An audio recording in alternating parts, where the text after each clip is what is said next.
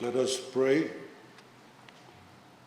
O God, we come together in your name in this Parliament to debate our nation's affairs and pass laws for the betterment and welfare of all Fijians.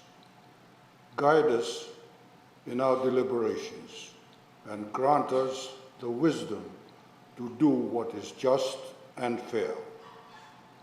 We ask you to bless our beloved nation and grant every Fijian peace, prosperity, and equal opportunity. Help us to serve our citizens with honesty, integrity, and without fear or favor, to keep the trust of those who have sent us here. We seek your divine guidance to continue to build a better nation for all Fijians. In your name, Amen. Honourable members, please be seated.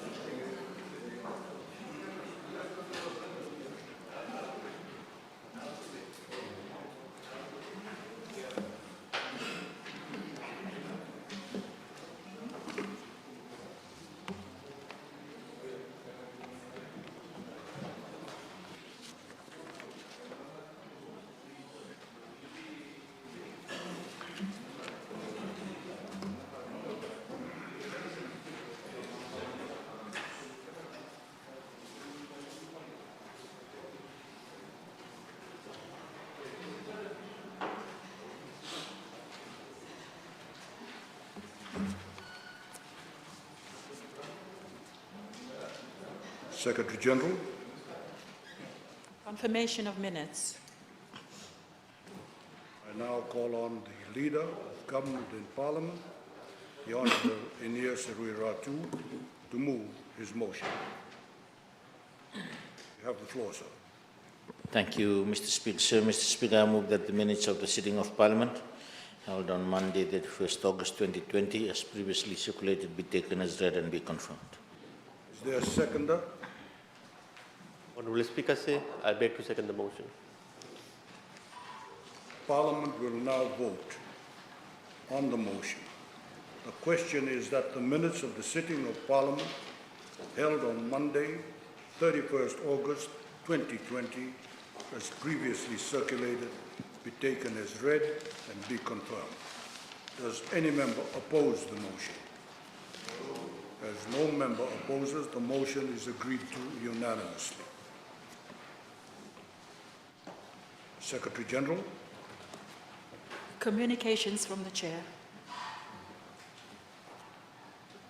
I welcome all honourable members to today's sitting of Parliament. I also welcome all those watching the live broadcast and the live streaming of today's proceedings from the comfort of their home, their offices, and mobile phones. Thank you for taking an interest in your Parliament. Secretary General.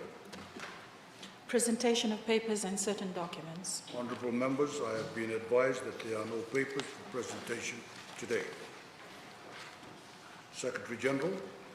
Presentation of reports of committees. Honourable members, I now call on the Chairperson of the Standing Committee of Justice, Law and Human Rights, the Honourable Alvik Maharaj, to table his report. You have the floor, sir. Thank you, Honourable Speaker. Honourable Speaker, the Office of Prime Minister is primarily responsible for providing a sound policy advice and support to the Honourable Prime Minister and his Cabinet. It also engages with international and regional development partners, civil society organizations and private sector. In reviewing the Office of Prime Minister's 2017-2018 annual report, the committee noted that one of the key achievements was the facilitation provided by the Office of Prime Minister to Honourable Prime Minister in his role as COP23 presidency that has made Fiji punch above its weight. It was also encouraging to note the office's role in facilitating and conducting outreach programs in local communities which supports Fiji's efforts in mitigating the efforts of climate change. The review also highlighted a few pertinent issues which the committee discussed extensively with the Office of Prime Minister and is covered in the committee report. These pertinent issues include the Honourable Prime Minister's open door-to-door policy in dealing with complaints, the role of executive support in drafting speeches for the Prime Minister, and the OPM's role in assisting with the COP23 presidency and the programs. The committee was also mindful of the requirements of the standing orders of the Parliament with respect to the principles of gender equality. Therefore, as part of the discussion with the Office of Prime Minister, it was encouraging to note how the principles of gender equality was reflected in the ministry, beginning with one of the vital part of the institution, which is human resources.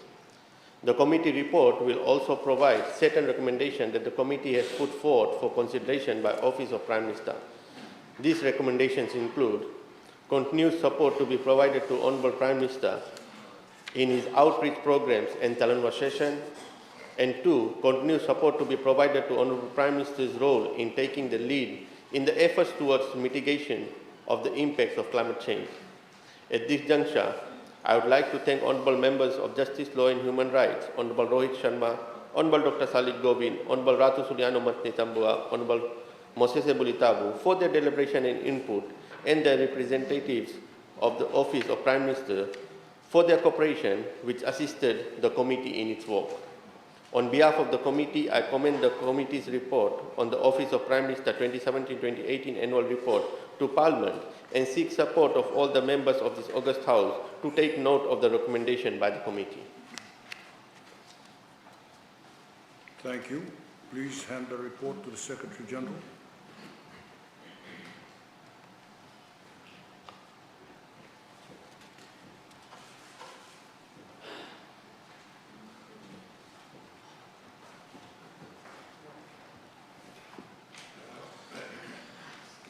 Honourable Speaker say, pursuant to the Standing Order 121 Clause 5, I hereby move a motion without notice that a debate on the content of the report is initiated at a future sitting.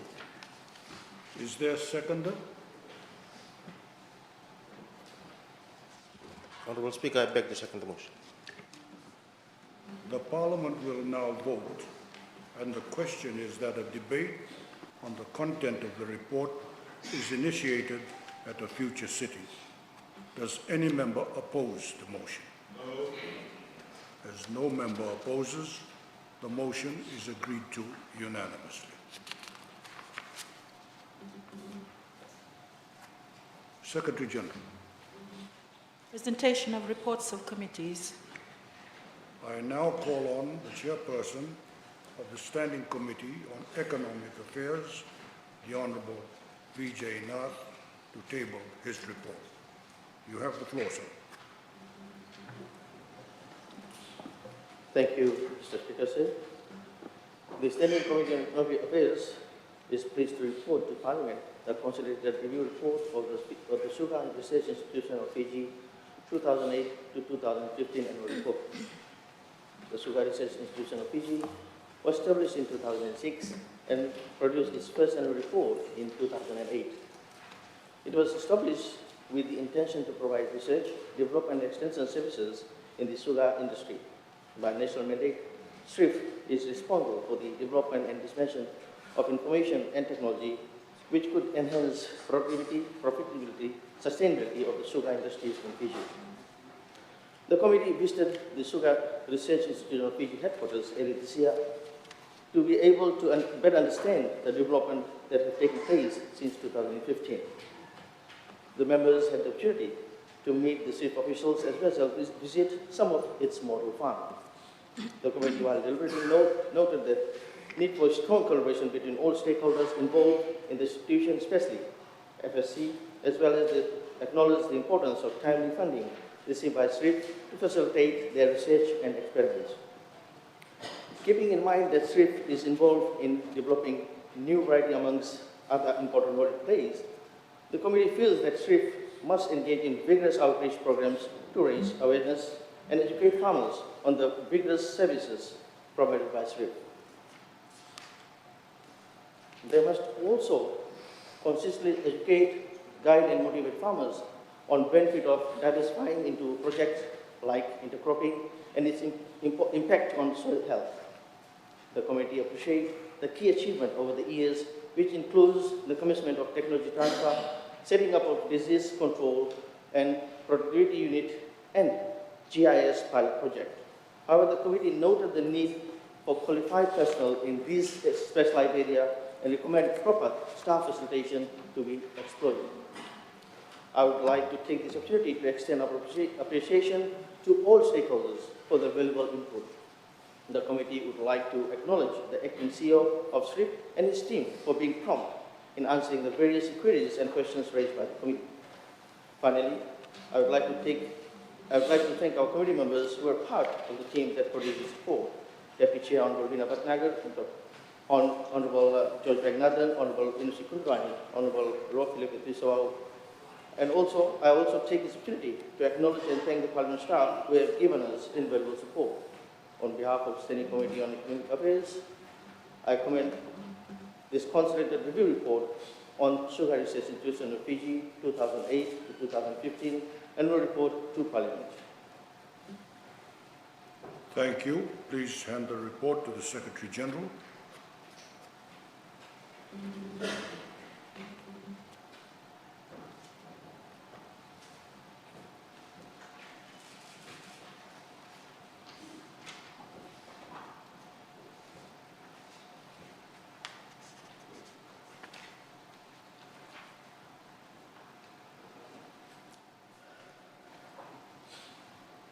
Mr. Speaker, pursuant to Standing Order 121, Clause 5, I hereby move a motion without notice that a debate on the content of the report is initiated in the future sitting. Is there a seconder? Mr. Speaker, sir, I second the motion. The Parliament will now vote. And the question is that a debate on the content of the report is initiated at a future sitting. Does any member oppose the motion? No. As no member opposes, the motion is agreed to unanimously.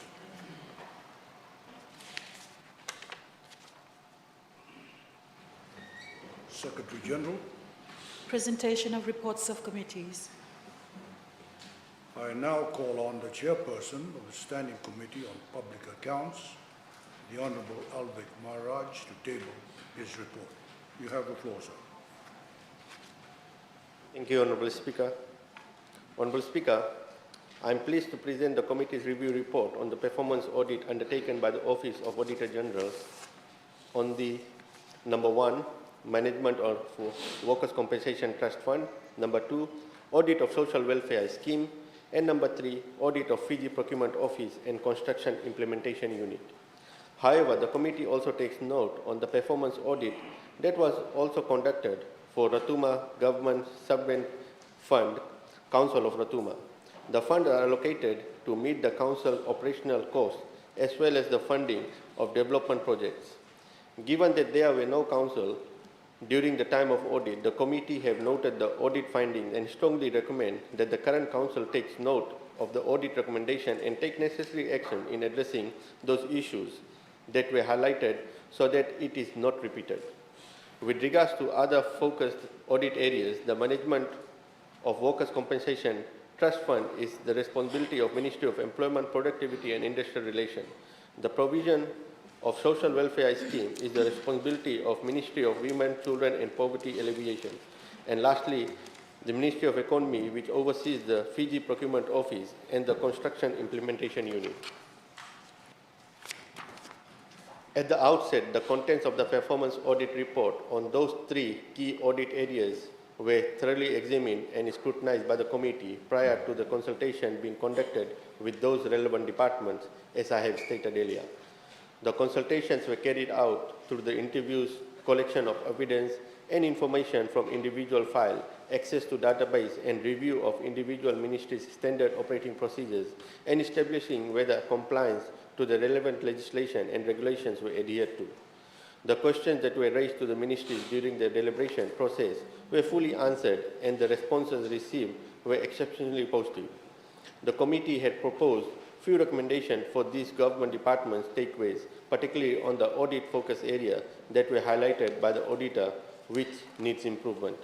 The Standing Committee on Public Accounts acknowledged the effort and responses of those responsible ministries and further recommends the Parliament takes note of the committee's recommendation. Furthermore, I wish to extend my appreciation to all honourable members of the committee who were part of the successful compilation of this bipartisan report, namely Honourable Joseph Nunn, Honourable Vijendra Prakash, Honourable Aseri Randondro, and Honourable Ro Temo Mukepa. On behalf of the committee, I also extend my appreciation to the Secretariat for their timely support in the compilation and preparation of this report. With those few words, I commend this report to the Parliament. Thank you. Thank you. Please hand the report to the Secretary General.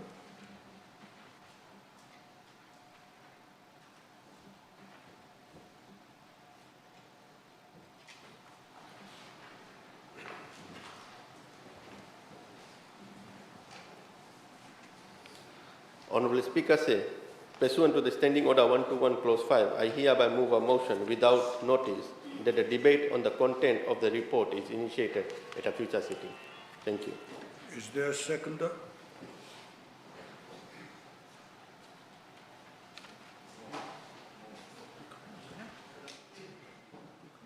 Honourable Speaker, I beg to second the motion. Parliament will now vote, and the question is that a debate on the content of the report is initiated at a future sitting. Does any member oppose? As no member opposes, the motion is agreed to unanimously.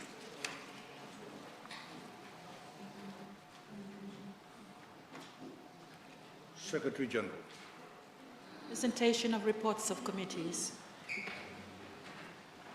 I now call on the chairperson of the Standing Committee on Justice, Law and Human Rights, the Honourable Alvik Maharaj, to table his report. You have the floor, sir. Thank you, Honourable Speaker. Honourable Speaker, adoption in Fiji is regulated by a piece of legislation that is more than 50 years old. Current practices and circumstances regarding adoption has made the current adoption law, the Adoption of Infants Act 1944, outdated and inadequate. Thus, an opportunity to better the current system has been realized by the Fijian government, and the result of which is the Adoption Bill 2018. The bill is the outcome of the review of the adoption law by Ministry of Women, Children and Poverty Alleviation, with the assistance of the United Nations Children's Emergency Fund, UNICEF. Some of the main areas that the current Act covered were the finer details on the adoption process, apart from the court processes and the vital aspect pertaining to adoption, such as inter-country adoption. The bill was referred to the Standing Committee on Justice, Law and Human Rights by this August House for review and scrutiny. The report will cover the Standing Committee's role on reviewing the adoption bill to ensure that all due process regarding the bill has been followed, and will also ensure that the provision contained in the bill will contribute to the achievement of the bill's objective. An important feature of this bill is that it domesticates the Convention on the Protection of Children and Cooperation in respect to the inter-country adoption, which has been ratified by Fiji and is attached as the schedule to the bill. The Act focuses primarily on the court processes for approving an adoption application and does not address the adoption processes as whole, as a screening of prospective adoptive parents and the matching and placement of adoptive child. Therefore, in line with the common trends in other common law countries, the bill includes much more details about pre-court aspect of the adoption process and ultimately repeals and replaces an outdated act. Some of the pertinent areas the bill addresses are as follows. that the best interest of the child concerned, both in childhood and afterlife, is made paramount consideration in adoption law and practice. The adoption is to be regarded as a service for the child concerned, that children are protected and nurtured by providing safe, supportive family relationship intended to last a lifetime. The effective and accountable practice in the delivery of adoption service is promoted, that an approved adoptive parent register is kept by the department responsible for social welfare, that the adoption law does not affect the child's birthright to any entitlement to communal ownership of land, communal access to marine resources, and chiefly title. And lastly, that the adoption law and practice complies with Fiji's obligation under international convention and other international agreements on adoption. Apart from its own deliberation on the bill, the Standing Committee conducted a public consultation whereby numerous submissions were received from the general public. The committee is extremely grateful to hundreds of Fijians who have given their submission. The committee, through the Parliament Secretariat and Research Unit, also looked at other jurisdictions that have similar setup to that which Fiji is aiming for by the introduction of the bill. The committee in its deliberation also consulted the initiating ministry and also the drafters of the bill for certain amendments. Amendments were made to various sections and subsections of the bill, and amendments which were necessary have been made and marked in red in the copies of the bill provided with this report. The committee also had round-the-table discussion with relevant ministries with regards to certain clauses of the bill before finalizing the report. I would like to acknowledge and thank honourable members for Justice, Law and Human Rights, Honourable Rohit Sharma, Honourable Dr. Salih Govind, Honourable Ratu Suliano Mantni Tambua, Honourable Moses Bulitabu for their deliberation and input.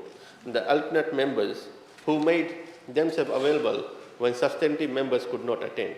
The Secretariat, the public, and entities who accepted the invitation of the committee and made themselves available to make submission and for taking an interest in the proceedings of the committee and the Parliament. On behalf of the committee, I commend the Adoption Bill 2018 to the Parliament with certain amendments to seek support of all the members of this august House for the bill, since it is designed to have a positive impact on the lives of children that are subject to adoption system in Fiji. Thank you, Honourable Speaker.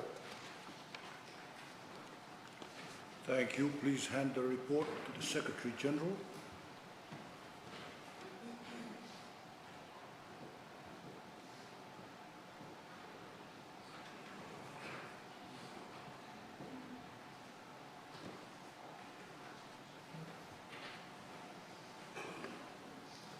Honourable Speaker says, at this juncture, pursuant to the Standing Order 86, I hereby move that the Adoption Bill 2018, Bill number 32 of 2018, be set down for consideration by Committee of Whole Parliament on a future sitting day. Thank you. Honourable members, the Standing Committee has now reported back, and pursuant to Standing Orders 86 and 121, Clause 1, the Adoption Bill 2018, Bill number 32 of 2018, is now set down for consideration by the Committee of the Whole Parliament on a future sitting day. Secretary General. Ministerial statements.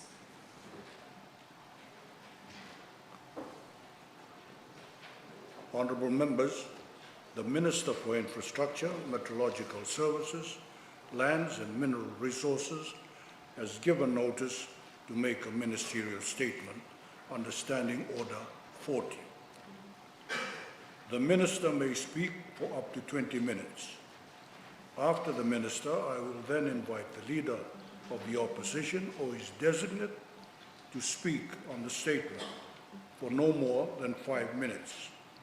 There will also be a response from the Leader of the NFP or his designate to also speak for 5 minutes.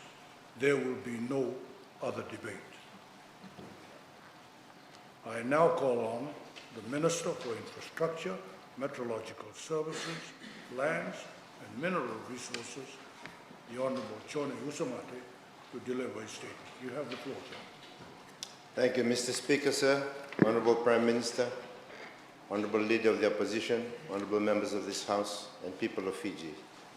Mr. Speaker, sir, thank you for giving me this opportunity to brief the House on the events that had led to disruptions into the services of water to Fijians by the Water Authority of Fiji on the 30th of August 2020. Mr. Speaker, sir, the fault was detected by the National Control Center, the NCC, at 10:58 a.m. on Sunday, resulting in the shutdown of all 5 raw water pumps that serve the Waila water treatment plant. The fault was referred to WAF's mechanical and electrical team, who upon inspection discovered a burnt automatic transfer switch, or ATS, as the cause of the problem. The ATS was installed back in 2010 as part of outsourced works, which included the upgrading of the electrical components of the Waila raw water pumping station. The purpose of the ATS is to provide an automatic changeover in the event of a power outage from mains power provided by the EFL to generator power that is maintained by Water Authority of Fiji. These generators serve as a backup during a power outage. Replacement of the ATS unit was completed on Sunday evening just after 7:30 p.m., after which power to the Waila raw water station was completely restored at 7:45 p.m., which allowed for Waila water treatment plant to resume production to restore supply to affected customers. The Herculean efforts of WAF teams have resulted in the reduction of the period Fijians would have been without water. Such capacities have taken more than 10 years to build locally. Investigations into the root cause of the initial fault are ongoing and shall include an independent assessment which the CEO of the Water Authority of Fiji has already instigated. Mr. Speaker, sir, this action is being taken to ensure that WAF can take action to avoid similar situations in the future. Mr. Speaker, sir, the government continues to invest millions of dollars to address all facets of water and waste in Fiji. This includes, but is not limited to, infrastructure, the extension of services in urban and rural areas, capacity building, the updating of master plans for each system, and creating WAF as an employer of choice. Mr. Speaker, sir, the Waila treatment plant is the largest treatment plant amongst the small island developing states in the southern part of the Pacific. It serves more than 50% of the population in the Suva-Nosori corridor in Fiji, and the power outage resulted in a reduction of approximately 60% of the volume of water supplied to the greater Suva area. This impacted customers on the Nosori side of the railway bridge, including customers living along Princess Road from Delkusha to Sawani, and customers along Kings Road from the railway bridge up to Grantham Road, including Fletcher Road, parts of Nailuba, Nasese, Moanikau, Queen Elizabeth Drive, and parts of Suva City. Further, Mr. Speaker, sir, the interconnection between the Waila and Tamavoa water supply systems allowed for the extension of the Tamavoa system to cushion the impact of this unplanned shutdown. The Tamavoa system was extended to supplement supply into the Flagstaff Reservoir and parts of Namadi Heights that are serviced primarily through Waila. So this is also an example of the systems improvements that have taken place over the years to minimize the impacts of shutdowns such as this. The Waila water treatment plant has a treatment capacity of 95 megaliters, or 95 million liters per day. However, due to population growth and rapid development within the Suva to Nosori corridor, water production has been increased up to 105 megaliters, or 105 million liters per day, to meet the growing demand in this corridor. The plant is maintained 24 hours, 7 days a week, 24 hours per day, 7 days a week, and staffed by 11 water treatment plant operators and technical assistants. In response to the burnt automatic transfer switch, Mr. Speaker, sir, a team of 4 experienced WAF staff under the supervision of the team leader, mechanical and electrical, had attended to the burnt ATS and were able to change out and replace the damaged ATS within an 8-hour window, restoring power to the 5 raw water pumps that supply Wailau Water Treatment Plant. As per the last assessment, at 8 p.m. on 31st August 2020, restoration in supply will be gradual and is anticipated to be completed by Friday, the 4th of September. The operation teams are working around the clock to restore supply to the affected customers. Restoration efforts also depend heavily on daily consumption, as these affect the volume of water that is stored within WAF storage reservoirs. Customers may experience intermittent supply during the restoration period. WAF is also providing water cutting services to affected areas that are still yet to receive water. This exercise will continue until the full restoration has been achieved. The restoration of supply to Nosori is near completion, with customers at La Kena and Cuba slowly receiving supply, Mr. Speaker, sir. Restoration of supply for areas in Suva is still ongoing as of Monday, 31st August 2020. Supply has been restored to areas fed from the Wainibuku Reservoir, including Nakasi, Ndawilevu, Narere, Makoi, the Giri, lower parts of Tovata, Nepani, Langere, Monikoso, parts of Nandera, Nandawa, and the lower areas along Kalsa Road. Also, Mr. Speaker, sir, some restoration works are still underway to restore supply to areas along the Princess Road, from Lower Street to Lole Suva, high and elevated areas serviced by the Sidu Reservoir, including parts of Laudala Beach Estate, PRB and Rewanga, parts of areas fed from Flagstaff and Tamavua Reservoir, including parts of Rewa Street, Nailuba Road, and elevated areas along Ratuskuna Road, and parts of Domain and Service Street, and elevated areas within Suva City. Mr. Speaker, sir, the normalization of water supply will be gradual over the next 4 days as restoration efforts continue. WAF operations team are closely monitoring the health of the system to ensure that sufficient storage is present within WAF service reservoirs to maintain and meet the demand of our customers. I request the public to be water wise and use water sparingly during this time, as this will also assist WAF with its target of full recovery by Friday, the 4th of September 2020. Looking ahead strategically, Mr. Speaker, sir, the Water Authority of Fiji, through the Asian Development Bank loan, will see the construction of a new 40 megaliter or 40 million liters per day water treatment plant along the banks of the Rewa River located at Viria.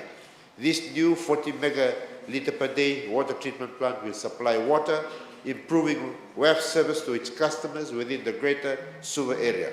This new treatment plant will provide WAF with the ability to meet growing demand. In the business of water and wastewater services, challenges are expected to rise exponentially due to climate change and also because of the challenges of replacing old infrastructure. As such, Mr. Speaker, sir, I encourage all WAF customers to be resilient by investing in their own storage capacity capable of providing at least 2 days supply of water that allows you to deal with instances such as that we are facing now. The Water Authority of Fiji also encourages that its customers practice water-wise and water-conscious behavior. This will greatly assist WAF by reducing the demand and the load on its existing infrastructure. As an added benefit, the customers would see a reduction in the water bills from such behavior. Mr. Speaker, sir, just because water is very affordable in Fiji, we must never take it for granted or use it exorbitantly.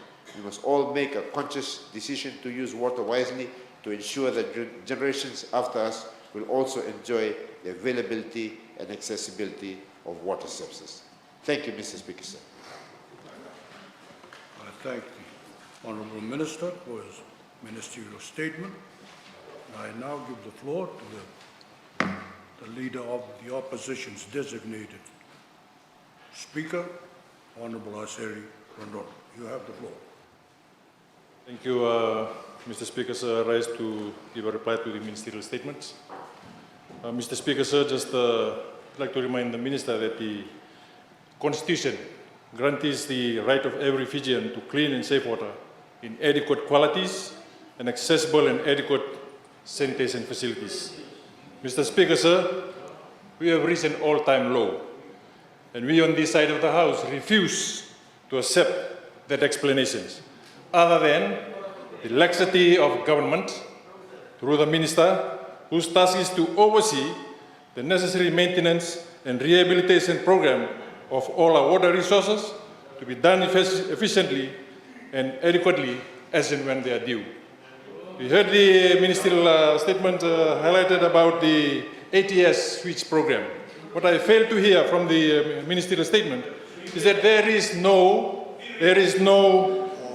total preventative maintenance program to address these issues. Mr. Speaker, sir, we all know that we are now in the dry season spell. We are experiencing this period again, and apart from that Waila leak, similar time last year,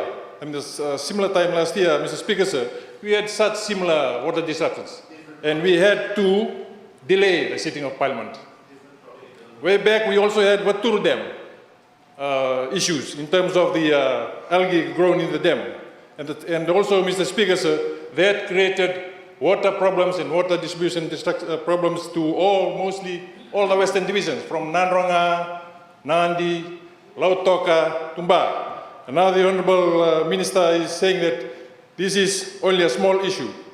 Mr. Speaker, sir, we have our children not attending school for the last 2 days and maybe for the whole of the week. Mr. Speaker, sir, of course, we have many other challenges that will be faced, from sanitation problems, which leads to health issues. We have also economic challenges, Mr. Speaker, sir. Businesses may face problems on these water disruptions. Mr. Speaker, sir, we also are facing the COVID-19 pandemic crisis, and it's just bad time. And government must also need to take professional advice coming from this side of the House, Mr. Speaker, sir. It is well-intended advice. I say this again, Mr. Speaker, sir. Over the years, I suggested for government to not only ensure local workers are maintained for rehabilitation works, as they would have a sense of responsibility to our people. And also maybe you can ask the Honourable Minister to address the 400 OF employees who were terminated, Mr. Speaker, sir.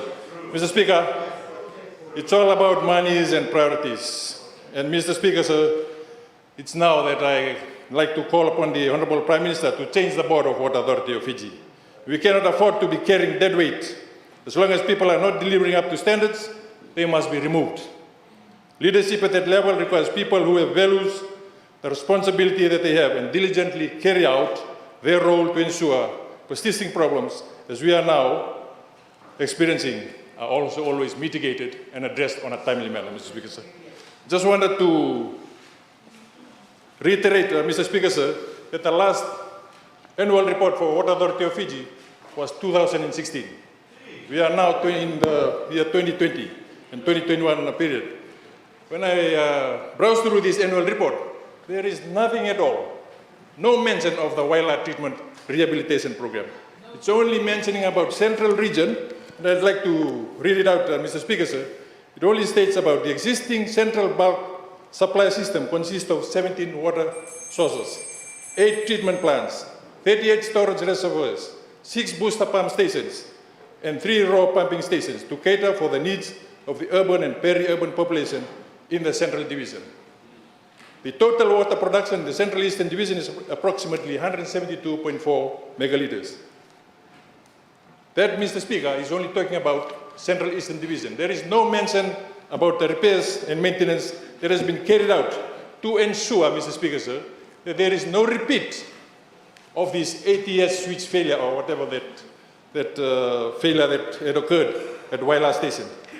We now heard about the 40 megaliter that is now been constructed in Viria, in Netasiri, along the Rewa River. There is no guarantee that this will continuously give a supply of water throughout the Central Eastern Division. What these Honourable Minister should also state in his ministerial statement is an reassurance, Mr. Speaker, sir, that there will be continuous repairs and maintenance carried out on a regular basis to ensure that there is a continuous supply of water to all the households around the Central Eastern Division. Thank you, Mr. Speaker. I thank the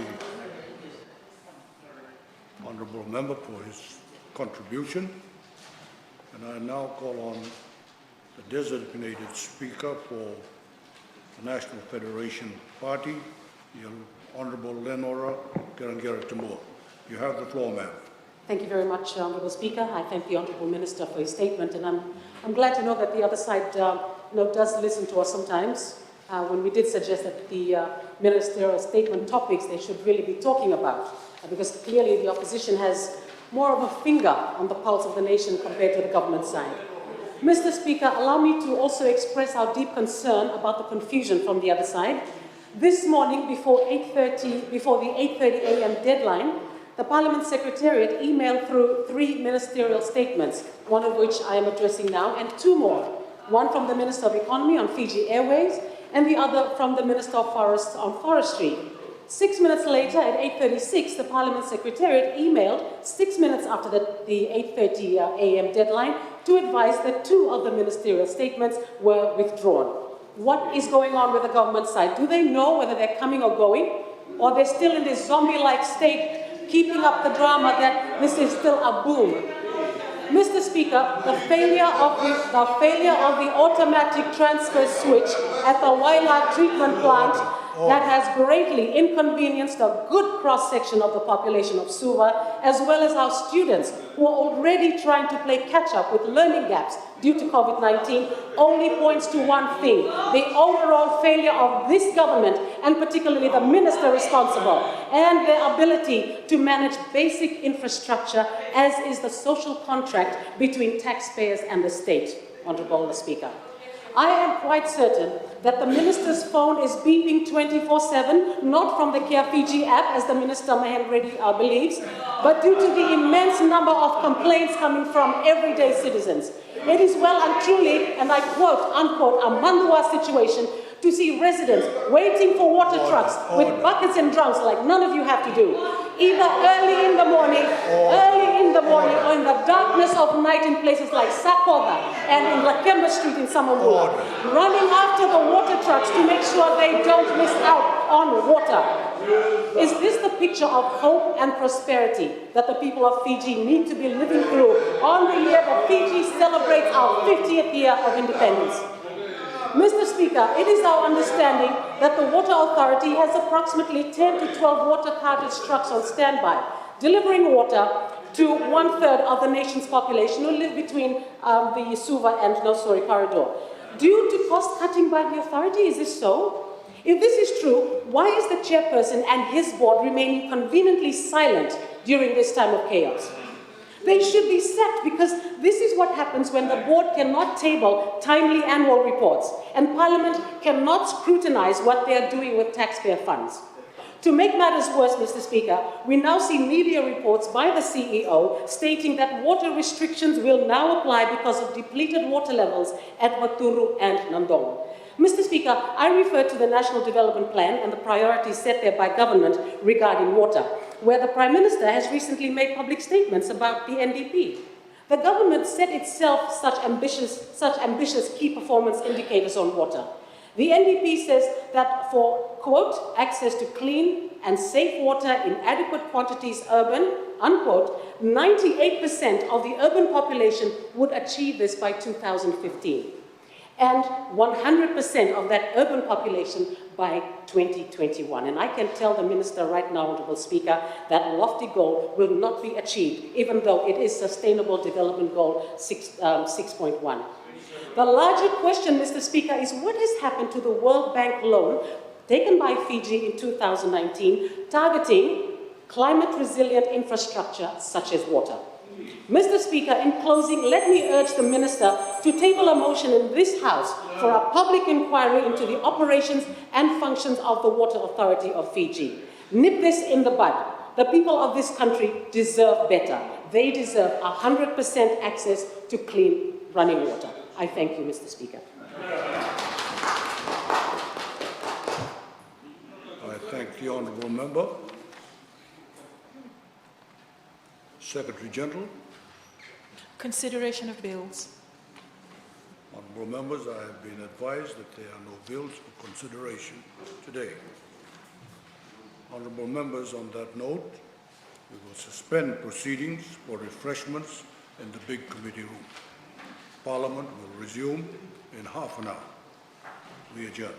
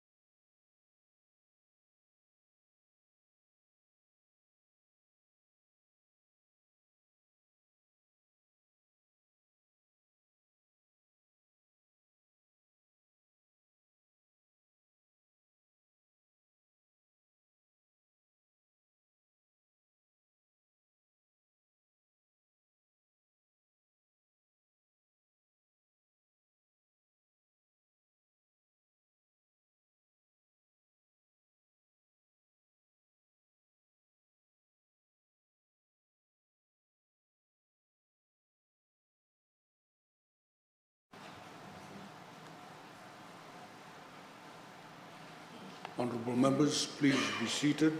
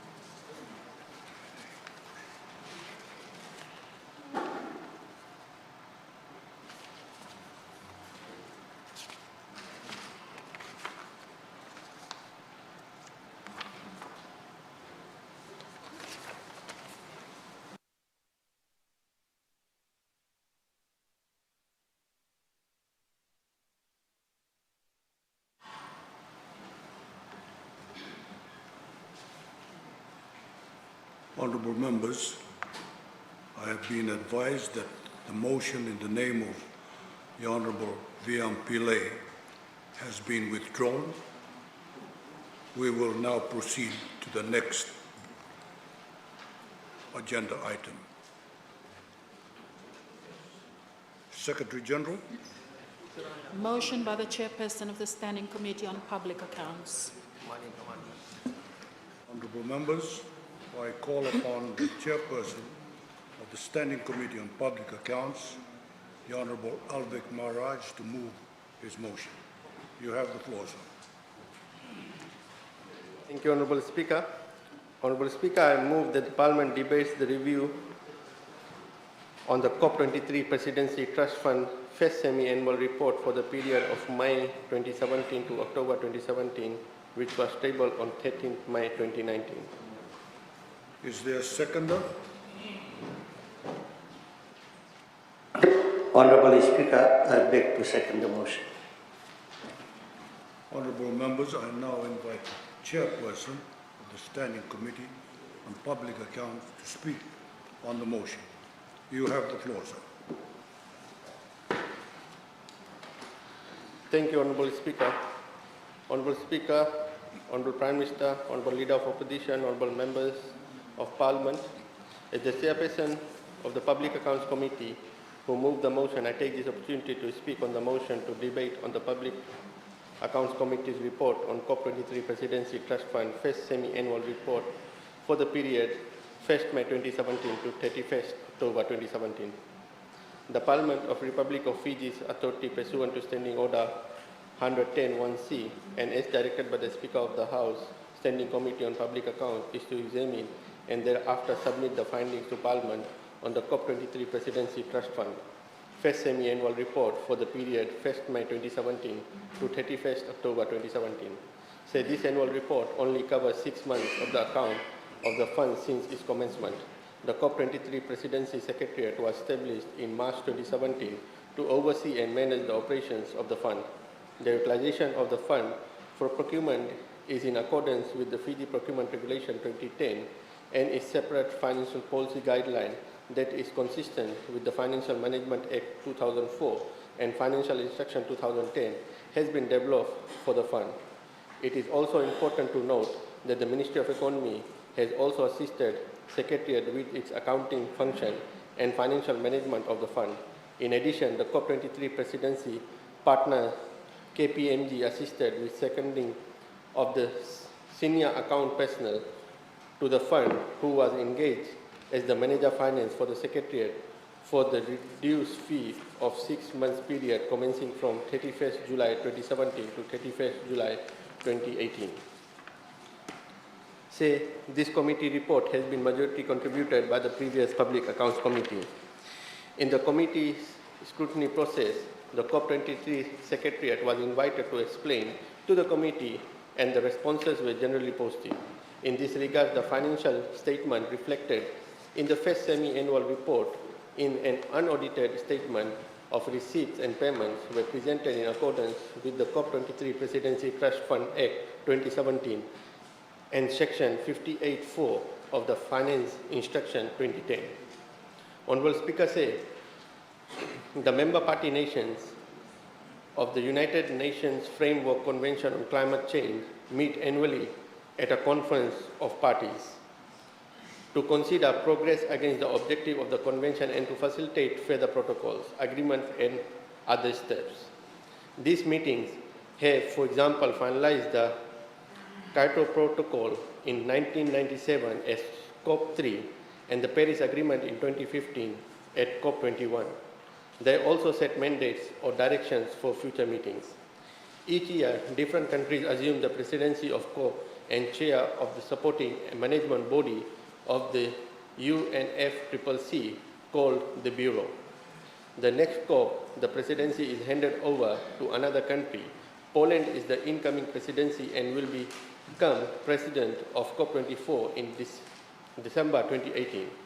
At COP22 in Market, parties agreed that COP23 in Bonn, Germany in November 2017 was mandated to finalize the design of the 2018 facilitative dialogue. It was also mandated to advance negotiation on Paris Agreement work program so that it could be concluded at COP24 with agreement to rule book or implementation guidelines for the Paris Agreement, which is to start in 2020. Say, at this time, this annual report, when pressed, the COP23 Presidency Secretariat Office was based at Level 9 Superbo House. There were 7 staff managed by Executive Director John Connor. The presidency of COP is an annual position at the Conference of Parties that are given to member parties of the United Nations Framework Convention on Climate Change to consider progress against the objective of the convention and to facilitate further protocols, agreements and other steps. Honorable Speaker, the resolution adopted in Bonn, Germany following the conclusion of 23rd Conference of Parties was divided into 4 main spectrums. 1. Negotiation, 2. Global partnership, 3. Regional initiatives, and 4. Domestic initiatives in Fiji. Honorable Speaker said, Fiji has been engaged in pursuing outcomes that will assist Fiji and the Pacific in dealing with climate change. In addition, Fiji, in its role as President of COP23 negotiation, guided progress on certain key aspects of negotiation and oversaw the launch of the number of new initiatives. Honorable Speaker said, from the start of this presidency of COP23, Fiji has been engaged in pursuing outcomes that will assist Fiji and the Pacific in dealing with climate change. In addition, Fiji, in its role as President of COP23 negotiation, guided progress on certain key aspects of negotiation and oversees the launch of the number of new initiatives. Details of these are categorized as follows. Number 1 would be negotiations, 2018 Talanoa Dialogue, implementation guideline, finalization of gender action plan, historic breakthrough in agriculture, finalization of local communities and indigenous peoples platform, adaptation fund, first open dialogue between government and non-state actors, SUVA expert dialogue on loss and damages, launch of Fiji clearing house for risk transfer.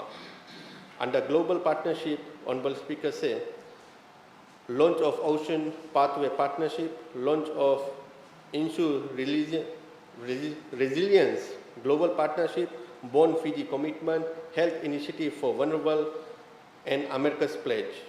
Under regional initiative, Honorable Speaker said, Climate Action Pacific Partnership, launch of NDC's Regional Hub, Blue Carbon for the Pacific, Pacific Climate Finance and Insurance Incubator, Rural Electrification Fund. Under the domestic initiatives in Fiji, number 1, Fiji Water and Wastewater Project, 2, Low-Income Household Insurance, 3, Sovereign Green Bond, 4, Legal Readiness for Climate Finance and Climate Change Act, 5, Launch of Fijian NDC Implementation Roadmap, 6, Launch of Fijian National Adaptation Plan Framework, 7, Launch of new Ministries of Waterways, and 8, Launch of Fiji's Climate Vulnerability Assessment. Honorable Speaker said, on COP23 Presidency Trust Fund Account Statement of Receipts and Payment for the period ending 31st October 2017, the committee was informed that interest is earned on monies held in the operating account. the Secretariat received a refund from the Grand Pacific Hotel when final reconciliation revealed certain contracted services were not utilized during the Climate Action Pacific Partnership Conference. Say, the payments made by COP23 Presidency Trust Fund includes A. Conference costs. Say, the conference costs involve the payments made on external professional service, Climate Action Pacific Partnership event, and pre-COP event. Travel-related costs included the media tour, outreach program, utilization of remaining balance. Say, the committee was informed that the balance of the funds and further contribution will be utilized to continue to support the engagement of Fijian leadership and the national delegation at UNFCCC and other relevant meetings, including COP23. May and September 2018 Intersectional Petersburg Dialogue Global Climate Action Summit pre-COP24 and COP24. It will also provide for continued presidency support, services and management of COP23 Secretariat, Ocean Pathway, National Climate Day 2018 and further outreach and engagement with Pacific colleagues.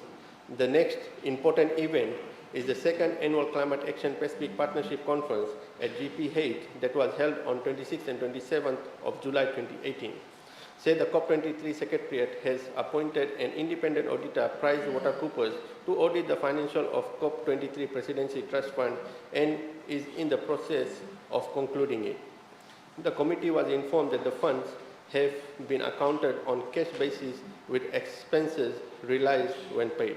Honourable Speaker, with these few comments, as a member moving the motion, I thank you for the opportunity.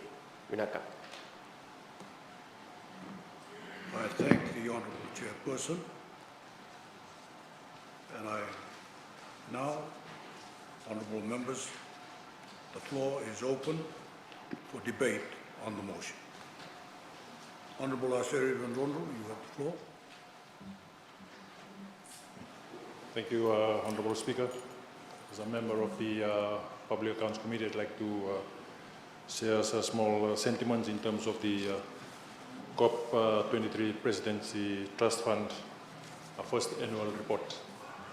Mr. Speaker, sir, as you might have heard, this is a report which has not been audited.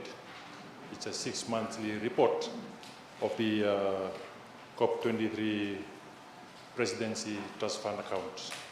So the committee had deliberated on an unaudited report. So whatever was given to the committee by the Secretariat at the time, we had to take it at face value. And is also one of the trust fund account that is being maintained by government through a that also adopts the financial regulations of government. And that also, I'll talk on it a little bit later, Mr. Speaker, sir. But importantly, the expected outcome of the COP presidency that was highlighted in the report. The former inspectors that we probably would like to hear from our climate champion in terms of the negotiations and the global partnerships and regional initiatives, and importantly the domestic initiatives in Fiji that probably will have to cover in the next second 6-monthly report of the COP23 that will be discussed later during the week. But sir, the fundings for the COP Presidency Trust Fund was received through donations, as highlighted in the report. A total of 24 million was also received through this trust fund account. And the one important aspect of these donations, there are donations that were received from Italy, EU, Luxembourg, Australia, India, and New Zealand. There is one portion of the donations that were highlighted in the report of around about 4.3 million 4.3 million, it's listed as others. This is something that we had also inquired in our deliberations in the COP presidency as a whole to inquire whether the other donors of this fund can also be listed, but unfortunately that was not provided for by the Secretariat. Importantly, sir, the other users of these funds has been alluded to by the Honorable Chairman of the Public Accounts Committee, the Presidency Services. As I alluded to earlier, Mr. Speaker, sir, that the utilization of these funds, the accounting of these funds was used through the adoption of the Finance Manual 2010 of government. We had also inquired on the proper and transparent disbursement of these funds, Mr. Speaker, sir. So we were yet to be advised whether proper tender processes, whether proper advertisements in terms of the utilization of these funds. We know it's quite a big amount, Mr. Speaker, sir, of around $8 million to be utilized within a 6-month period. So we see that as a concern. As I said, this is still an unaudited accounts. So something that the committee could not fully deliberate on, since this is the unaudited accounts of the Secretariat, Mr. Speaker, sir. There are other initiatives that are related to travel costs, like the bond UNFCCC. We also note that there are some fundings and initiatives that has been earmarked at the time of the interview that will be undertaken by government. And we hope to get some updates on how this utilization of funds, utilization of expenditures on these travel-related costs, say for bond UNFCCC.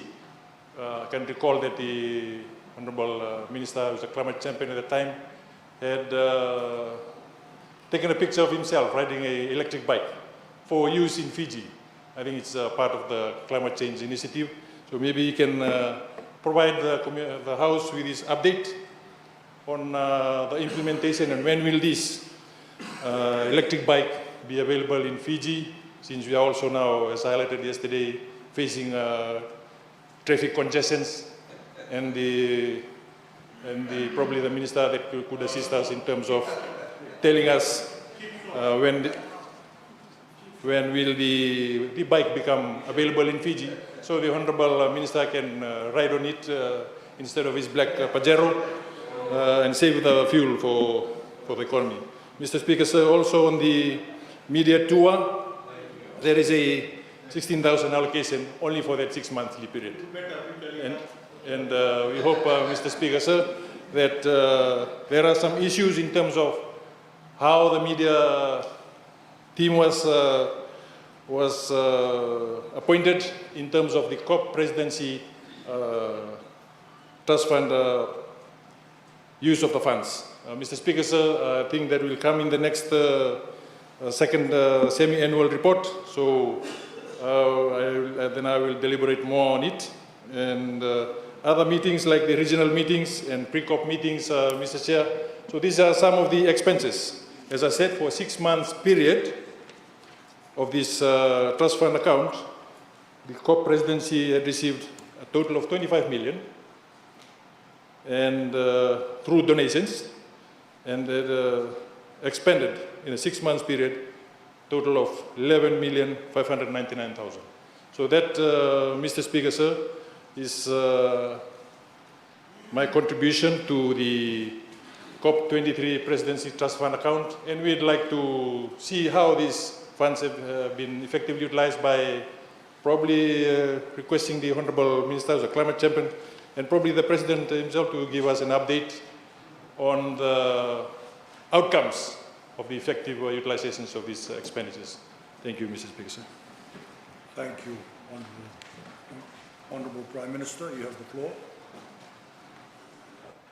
Thank you, Honorable Speaker. Honorable Speaker, I'd like to speak on the motion by the Honorable Alvik Maraj. Honorable Speaker, it has been more than 3 years from the day we embarked on the presidency of COP23. And more than 2 years since our presidency ended, Fiji's voice still rings loud and clear throughout the world on the subject of climate change, which is of vital interest to us. Mr. Speaker, I wish to highlight once again that our presidency of COP23 and the leading role that we took on in the international stage has not only branded Fiji on a leading climate change advocate, but has also directly and indirectly benefited Fiji. These benefits have been by way of, but not limited to, accessing affordable finance, more international engagements, donor funding for specific climate adaptation and mitigation projects in Fiji, and of course positioning Fiji, positioning of regional initiatives based in or staged from Fiji. And Honorable Speaker, the work goes on, and we continue to push very hard at every opportunity for the world to be much more aggressive in fighting climate change and much more ambitious in our goals. We fight for affordable access to climate finance, for funds, for resilient infrastructure, for greater efforts by the industrialized nations on mitigation, and for help for the poorer nations of the world to help them adapt. It is a huge undertaking, Honorable Speaker. No small island developing state has ever been able to do what Fiji is doing. It is a historic achievement, and we are grateful to the many governments and international financial institutions that provided funds to support our presidency. We, as you've heard, we have established a trust fund to receive those donations and administer the funds, and we brought on an independent general secretary to manage it. It was done with full transparency, which our donors rightly demanded. Those funds allowed us to meet the huge demands placed on us as COP23 president. That work continues to this day as we look to COP26 and beyond, to 2030 and the mid-century mark of 2050, by which time humanity must achieve net zero emissions. Thank you, Honorable Speaker.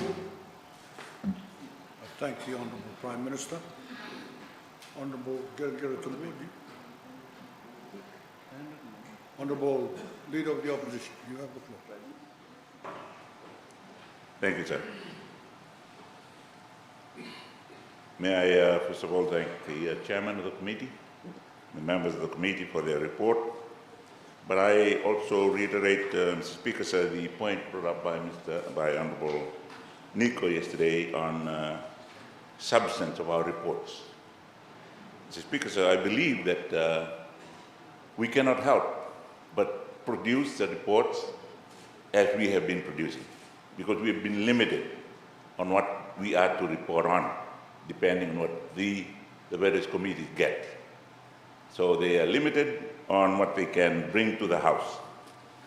I'm mindful of the democratic processes that we, as a democratic country, must follow, as other older and more mature democracies follow. And I'd like to highlight the limited number of hours we have in debating national issues. The Speaker, sir, the students of history will recall that democracy, the word demokratia in Greek, was first used in Athens about 600 years BC.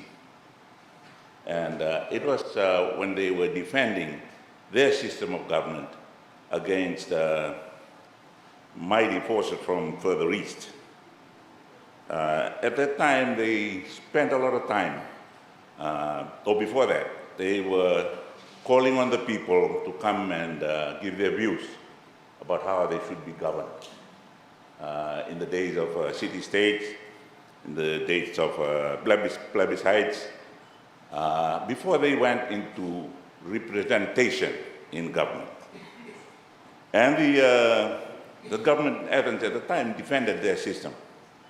I'm sure I had related this story in the House about the battle against the mighty forces that were threatening the sovereignty of Greece and its capital, Athens.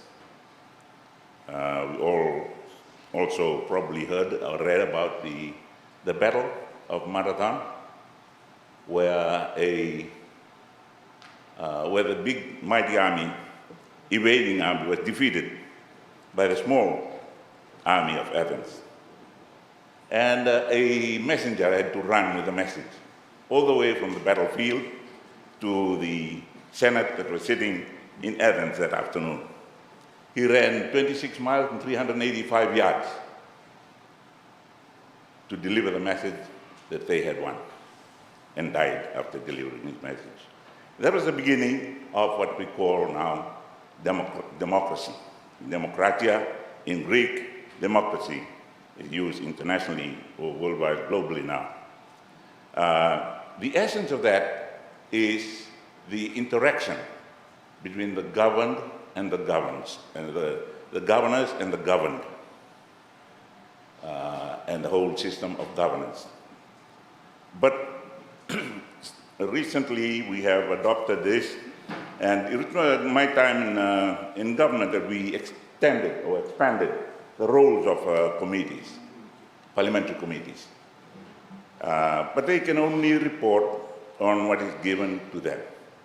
They cannot go beyond what the ministries and the public account, the Auditor General brings to their attention. But I'm glad in this, Mr. Speaker, sir, that the committee asked a lot of questions. In the appendices attached to the report, I see quite some very interesting questions that they have asked that perhaps went beyond the scope of the reports they were asked to report on, to deliberate and report on. I would like to also make that the observation that has been made before, sorry, the name of that runner was Peter Fides. I'm sure you know that. The Honorable Choir remembers that name. Peter Fides was a messenger that ran from Marathon to Athens, 26 miles, 385 yards.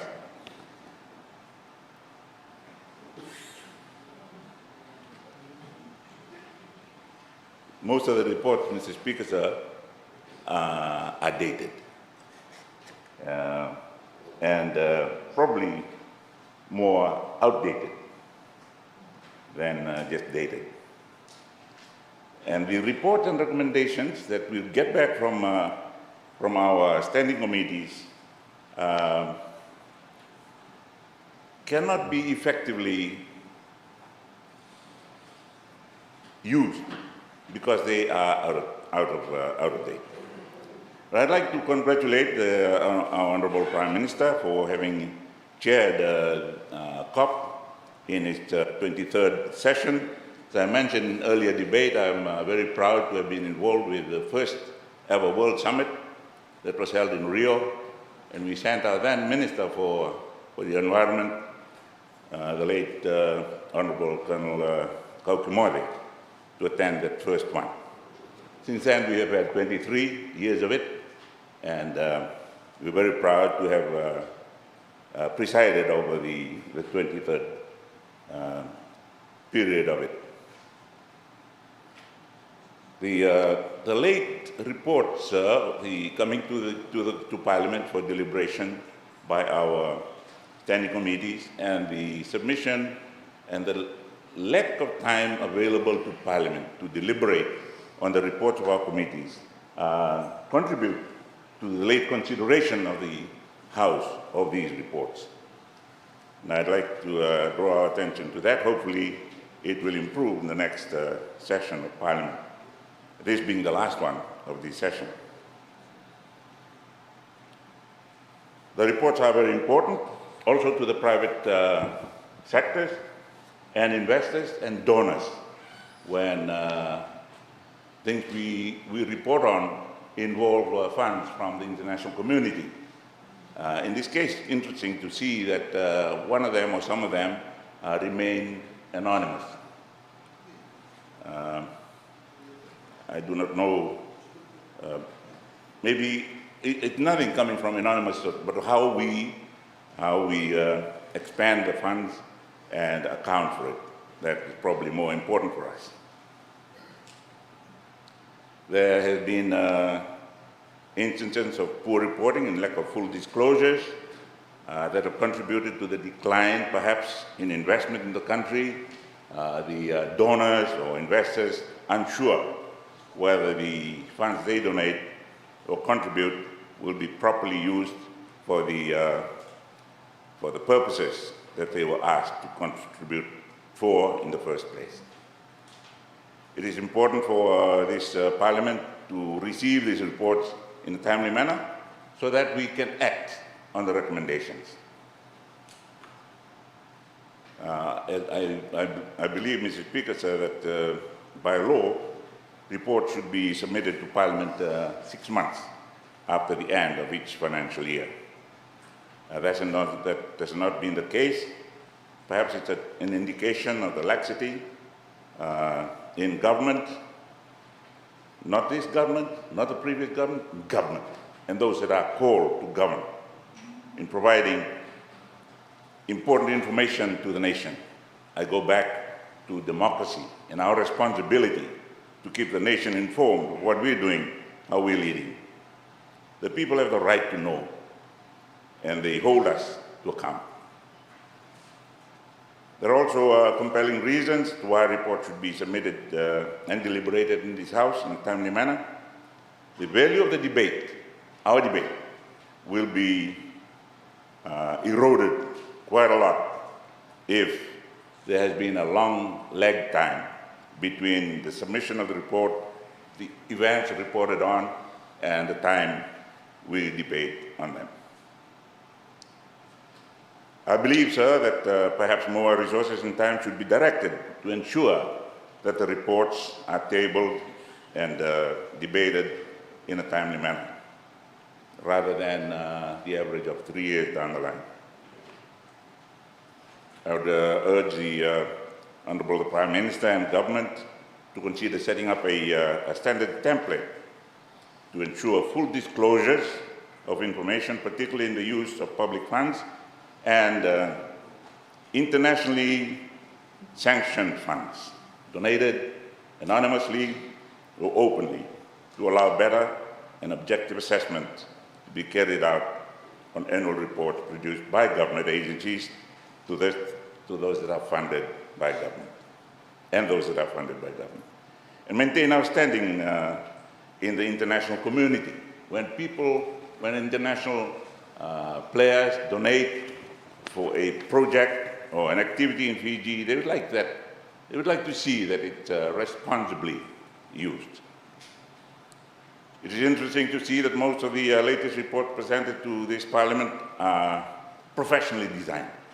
They are glossy cover and beautiful pictures inside. But as I said earlier, and also brought up by Honourable Nawaikula, they are poor in substance. I will turn to this report, the particular report that we're on for that period. I note there are 3 recommendations, Mr. Speaker, sir, made by the Public Accounts Committee, and I concur with those. First, the government to take a lead role in the ownership of the initiatives and project from COP23 Secretariat. Government to consider expanding insurance for agriculture and for the housing sector for low-income householders, and development of policy guidelines and conditions that comply with relevant legislations to govern contributions from anonymous donors. They brought that up. That's why I'm highlighting it, to reduce the risk of illegal activities like money laundering or tax avoidance. So, Speaker, sir, the Trust Fund Act of 2017, amended in 2019, clearly stipulates that these funds should be managed. Basically, it closely follows the requirements of the Financial Management Act of 2004 in its operations, utilization, and procurement management.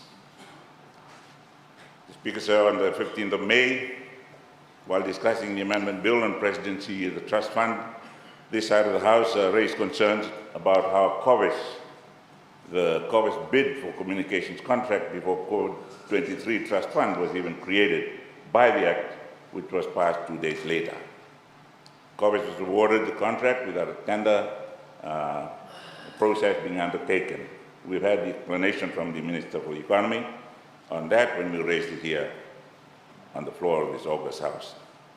The Minister for Economy, as usual, I believe, cleverly circumnavigated the process to achieve what he wanted to achieve at the time. And when you look back, and they were pressed for time to put everything in place before the event, I suppose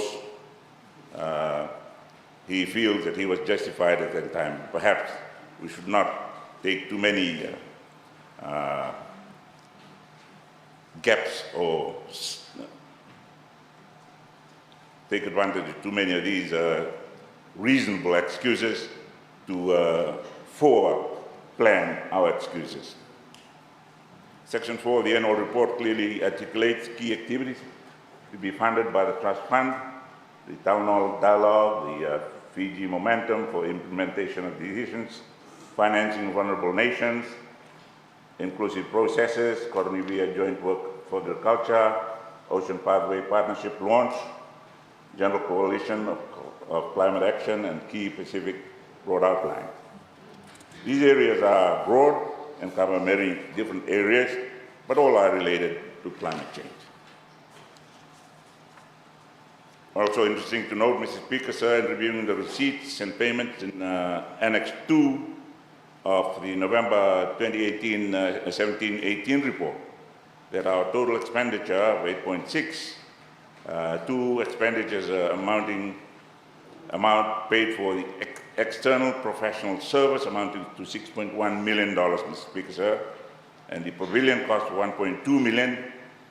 In total, these two expenditures cover 7.3, which was almost 85% of the total expenditure. It would be interesting to carry out a detailed cost-benefit analysis of how much of the core output of this funding have been achieved. Next point, Mr. Speaker, sir, I'd like to make is whether there is any concrete evidence to show that COP23 benefited Fiji and the Pacific region as a whole, taking into account the hype and also the grandstanding, the Minister for the Economy, or is it just a hoax to allow for organizations like COVIS, working for Fiji First government, to milk money out of poor vulnerable countries in the Pacific? May I suggest that government considers an independent study or review to be carried out to determine the real benefit to Fiji and the Pacific nations from COP23. There will be many lessons learned from the independent detailed study so that improvements can be made to ensure sustainability of initiatives and programs. Most importantly, Mr. Speaker, sir, to ensure that funding is available in the implementation of future related programs. Thank you, Mr. Speaker. I thank the Honourable Leader of the Opposition, Honourable Honourable, you have the floor. Thank you, Mr. Speaker, sir. In making my brief contribution on the motion that is before us, sir, I also take this opportunity to thank the Honourable Chair and members of this committee for the report that has been submitted. At the same time, sir, in looking at recommendation 2, sir,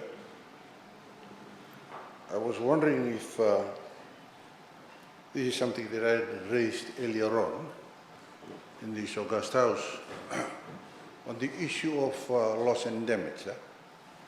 So in recommendation 2, they're trying to provide cover now and extend cover to the people that are being affected, sir. But at the same time, on the issue of loss and damage, I understand the champion of COP23 had alluded to in one of his replies earlier on, sir, that the government is still looking into this. And as alluded to by the Honourable Prime Minister, this is a continuing exercise that is being addressed here, not only to solicit funds coming in, but more so to try and implement problems that we encounter regarding climatic change. And we are now into another cyclone period. We never know, as an act of God, what may strike us. Yeah? But again, how far have we gone in regards to addressing this issue of loss and damage? Loss and damage is simply just the providing of cover.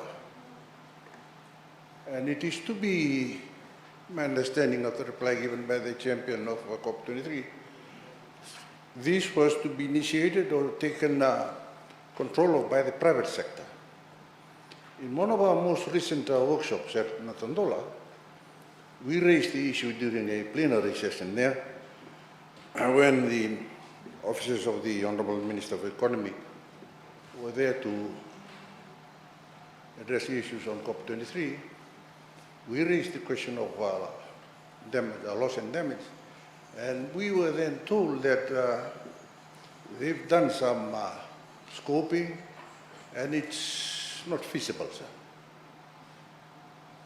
But again, there's a huge chunk of money that is being set aside by COP23 for this particular issue, and especially for the cyclone-prone areas in the Pacific region, more so Fiji, sir. Year out, we get clobbered by this act of God. And yet, we've been told, and the people of this country have been praised, that they are quite a resilient and very strong people. But again, having heard from this report, sir, that now they're trying to extend cover, given Fiji First's policy on providing cover for farmers, etc.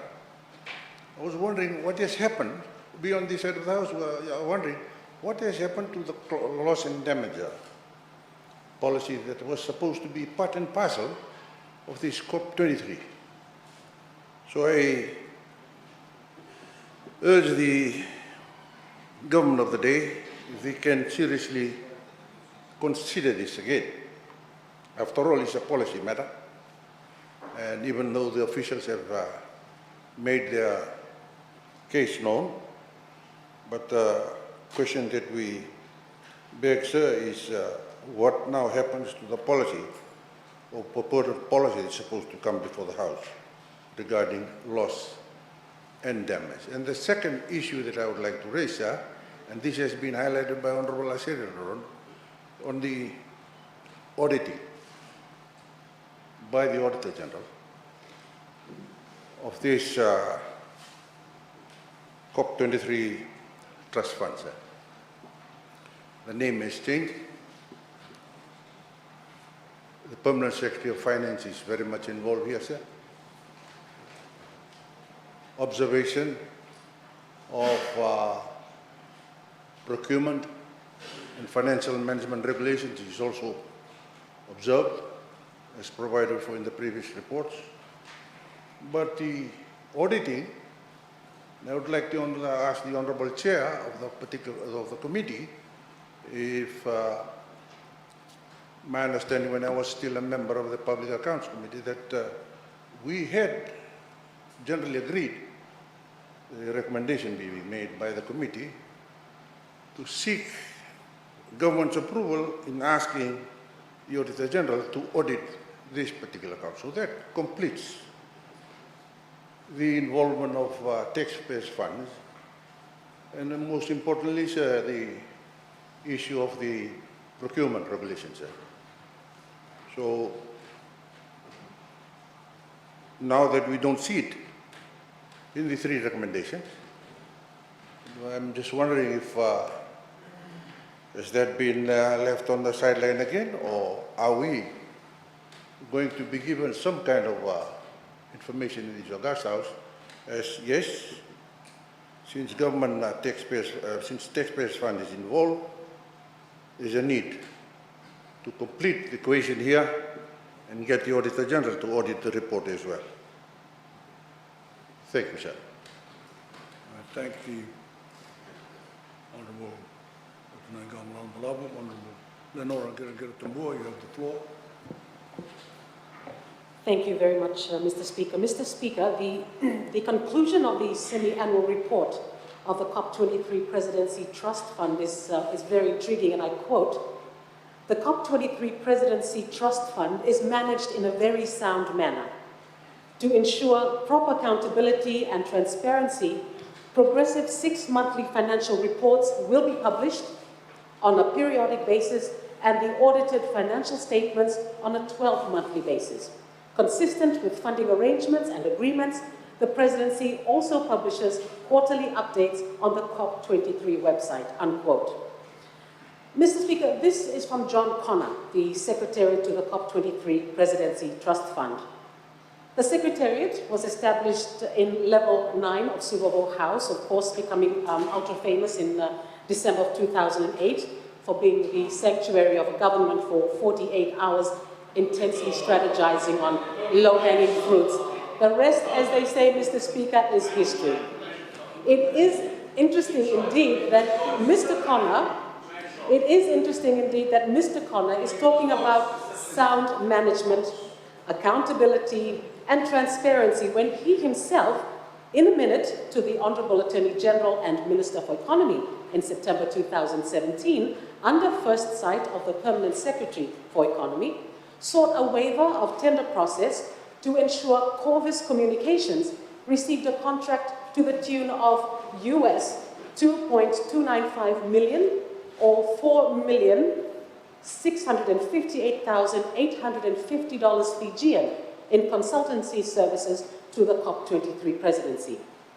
Of course, Mr. Speaker, as documentary evidence proves, and was eloquently laid out in Parliament in May of last year by the Honourable Leader of the Opposition, the Attorney General approved the request to waive tender processes, and that too secretly. Now, that is Fiji First style of transparency and accountability. We will have more to say on this during debate, to take note of the review report of the second semi-annual report of the Fund.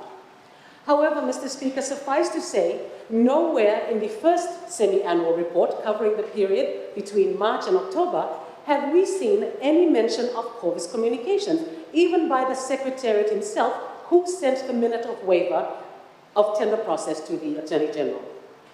From our calculations, per the secret minute, Corvus would have earned a minimum of US dollars 800,000 or 1.624 million Fijian dollars in the 8-month period between March and October of 2017.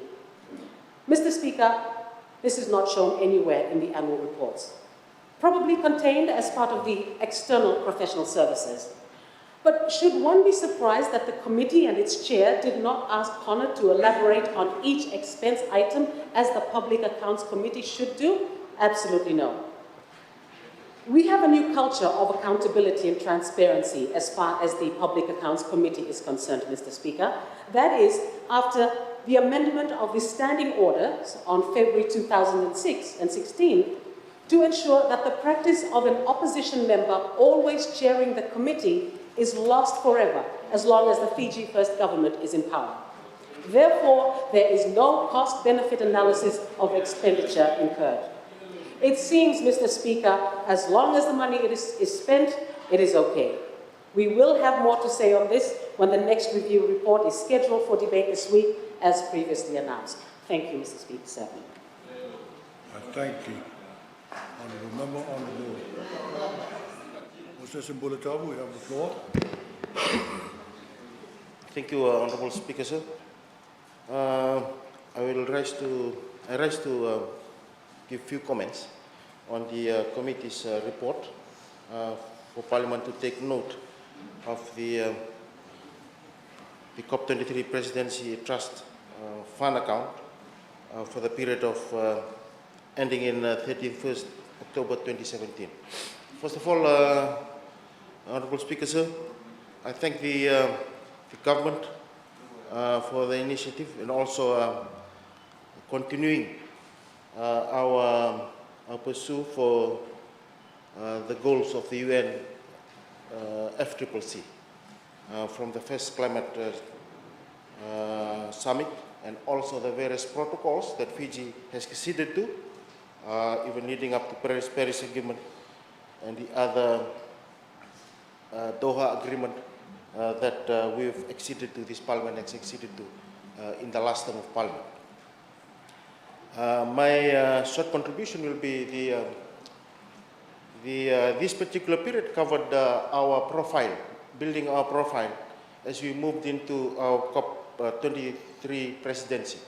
And I thank the government on the theme that they had adopted in trying to build, show the world the situation that we are facing as oceans people, and the culture and heritage that we have through the Mbula spirit, building up that Mbula zones and the pavilions in Bonn to give that feel and that good, that feeling and also that appearance of what indigenous people we are in preserving and conservation of our resources, marine resources, and also our forest resources, so that the world can be attentive to the crisis that we are facing, which is climate change.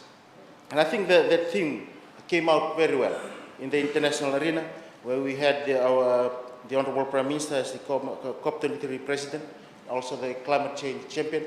We gave up that message not only for Fiji, standing for the region also, in also telling our story to the world and the plight that we are facing, rising sea levels and the effects of climate change in the region, which is affecting food security, which is affecting resettlement, where there will be village relocations, there will be problems related to refugee in terms of climate change effects. These are some of the things that these are real issues that were brought to the world stage.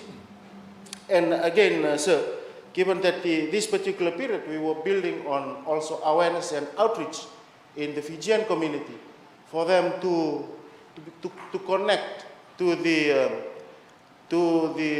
mission to take this global fight to the international arena. We see the various activities that the initiative done in community marches and also carbon exhibitions, mangrove planting, and other stories which already our traditional system in the Vanua, innovative solutions which they've been implementing to adapt to these challenges that they're facing so that they can protect their food sources and also their natural resources. And we are thankful to that this was brought down to our primary schools when they had their oratory contest, where our two Timothy Naulu Saua and Salvi Sakashi were also winners and also represented Fiji youth at the COP23 in Bonn, presenting their stories on climate change in Fiji. And also videos were taken, and also through visiting of villages who are affected and settlements, taking our stories and the challenges that ordinary Fijians are facing in our rural community areas. My contribution will be just to call on the government to continue, given climate change is a real issue, and that now this particular fund has been amended to Climate Action Trust Fund, which has broadened the purpose of this fund, and for us to solicit more funding and more climate finance so that it could be factored in our budget and go into areas where meeting our SDGs that are there, that no Fijians should be left behind. This has, I'm talking in terms of community projects, which on the report that the committee will present on Thursday, I will go more on practical projects that I also participate in terms of the Reach to Reef project, and also other areas which all link up to climate change, and also its agencies in Fiji in project implementation such as FLAMA, working on to solar energy and other rural community electrification projects that are in place, and other needs that are there on ground that is needed for these projects to continue, because it really touches the needs of ordinary Fijians out there who want to connect to development, but through sustainable means. That is my short contribution, just to ask government to continue to get those negotiations going, that we should not lose that momentum that we had built back in that 2018, 2019, that we continue in 2022 and beyond, even towards meeting our SDG goals in 2030 as mandated by the United Nations. Thank you, Honourable Member. I now give the floor to the Honourable Minister for Defence. You have the floor. Thank you, Mr. Speaker, sir. I would like to contribute to the motion as well because of my involvement in COP23 under Fiji's presidency, and of course to clarify some of the issues that has been raised during the debate this morning as well, Mr. Speaker, sir. Let me begin by saying that it's quite difficult to determine the level of success, because COP is not easy, and we should all appreciate that, because there are political interests, there are economic interests, and of course there are social interests as well, and every party which refers to governments, and of course every blocs that come to the negotiation, they come with their own interests, and they are very protective. The Honourable Leader of the Opposition has stated that they started way back in the 90s, and until 2015, COP21 in Paris, then they were able to come up with an agreement. There was a political agreement, and we are thankful to the President of France, and of course the US Secretary of State as well, who was very, very instrumental. I remember the nights when the negotiations kept on until morning, and we were given a break and then to reassemble at 9 o'clock, and it went on until 5 in the evening, just to come up to put the gavel on the Paris Agreement. It's not easy, and therefore it's also very difficult to determine the level of success in this COP work. But of course, if I take one thing from Fiji's COP presidency, and this not only during our presidency, but it goes back to the Suva Declaration that was agreed here under Fiji's leadership. The biggest success for Fiji and Pacific Island countries is to find, in the language of the COP, 1.5 and 2 degrees as the target for all parties, and of course non-parties as well. Because if you read into the clauses of the Paris Agreement, Mr. Speaker, sir, through you, the goal for all parties and non-party stakeholders is to pick at 2 degrees and work towards 1.5. Because 1.5 for us is survival. There's no choice. Perhaps that's the success that Fiji, through the Suva Declaration took into Paris, and we anchored on that. AOCs, CARICOM, Pacific or the European Union, and all particularly those that become victims of global greenhouse gas emissions, we anchored on that language. Working towards 2 degrees, picking at 2 degrees, and of course working towards 1.5. That's perhaps the biggest success, apart from all the other negotiations that are still ongoing, Mr. Speaker, sir. As I've stated, it's not difficult because when big economies are going to work towards 2 degrees even, they have to lose some jobs because of they have to switch to new innovations, energy particularly, transportation, and of course agriculture as well, because agriculture is a big emitter as well. So they have to weigh the benefits versus costs so that they can achieve the aims under the Paris Agreement, Mr. Speaker, sir. But let me just say, on loss and damage, to answer the question raised by the Honorable Ratu Nenggam Lalan Blab, this is an issue that is still ongoing. And of course, most developed countries, particularly, Mr. Speaker, sir, are worried about the legal languages that will be used because they are afraid of compensation issues when it comes to loss and damage. Again, this plus a few others, I will not go into the details. Loss and damage is something that we always bring to the table, but there hasn't been much progress on this.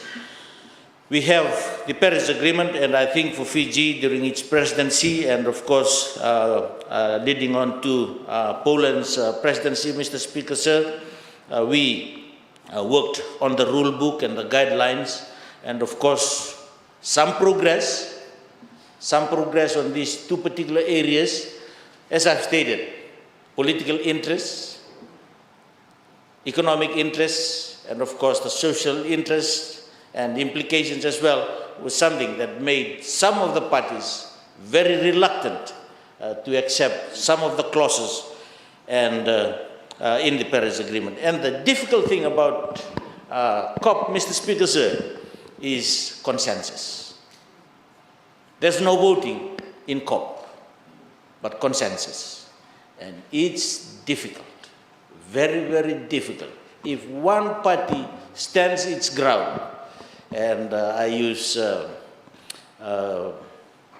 maybe the UAE or the Chinese and the Indians, and when they stand their ground, regardless of all the efforts and all the negotiations in the good negotiators in the room, because there's no consensus if one party does not agree with even one language or just one word in a clause. We can sit on it for days. It's difficult, Mr. Speaker, so I just want to relate the experience of this. But I'm glad that I was the climate champion. I am not involved in the negotiations. I represent the real world, action. The climate work is all about action. Let me acknowledge GIZ. Mr. Speaker, sir, because all the travel for the champion and the team was funded through GIZ, and of course they also assist in some of the work in the presidency's team as well, Mr. Speaker, sir. Very briefly on the work of the climate champion, let me just go back to the bike issue. Of course, we'd love to have bikes in Fiji, but one of the difficulties that we have is we don't have the infrastructure in Fiji yet, because in developed countries, they have bike lanes. I was asked this question when I got back from Paris about the bikes. I said, yes, we'd love to have these bikes, and of course, but it's very difficult in Fiji for 2 reasons. I know when I came back from OCS New Zealand, I brought a bike, but I decided if I have to live longer, to park the bike, because 2 things. One is the attitude of the drivers in Fiji, and two is dogs. Because we don't have these lanes, special bike lanes in Fiji, so we need infrastructure. When we talk about resilience infrastructure, this is something that we will need to work on slowly. But the climate work, as the climate champion, I think that a lot of benefits are coming into the country. We will not reap the benefits now, but of course, through the networks, and of course, through the best practices that we have picked up as champions, as representatives of the new innovations and the new researches and the new technologies, Fiji will benefit in the long term. I know that we are working very closely with ARENA, the International Renewable Energy Agency that is based in UAE. And I am glad that in last week's paper, if all the honorable members are following, there is a project that I think has been earmarked for Ovalau, if I remember correctly. This is the agro-photovoltaic project.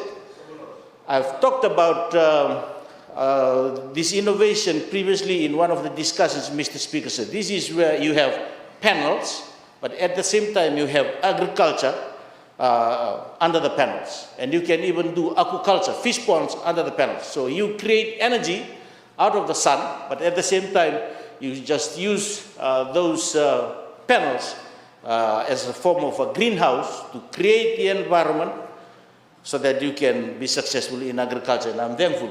These, as I said, Mr. Speaker, sir, are the benefits that we will reap in the long term because of our engagement in INCOP through the climate action agenda, Mr. Speaker, sir. And of course, there are many other benefits. We have a lot of solar projects being undertaken. And of course, there are a lot of innovations into agriculture as well. On agriculture, Mr. Speaker, sir, before Fiji's presidency was like loss and damage, never progressed because of the interest that I've talked about. But this, again, was one of our successes. If I mention a few, during Fiji's term of presidency, one was about indigenous people and their culture, and of course, their voices as well, and their way of their traditional practices. This was pursued further and gained ground during Fiji's presidency. Two was the issue on women and youths. Again, during Fiji's presidency, we progressed a lot on this, and most importantly, agriculture, Mr. Speaker, sir. And we were able to socialize Fiji brand names during our COP presidency. And the agriculture framework, Mr. Speaker, sir, is known now under COP as the Cornivia pathway. Cornivia pathway, Mr. Speaker, sir. And of course, that is one of the, and of course we had the Talanoa sessions. The beauty about the Talanoa session, and I think prior to all this, conferences with the parties was just an event where governments are involved, because parties are mainly states or governments. But through the Talanoa, we brought everybody to the table, parties and non-parties. Civil societies had a voice. Private sector had a voice. Indigenous people, they had a voice. Likewise, the financiers and all these groups that were left out during the negotiations of the conference of the parties, because what sort of frustrates the non-party stakeholders is they have funding, they have the technology, but it's the governments that slows things down when it comes to the implementation of the Paris Agreement. And there were a lot of other work that we progressed during our COP presidency, which I think Due to time limitation, I will not go into the details, but perhaps the Honorable Attorney General can add a few, because as we completed our work as presidency, most of the initiatives that were undertaken during Fiji's presidency is now left with a small team in the Ministry of Economy under the Director for Climate Change that has continued. But let me just finish, Mr. Speaker, sir, again, on the benefits that we get out of it. One of the benefits that we are enjoying now, particularly for Fiji, is the relocation. We launched our relocation guideline in Katowice, but I know that we have been doing relocations prior to that. But Fiji's example of relocation was highlighted and, of course, appreciated by the community. And I'm thankful because of Fiji's launching of its relocation guideline. Now we are getting financial assistance for the relocation of Tukuraki, one of the villages that was affected by the landslide in 2012, Cyclone Evans. And of course, we are in the process of relocating Narikoso in Kandavu. And Mr. Speaker, sir, talking about waiver is not new. The Minister for Economy has powers to waiver requests. And this is one of the projects that we, because of the timeline, the European Union is telling us, you need to start building in September and you need to complete this Narikoso relocation by December. And right now, we have been assured by an email from the Permanent Secretary for the Ministry for Economy that it's before the tender board, and the tender board will make a recommendation to the Minister for Economy, because if we don't have to lose out on this funding by GIZ, then we will not complete this project in Narikoso in Kandavu.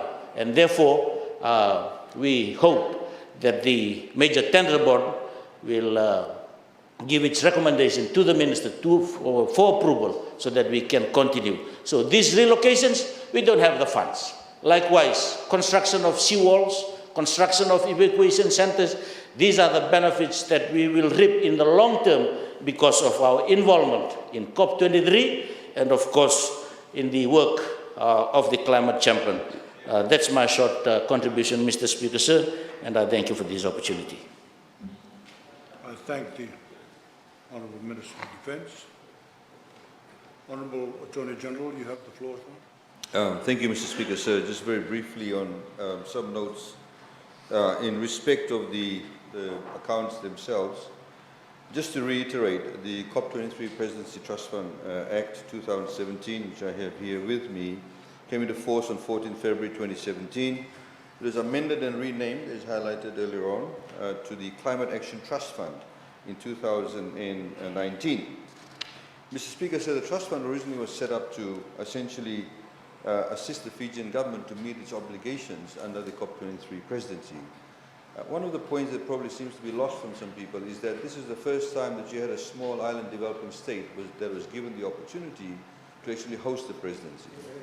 But it was also another first where, whilst we had the presidency, we had partnered with another developed country, industrialized country, where physically the location of the presidency was there. So Germany and Fiji participated. And the bulk of the hosting of the actual presidency itself, as anybody would tell you, is astronomically expensive. And we did not bear any of those costs. In fact, Germany picked up all of those costs. But as highlighted earlier on also, there are other associated costs in respect of, for example, what we have the pre-COP meeting, which was held in Denarau. We had over 500 to 600 people that attended it. Many leaders, the Deputy Secretary General of the UN at that point in time also attended that. Mr. Speaker, sir, the reports that I have before Parliament has already been tabled, Mr. Speaker, sir. Of course, this is first semi-annual report, which is from the 1st of May 2017 to 31st October 2017. The other reports that are before Parliament also, that have been tabled in Parliament, I should say, are the COP23 Presidency Trust Fund second semi-annual report from 1 November 2017 to 30th April 2017. COP23 Presidency Trust Fund third semi-annual report from 1 May 2018 to 31 October 2018. It's all before Parliament. The audited financial report, COP23 Presidency Trust Fund for the period ended 30 December 2016 to 31 July 2017. the audited financial report, COP23 Presidency Trust Fund for the period ended 1 August 2017 to 31 July 2018. And Mr. Speaker, sir, also I'm glad to inform Parliament, Mr. Speaker, sir, that the following semi-annual reports and audited financial statements are yet to be finalized and which will be tabled to Cabinet and then presented. The auditors have already been appointed now. The first set of audit accounts were done by PricewaterhouseCoopers. This is now the tender has been awarded to Ernst & Young, and they'll begin the audit work very soon, and we hope to have that finalized at the end of this current year. So that's as far as the actual accounts are concerned, Mr. Speaker, sir. There's nothing opaque about that, as has been alluded to. As per the audit opinion that has already been carried out, it noted that the financial reports presents fairly in all material respects that the actual payments and donations received has been, and I quote, fully in compliance with the Act, the guidelines, the procurement regulations 2010, and in conformity with the application conditions set out in the funding agreement of the donors, Mr. Speaker, sir. Mr. Speaker, sir, the point that I also want to highlight is that not a single cent of taxpayers' funds actually has gone into this trust account.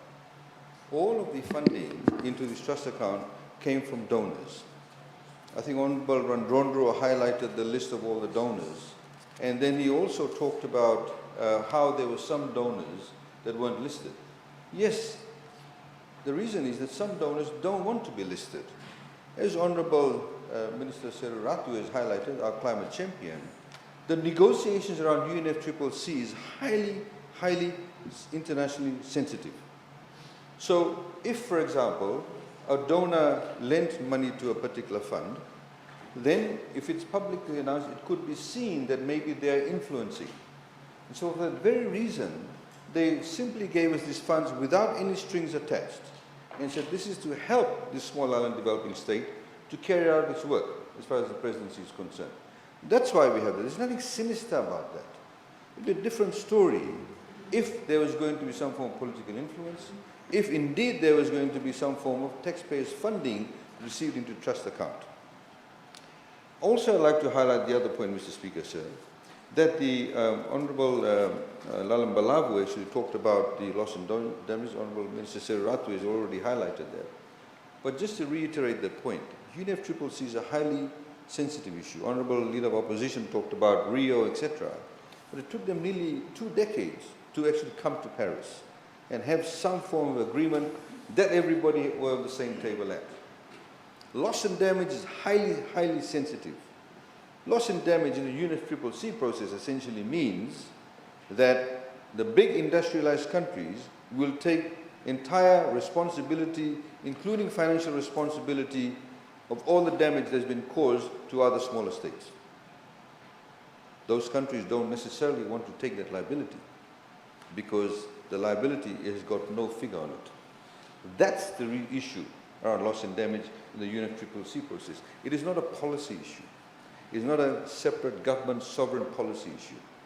We, of course, from a loss and damage perspective, the sovereign level, that's why I want to have insurance, to protect our own people, because nobody else is going to do it for us. This is why the organizations like World Bank, etc., are now coming up with, insurance packages. They try and configure it for us. So we pay the premium, we take it up. And even then it's extremely hard because the insurance companies in Fiji, they don't carry the bulk of the risk. It's carried by the underwriters offshore. They don't want to take the risk necessarily. Or they want 3 decades of statistics before they can actually assess their risk and therefore put a price on that risk, which translates into a premium. That's the conundrum that we are in, internationally speaking. Now, Mr. Speaker, sir, I was very interested in listening to Honourable Leader of Opposition and his lucid explanation of Greek democracy and how we need to adhere and subscribe to that. Indeed, it would appear that he does subscribe to it, but unfortunately did not in 1987. At that time, I remember, Honourable Prasad, if you remember also correctly, the mantra, Honourable Leader of Opposition, at that time was, democracy is a foreign flower. You remember that? There were numerous articles written on that too. In fact, some went to the point of saying, Western democracy is a foreign flower. what we are practicing today is actually Western democracy. Parliament, all of this has genesis from the English democracy. Nothing facade about that. I'll come to you soon, Mr. Speaker, sir. I'll come to you soon. Mr. Speaker, sir,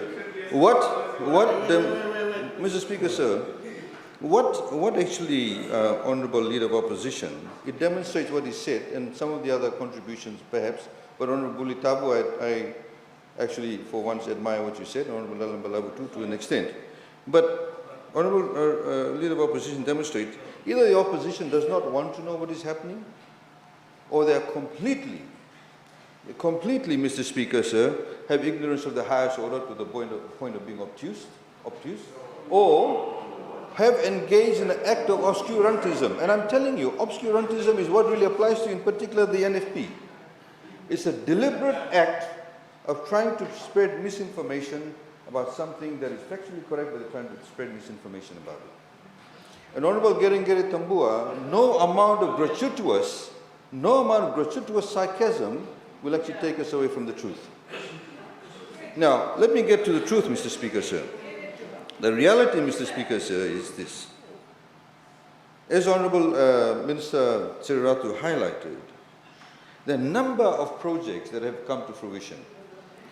The agro-photovoltaic project, which is a $10 million project, funded majority by KOICA, which is the Korean aid agency, has actually come about because Fiji Development Bank now is the only development bank in the South Pacific that is accredited by the Green Climate Fund to access funds from there. You have to jump through so many loopholes to be able to be accredited. And some of that funding is coming actually through the FDB. What this will mean, apart from what the Honourable Minister highlighted, Honourable Mr. Reddy was also there at that launch, apart from making Ovalau a lot more efficient in terms of agricultural output, it will mean that 50% of the energy requirements of Ovalau will come from this renewable energy source. 50%, which means 50% of reduction in our usage of fossil fuel, all of which is imported, which means a positive impact on our foreign reserves, which means a positive impact in respect of reducing our carbon footprint. And Taveuni, actually, Honourable Alambalavu, for information, the two Honourable Alambalavus, actually, is the next island. We've already got triple GI. They've done the assessments for both the islands. Now, this is a direct result of the high level of attention Fiji has got, the ability to Fiji to punch above its weight, the fact that the Honourable Prime Minister has been chosen one of the top 100 leaders in respect to the climate change discourse internationally, third-party validation of that. Now, it also has meant, Mr. Speaker, sir, is that we now have people interested in helping Fiji with our climate change bill, which we hope to bring to this Parliament in December. We will now go towards carbon trading.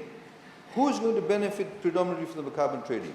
Are the landowners who have large forest reserves on their land. They'll benefit from carbon trading.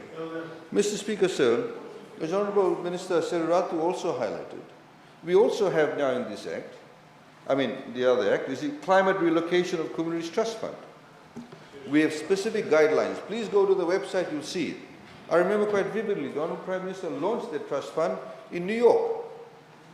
The Swedes, the other Scandinavian countries are interested. And we have identified 43 villages. 43 villages that need to be relocated to higher ground, otherwise they'll be inundated with water. Now, it's not just simply plonking a village from one location to another. You have to find an entire sustainable livelihood for them. People who have been for hundreds of years ascertaining or getting their livelihood by the seaside, is suddenly plonk them on top of a hill, there's a particular dislocation. It's a dislocation. It's what many people call IDPs, internally displaced persons, but in this particular instance, they actually get security of tenure, security of title. So the fact that it's a holistic approach obviously is a very costly affair. Now, these costs have not emanated because of our own doing. These have emanated because of decades of mismanagement of our environment. One of the other important things that Fiji has been able to do, Mr. Speaker, sir, is that the oceans pathway. In the UNFCCC process, oceans were fundamentally neglected. We are now trying to squeeze in oceans into the mainstream UNFCCC discussions. It is, I can tell you, not easy. Honorable Serurati will tell you, it is not easy. Because again, the bulk of the acidification, the bulk of the pollution is not coming from small countries like us, but obviously other industrialized countries. So to be able to get those discussions, we have now been able to have this oceans pathway. Last week I had a discussion with Lord Goldsmith, who is the Minister for Pacific Affairs and also Environment, about this and asking us what is Fiji's view on the oceans pathway, because they want to include in the next COP. Fiji is now seen as a leader in this respect. We have a working group in respect of the usage of adaptation of technology to climatic changes. There are significant issues pertaining to this. And last but not least, Mr. Speaker, sir, the other point that I think is very important is the issue of the refocusing of international climate finance from mitigation to adaptation. In our case, the bulk of the funds that we require is for adaptation. In other words, we need funds to adapt to the climate. Mitigation is, for example, we're putting up a solar farm. That's mitigation in terms of reducing carbon footprint.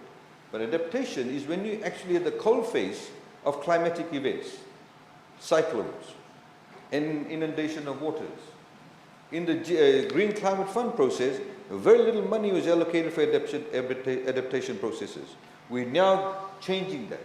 As a direct result of COP23 and the work that we've been doing, today we have been able to access cheaper funds through the IDA funds at World Bank, because we've been highlighting the vulnerabilities of countries not just like Fiji but other similar countries that can have decades of development wiped out within a few hours of some climatic events.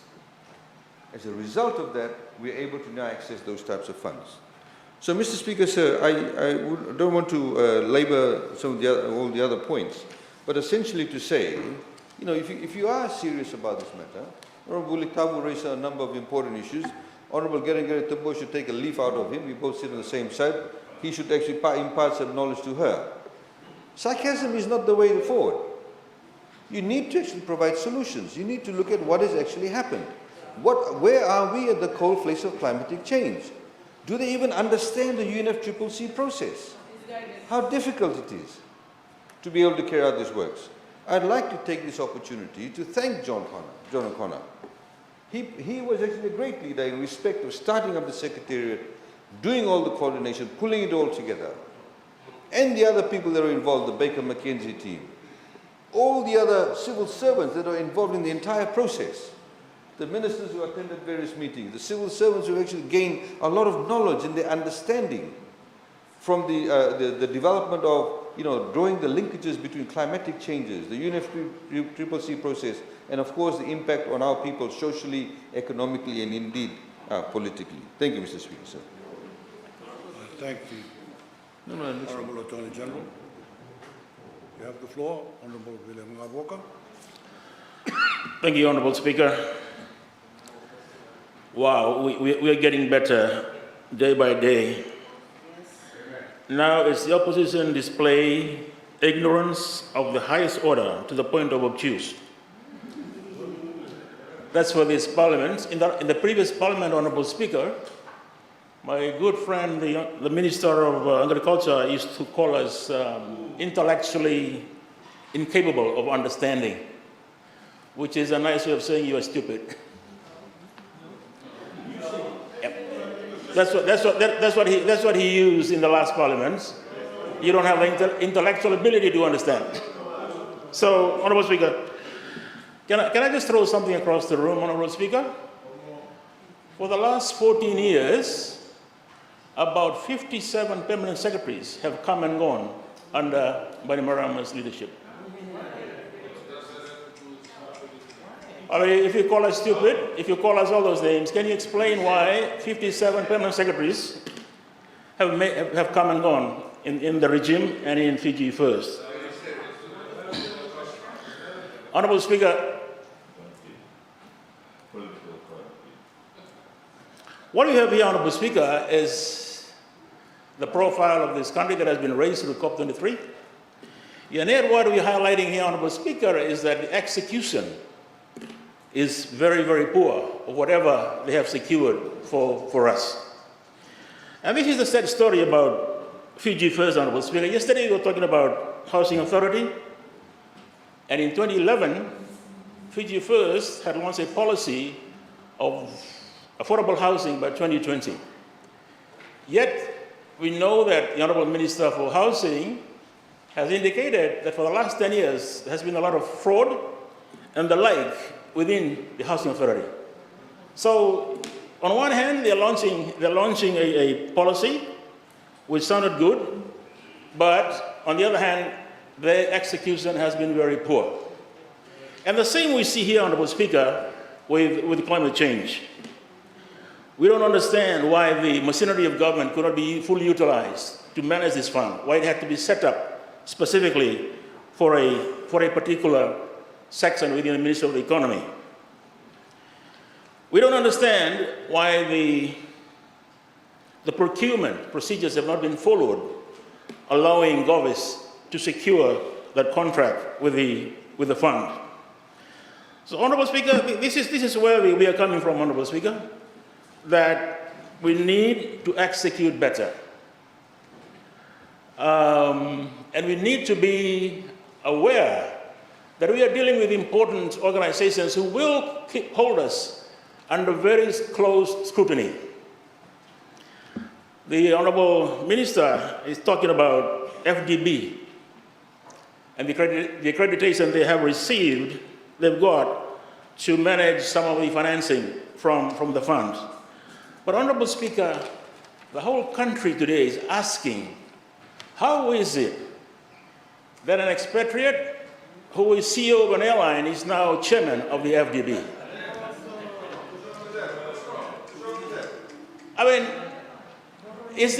are we so disdainful of our people that we cannot find one to chair the Fiji Development Bank? Choose the best people. Are we? Every time you hold a lawyers' conference in Fiji, Honorable Speaker, you see hundreds and hundreds of lawyers, highly qualified ones. Yet, we can never elevate them to the bench in this country. We have any accountants conference, we can never find a hotel in Fiji that has the rooms to accommodate them.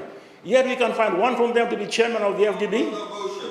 Honorable Speaker, this is the motion. This is the motion. We are managing funds donated by our international community. We need to be seen to be doing the right thing.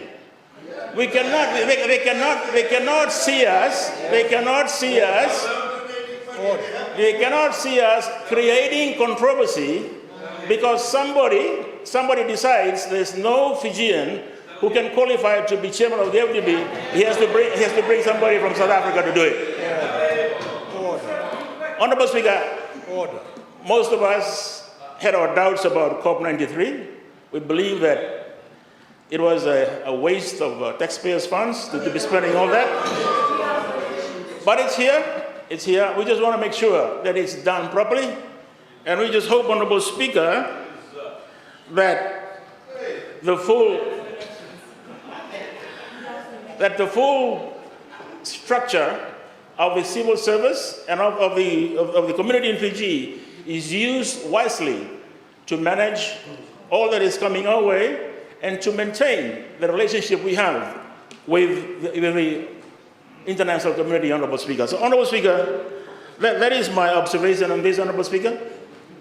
We need to manage it better, and every time I look across the room, Honorable Speaker, I get depressed when I see the quality of people from the other side of the room. Yeah.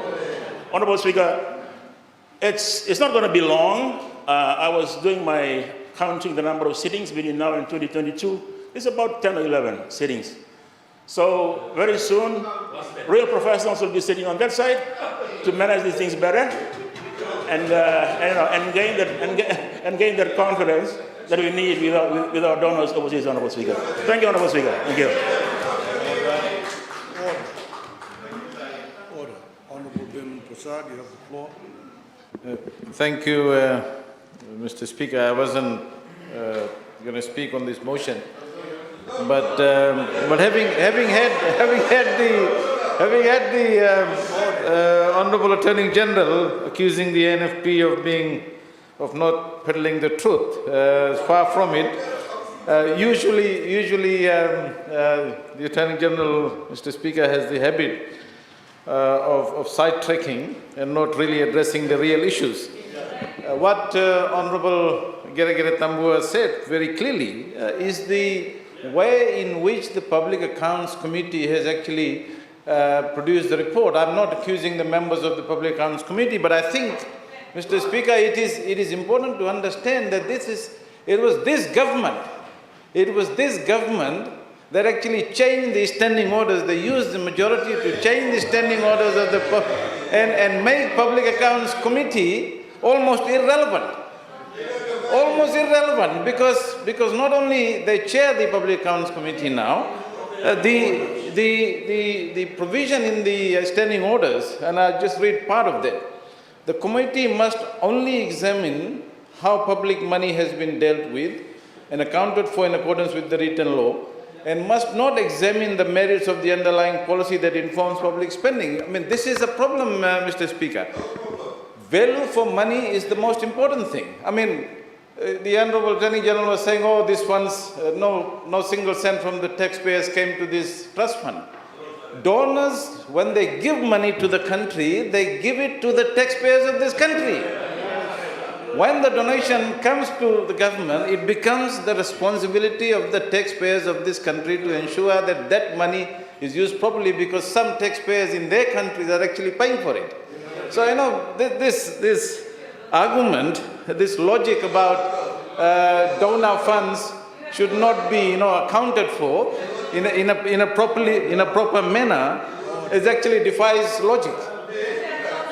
What is very important, and I think Honourable Kuboka was right, what is very important for any Public Accounts Committee in any parliament, Mr. Speaker, is to also look at the value for money. In fact, in many countries, when they have large projects, Mr. Speaker, the Public Accounts Committee actually has a role while the project is being executed, because that ensures that you don't come at the end of the day when the money has been spent. So what we are left with in the amended standing order is all the committee is supposed to look at is how much the money was spent, when was it spent, whether it's been accounted for.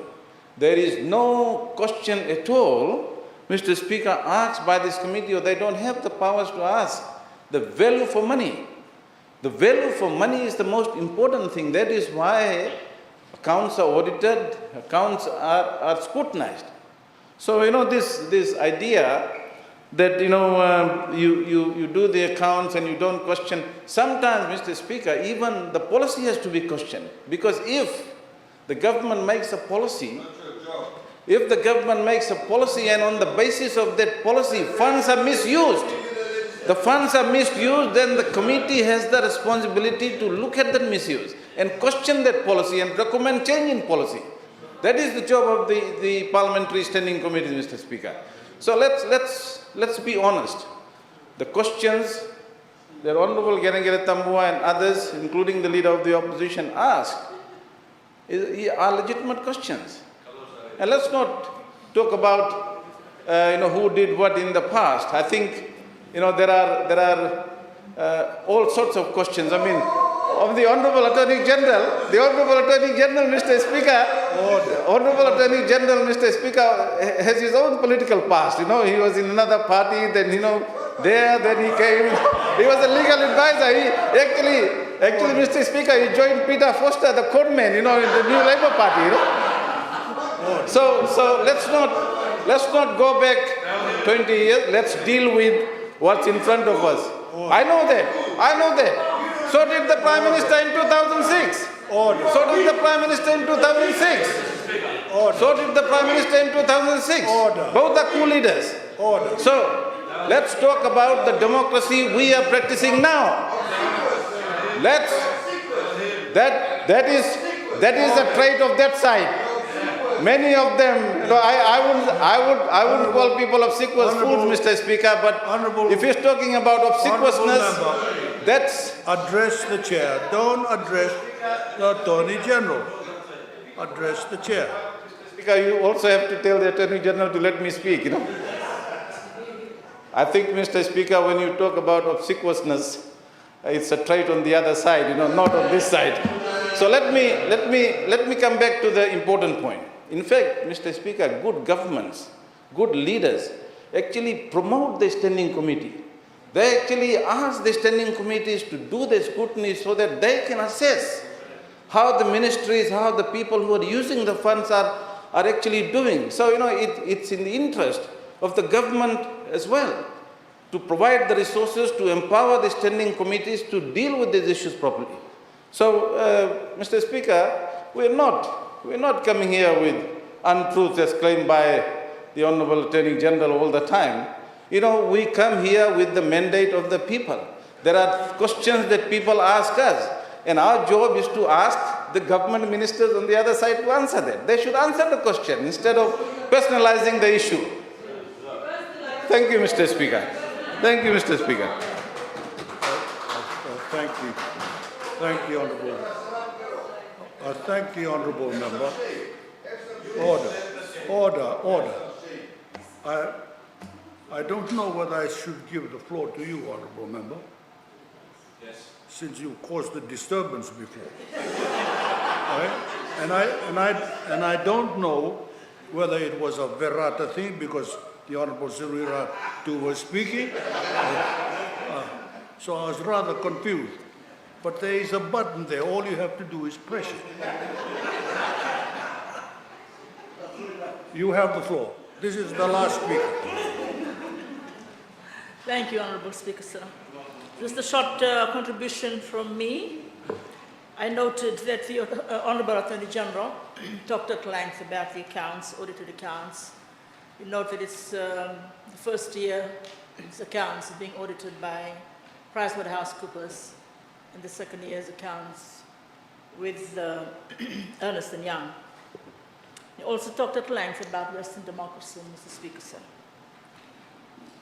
There's something that is very intriguing to me. The fact that the Act is silent on where the audited accounts will be tabled to. This is a corporate governance issue, sir. That audited accounts are tabled for scrutiny and approval by stakeholders.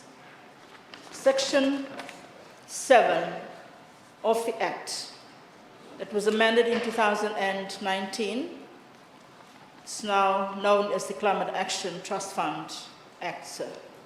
It talks about the appointment of the auditor, internal independent auditor, which at first instance restricts the Office of the Auditor General. But this section, sir, does not say where the audited accounts will be tabled for scrutiny. This is a normal corporate governance issue.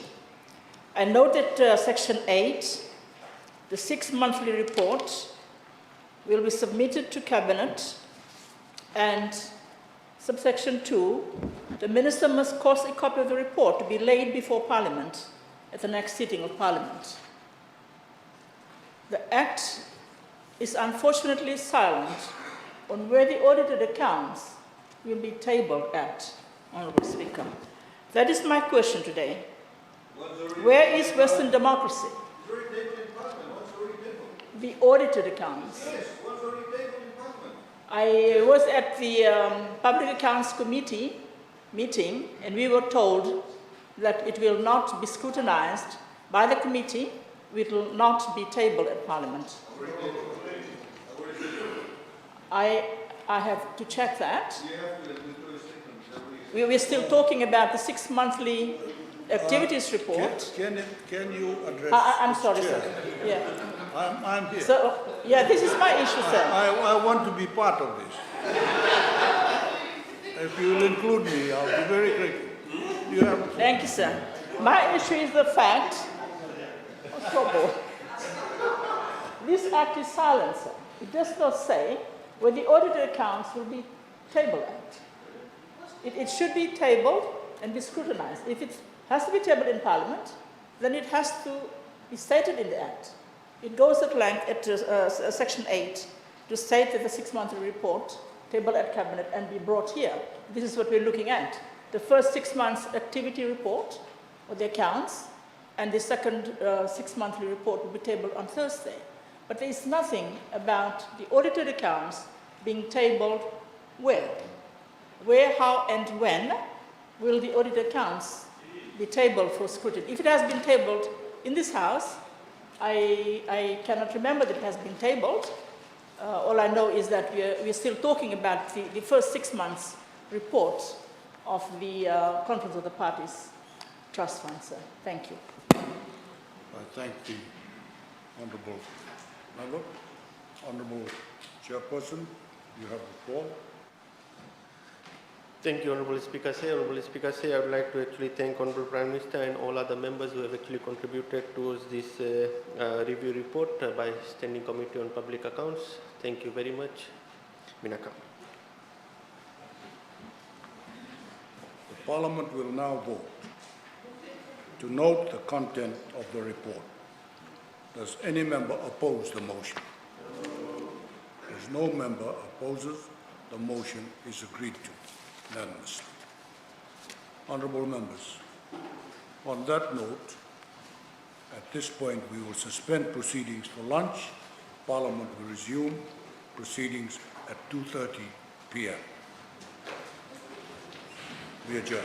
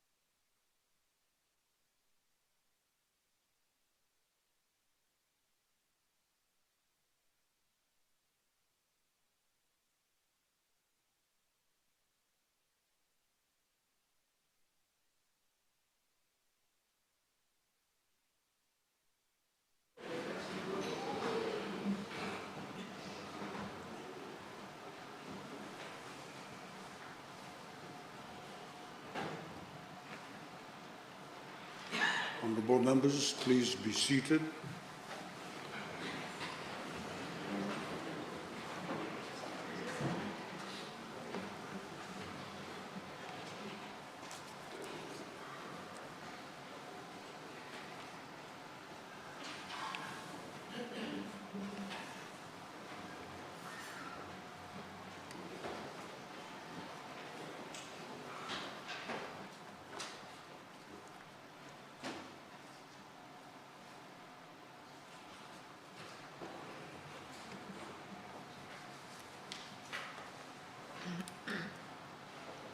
Secretary General. Motion in the name of the Honourable Ro Felipe Tuisawao.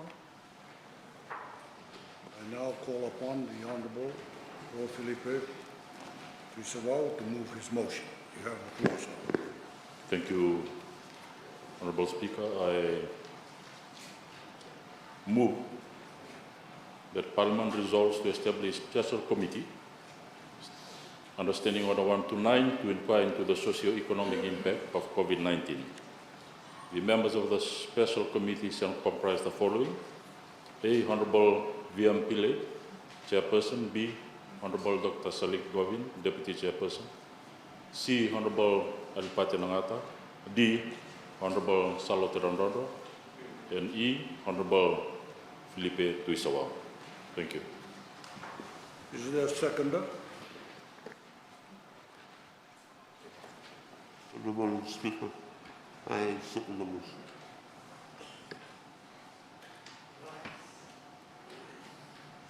I now invite the Honourable Ro Felipe Tuisawao to speak on his motion. You have the floor, sir. Thank you, Mr. Speaker, sir. I rise to speak on my motion as presented before you.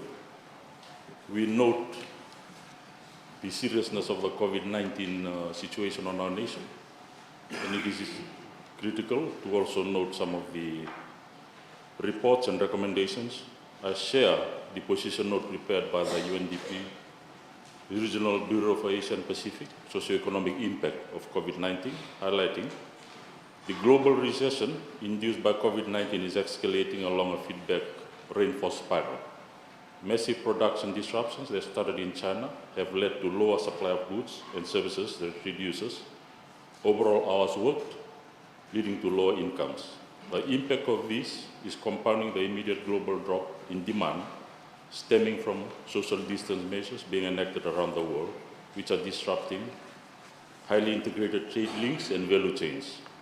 This in turn is again putting downward pressure on supply as producers cut back their output if less of it is bought.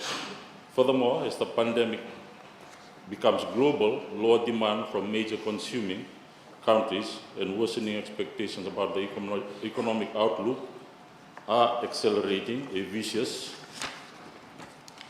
downward spiral. As activity contracts and unemployment rises, the rapidly deteriorating economic fundamentals caused by the shock to the real economy spreads to the financial sector, risking a liquidity crisis as availability of credit diminishes and asset prices fall. A rapid response is needed. Even if rough around the edges, a fast response is better than the one that is perfect but slow. There are calls for policies that meet immediate needs, containing the virus spread and strengthening health systems to prepare for the next shock, including a possible recurrence of COVID-19, as we are seeing in some of the countries, particularly those neighboring us, while simultaneously responding to the looming economic downturn. Different approaches in some countries and territories in East and Southeast Asia have proved fairly successful in flattening the curve of caseloads, allowing them to start reviving their economies. Given the expected size and incidence of the economic downturn, a large part of stimulus packages should be directed towards the poor and most vulnerable. Government should use stimulus packages to safeguard public goods such as health, employment, and human security, while avoiding leakages that would enrich the well-off. Small and medium enterprises and informal enterprises are the most affected. Businesses with informal workers, estimated at 1.3 billion, people or two-thirds of the workforce in Asia and the Pacific expected to be the hardest hit by the economic shock.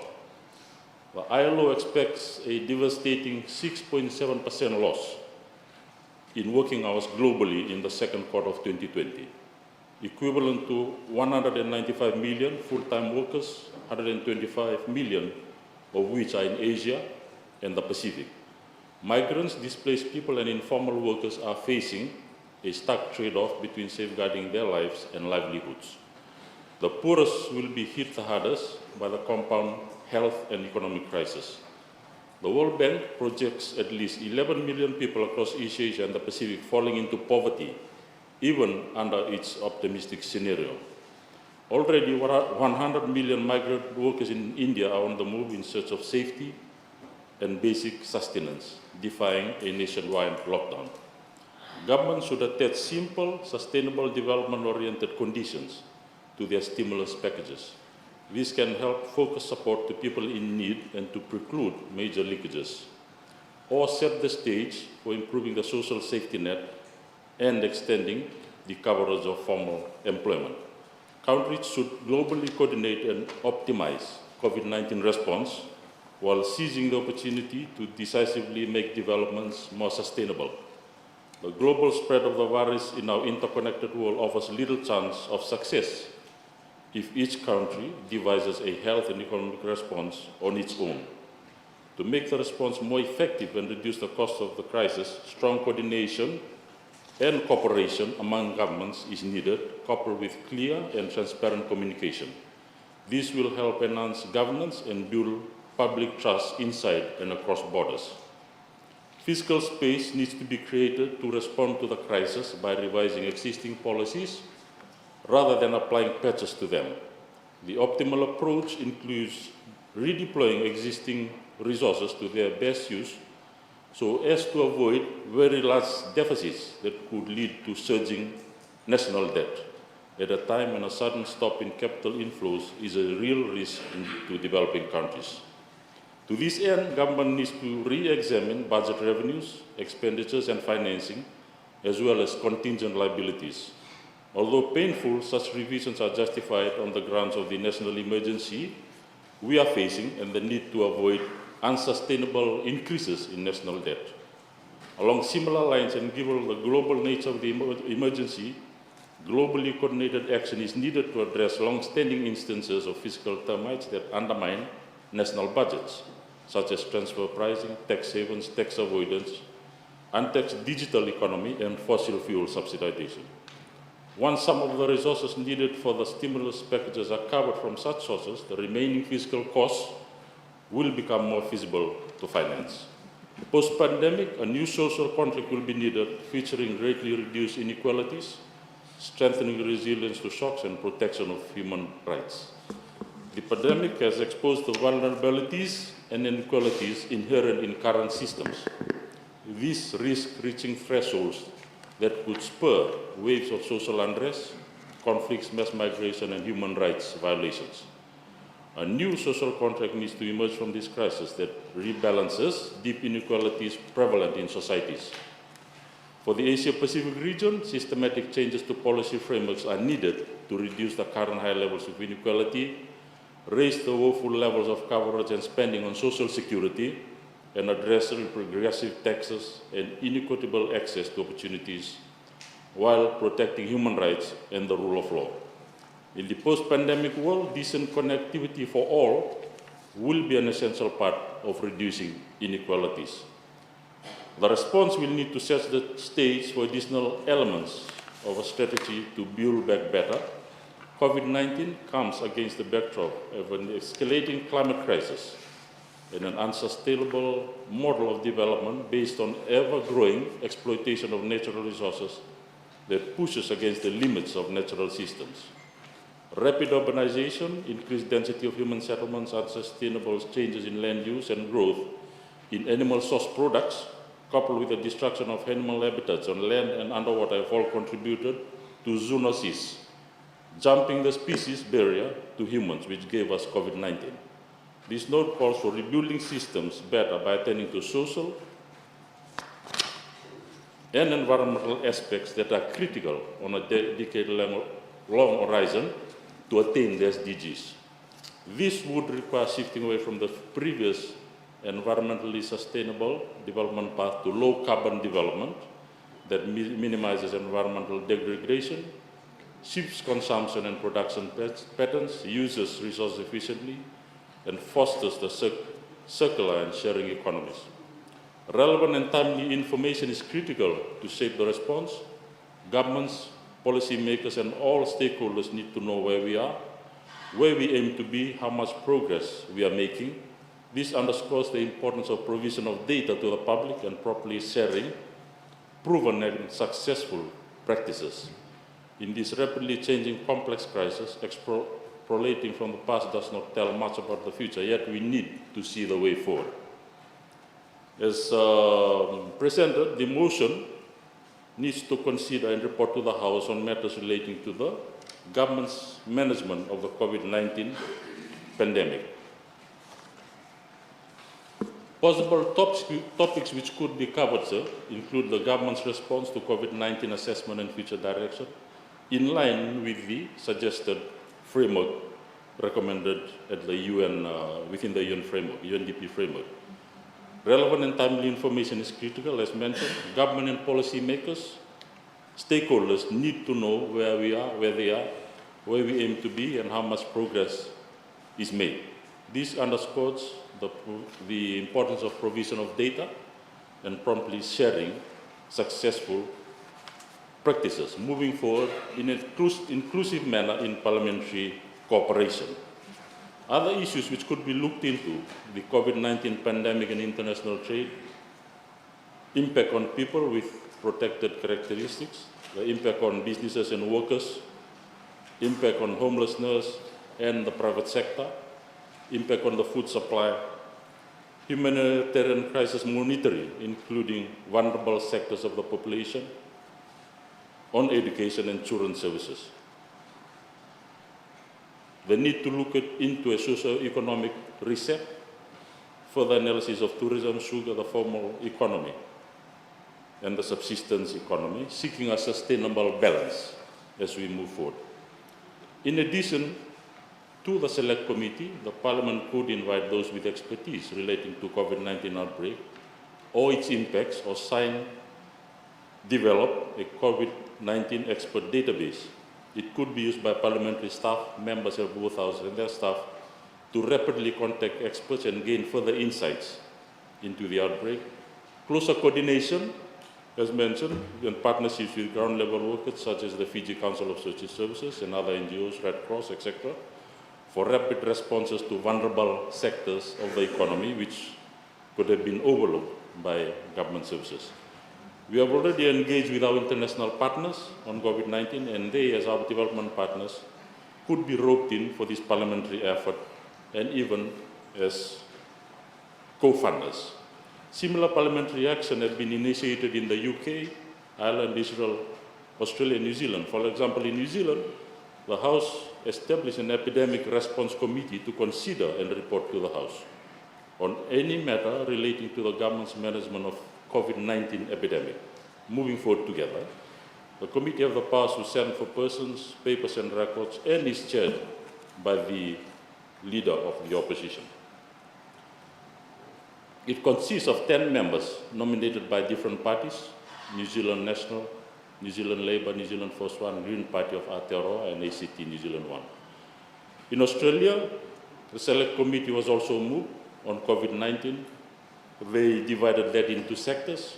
For example, looking into the impact on the economic sector, Select Committee, also a subcommittee on pandemic health response, measures taken by government to address the health impacts of COVID-19 pandemic, measures taken by government to address the economic impacts. So the analysis is ongoing assessment and shared between the different parties in Parliament. So it's a united effort under the parliamentary framework. It is noted that the government has formulated measures to alleviate COVID-19, including assistance to unemployed through FNPF and government contribution, removal reduction, wide range of duties, simpler business licensing, incentives for businesses and other similar assistance. However, government could have looked at measures to reduce operational costs, further salary reductions, PM, ministers, senior civil servants, exempt PS, recruitment freeze, reducing grants to government bodies.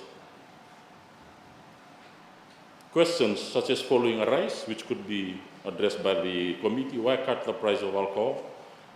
There have been reports of increasing social problems, alcohol abuse, violence, impact. So those are some of the social issues which could be further analyzed.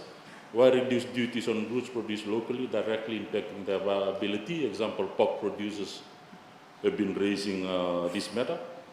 Why reduce duties on luxury goods, which might only benefit the rich? Why reduce the education grant by 20%?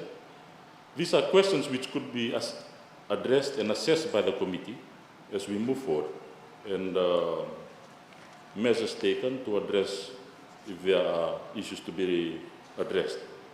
The question on debt, as mentioned in that report recommendation, the management of fiscal management and management of debt, there have been a commentary stage, substantial tax cuts on service turnover tax, ECAL, departure tax, stamp duty, customs and excise duty.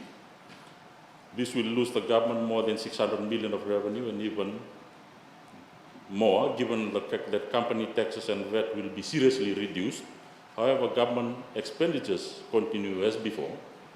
The budget supplements point out that net deficit is expected to grow from a minus 419 million in 2018-19 to minus 2 billion in 2020-21. The gross deficit, which takes into account debt repayments, is even larger. Strangely, there is not a single table in the budget supplement which shows a forward plan to reducing the massive public debt that is being built up. This can only be done if the government makes a surplus of the budget. There have been concerns raised by civil society. They have stated the CSO Alliance reduction of price of alcohol, continuation of FNPF unemployment benefit as announced in the budget is a concern, because their research shows that women and children will be affected and they are the most vulnerable. They state that women make up only 48% of the FNPF voluntary membership, while compulsory membership stands at 59% male and 49% female. 44% of the accounts have a balance of less than 10,000 within the age group of 50 to 54 years. So concern has been expressed regarding that issue, the use of FNPF. And the other issues I've mentioned is the spike in alcohol purchase, which is affecting the mostly women. The lack of consultation, again, that is another recommended area for improvement regarding that report between government and CSOs and NGOs. They state that the governments cannot simply address the complexities of COVID-19 as head on its people without consulting everyone, particularly CSOs, NGOs, and grassroots organizations who are at the front line of humanitarian assistance. The impact of pandemic on people's health and access to health services is deteriorating, according to them. Again, these kinds of committee can address that because they have been accused of maybe political alignment or propaganda. So that will dispel that kind of accusations. We are also raising concern on the informal sector and how this sector can be addressed.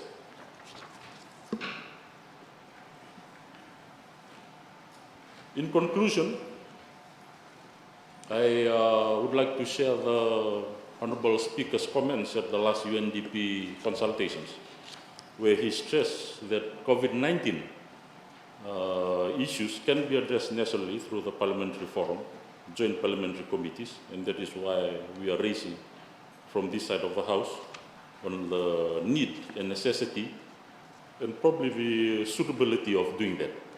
We move forward as a group and address the issue as a group in Parliament and as collective representatives of the people.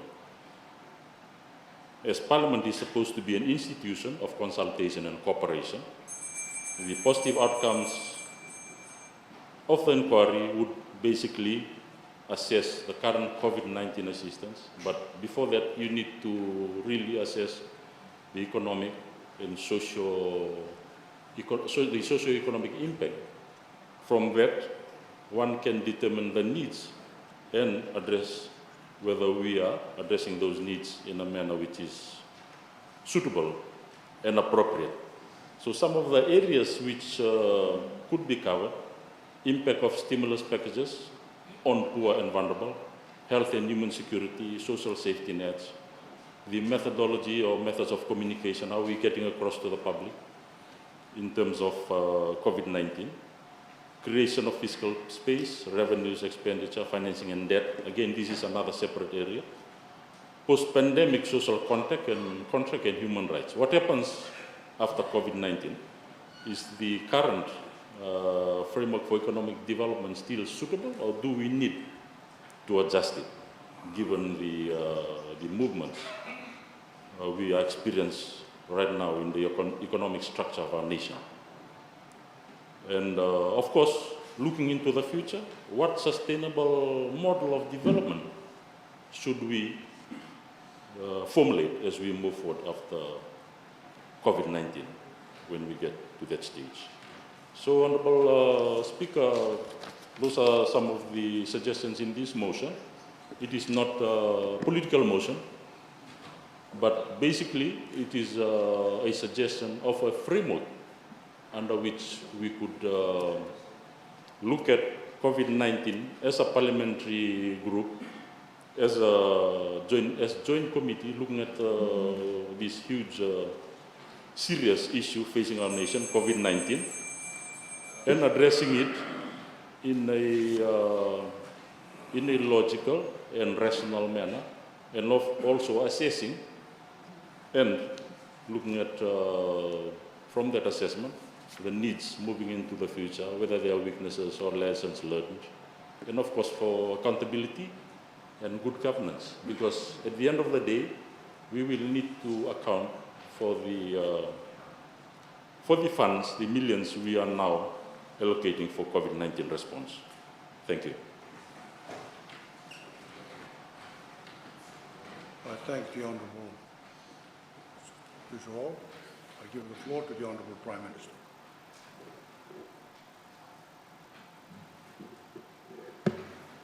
Thank you, Honourable Speaker. Honourable Speaker, I rise to speak on the motion by the Honourable Prof. Philippe Tutsawa.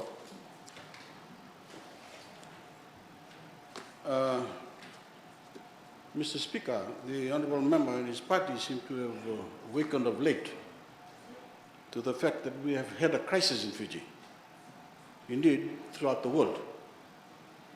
I suppose we should be grateful that they finally have decided to notice the sacrifices we have had to make to keep our country free of COVID-19. But while government was wrestling with the impossible choices before us, the main opposition party members were preoccupied with squabbling over power and fighting for party leadership. While government was keeping the nation safe, while government was keeping the nation safe and developing policies to soften the impact of the shutdown on the Fijian people, SODELPA was feeding its obsession with chiefly power and reinstating the archaic trappings of hereditary privilege.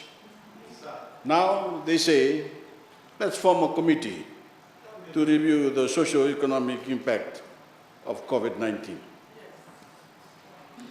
Mr. Speaker, it is an old law of government. Those who can govern will govern. Those who can't will want to form committees. But Mr. Speaker, let me indulge my colleagues for just one moment, because there is one socio-economic impact that is as plain as the nose on every face in Parliament this afternoon. And that is Fiji is COVID contained. No country has a better record than Fiji in keeping its people safe from this terrible pandemic. We have not seen a case in our communities for over 130 days. Should be proud of that. Yes, it came at a high cost, but a cost that was no higher than the cost borne by every other nation that took this crisis seriously and took decisive action. So yes, people are suffering, incomes are down, jobs have been lost, businesses are hurting. Yeah, sure. But really, Mr. Speaker, do we need a committee to tell us that? Or do we just want to construct a platform for more bickering and second guessing? Mr. Speaker, the $2 billion COVID-19 stimulus package in the national budget, together with the Fiji National Provident Fund's assistance, will help Fijians pull through. Perhaps the honourable member somehow missed the details in the budget, so let me review. Mr. Speaker, $100 million was allocated in direct unemployment assistance for those whose jobs have been lost or whose hours have been cut. $100 million was allocated in direct unemployment assistance for those whose jobs have been lost or whose hours have been cut. Businesses can access $60 million under the Disaster Rehabilitation and Containment Facility through the Reserve Bank of Fiji, available with commercial banks at a maximum interest rate of 5%. More than 82,000 people who have been unemployed or had their hours reduced as a result of the pandemic have been assisted with more than $52 million by the FNPF. Assistance provided by the Superannuation Fund is now in phase 3 of implementation. As of yesterday, around $93.9 million has been paid out to 113 Fijians. Of this, Mr. Speaker, $68.1 million has been provided by the FNPF and $25.8 million provided by government. An additional $44.5 million was allocated to strengthen our health system and help it respond effectively to the pandemic. An additional $32 million was channeled towards social welfare services to cater for the most vulnerable in society. In the COVID-19 response budget, Honourable Speaker, $2 million was provided for a credit guarantee scheme to the Reserve Bank of Fiji to ensure that commercial banks feel comfortable to provide loans to SMEs. The COVID-19 concessional loan package for SMEs is a tailor-made support for majority Fijian-owned SMEs that have been severely impacted by the pandemic. The budget has addressed essential areas such as health, education, food security, social protection, employment, and macroeconomics. But we cannot fight this global pandemic alone. Honourable Speaker, I've been saying this all along. The UN has commanded government for a bold and courageous budget, and we are working closely with the World Bank, the Asian Development Bank, and the International Monetary Fund to implement policies for recovery from the crisis. Honourable Speaker, do we really need to waste time and energy to review facts that are already on the table? Do we really need to devote time and government resources to a committee whose main purpose is simply to provide a platform for the opposition's usual carping and inane criticism? Are we not better off moving forward to prepare for the opening of the economy, which will happen as sure as the sun will rise in the morning? Do we need to try to repeat the analysis the UN and the regional development banks can do much better than we can and are doing? No, Mr. Speaker, I cannot and will not support this frivolous motion, and I urge its defeat. Thank you. Honourable Bulkabu, you have the floor. Thank you, Honourable Speaker, sir. I rise to support the motion, which is before the House, which the Honorable Filipe Tissoau has moved, and that is for the establishment of a special committee, understanding orders 1 to 9, to inquire into the economic impact of COVID-19 in our country. The mover of the motion had given examples of the New Zealand and Australian Parliament taking similar approaches.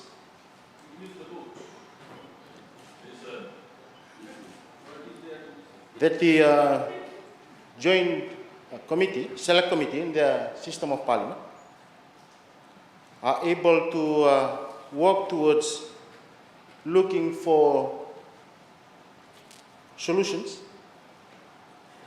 in the various policies that are already in place.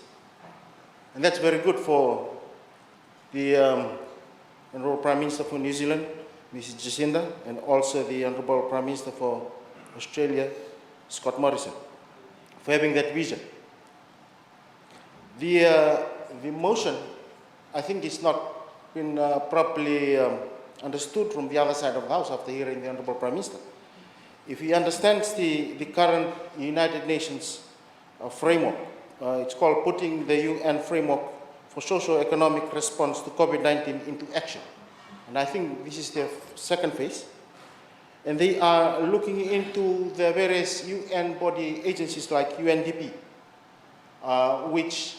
and their resident representative to link up with nations on how they respond to socio-economic impacts of the global crisis that we have.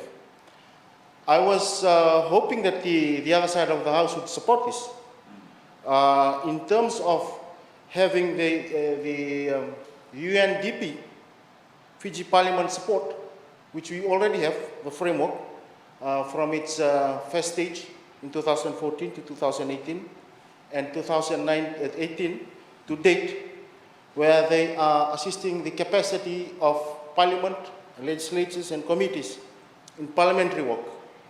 And for them to come through that framework and also participate in empowering our committees as part of their terms of reference, to allow this particular committee, through a sustainable development goal lenses, to look into the various policies and allocations which the Honourable Prime Minister has already talked about. And the 2019 COVID-19 response budget, the various programs that government has announced, the stimulus packages, and further allocations into the 2020 and 2021 budget that was announced recently. I would like to draw our attention, sir, back to the 2019-2020 COVID-19 response budget, where the Honourable Attorney General and Honourable Minister for Economy had moved a motion for Cabinet and also all members of Parliament to have a 20% pay cut towards COVID-19. That was our national response as national leaders. He had moved that motion during the debate of consequential bill, and from this side of the House, I had seconded that motion. In the understanding as national leaders, we have a national crisis that we are supposed to be seen as the first to be giving from our pockets for those vulnerable in our society. That would have been a line for a national leader who wants to unify this nation through crisis, building on our resilient spirit as Fijians to overcome the socio-economic impacts that all Fijians, despite voting for SODELPA, Fiji First, NFP, or any other political party, or didn't vote at all, they are Fijians.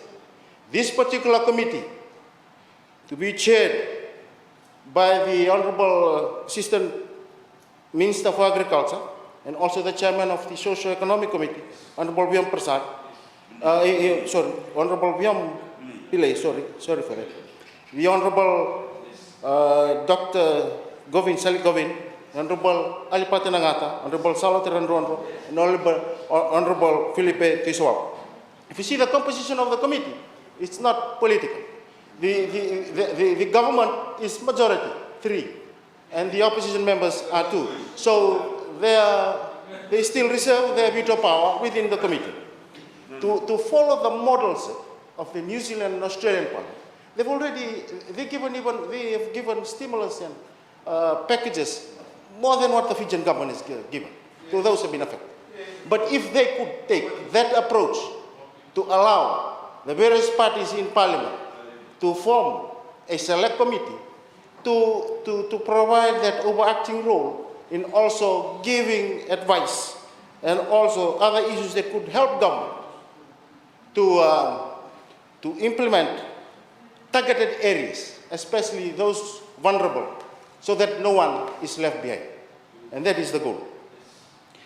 I'll just take this parliament back just to an event that was organized yesterday by this parliament with your very good self, sir, inviting us to the big committee room where you had put into action on how the Fiji Parliament, through partnership with the UN Commonwealth Women MPs, in yesterday's handing over of sanitary kits to the Fiji Red Cross. How you, sir, as a former patron of Fiji Red Cross, using that capacity and your current capacity and the parliamentary system, and how we move into these areas, given you also champion most of the UN needs that affect society today. And to look very deeply into this particular motion, on how that could be used with the same framework, to be used to channel that same concept relating up to our UNDP Fiji Parliament Support Group, and through that capacity building, to build this committee and also allow this committee to become facilitators of the things that could be the substance of things that will come out from public consultation if it's conducted, from what people will share their stories and experience and how they are faring with COVID-19.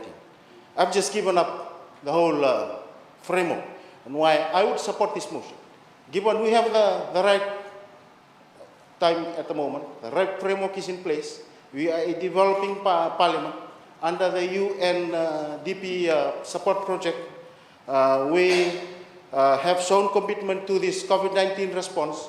Everyone in this room is on a pay cut, given our social responsibility and also responsibility as national leaders to show our support for those who will be left behind. And I hope that this House, from my contribution, will look at this in a different manner, to look at this from a perspective of a national leader, to look at this from a perspective of an agent of change, to look at this from a perspective of why not only wearing our own political hats, but to remove it, but to look at this as legislators, as members of parliament, as leaders of Fiji, as people, as leaders people who have sent us to parliament look up. Thank you, Honourable Ulutawa. Honourable Minister for Health, you have the floor. Lovely, Honourable Speaker, I rise to participate in this debate.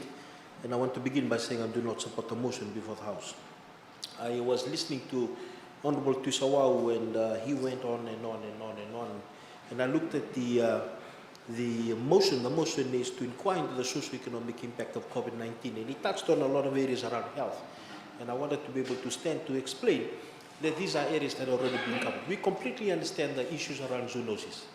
It is something that everyone around the world is beginning to have to deal with. We also completely understand that the challenges with health in the world at the moment is not only limited to non-communicable disease, but also communicable disease, Honourable Speaker. We also know that I've talked about how there's been a lot of reports that have actually said that because of our coordinates, where we are, that we're going to have to continue to face these climatic sensitive diseases also. So apart from COVID-19, we also have to remember that climate sensitive disease, which we continue to fight on a regular basis. And that is why, from a Minister of Health perspective and a government perspective, we work so hard, and this is the first government in the Pacific to have a molecular lab, and as such as the Fiji Center for Disease Control. And we've been able to do it because on our own as a sovereign nation. And if you see the other ones that have it, like, for example, like Guam and New Caledonia and French Polynesia, they have it because they actually have the other countries in which they are part of that actually support them in that regard. We also realize that it is so important to be able to have this replicated elsewhere. And again, at this moment, I want to assure us that we're looking very closely at having this capacity also in the Western Division, be able to look after our people in the Western Division. So the capacity of our molecular lab, the capacity to be able to grow that, the fact that we are working hand in hand with our border health unit, with all other arms of government in working together in ensuring that we keep our nation safe. We know from a Ministry of Health perspective that we play a vital role in the economic recovery of this nation. And that's why, as I've talked about yesterday, we are very keen to be able to push out into the community and to be able to do what needs to be done to ensure that we have the capacity in the community to be able to be ready to understand what needs to be done when there is COVID-19. And at the moment, as I've said earlier, we are COVID contained. Honorable Speaker, what we are talking about here is, as I've said earlier, something that already government has embarked on. From the beginning in January, we've talked about it. The Honorable Prime Minister was at the lead. Initially, it was the immediate health concerns, but later, obviously, what was being thought of is the economic aspects of it. And this is something not only the Honorable Ministers in the respective ministry have been working on, but also the civil servants. The civil servants that have been appointed by merit, the civil servants that are specialists in their own right, in the areas of economy, the areas of trade, the areas of commerce, the areas of health. They have been talking about ways in which we can be able to bring this country together. And they have set about the economic recovery plan that we have with the COVID-19 framework, including one of the examples of how this is being well articulated is the Blue Lane Initiative, which we've discussed yesterday, Honorable Speaker. Just before I sit, Honorable Speaker, I just also want to say that recently there was some discussion in the media in New Zealand that, that a few cases in crisis came from Fiji. It is not, Honorable Speaker. They are cases that came with the Indian contingent. They came through and transited for 30 minutes and went over to New Zealand. In no way they picked up the virus in Fiji. Honorable Speaker, as I've said earlier, I do not support the motion before the House. Thank you, Honourable Minister. I give the floor to the Honourable Linda Tumbuya. You have the floor, ma'am. Thank you, Honourable Speaker. I rise to fully support the motion that is before the House. And that is, this special committee, Honourable Speaker, is needed and urgent.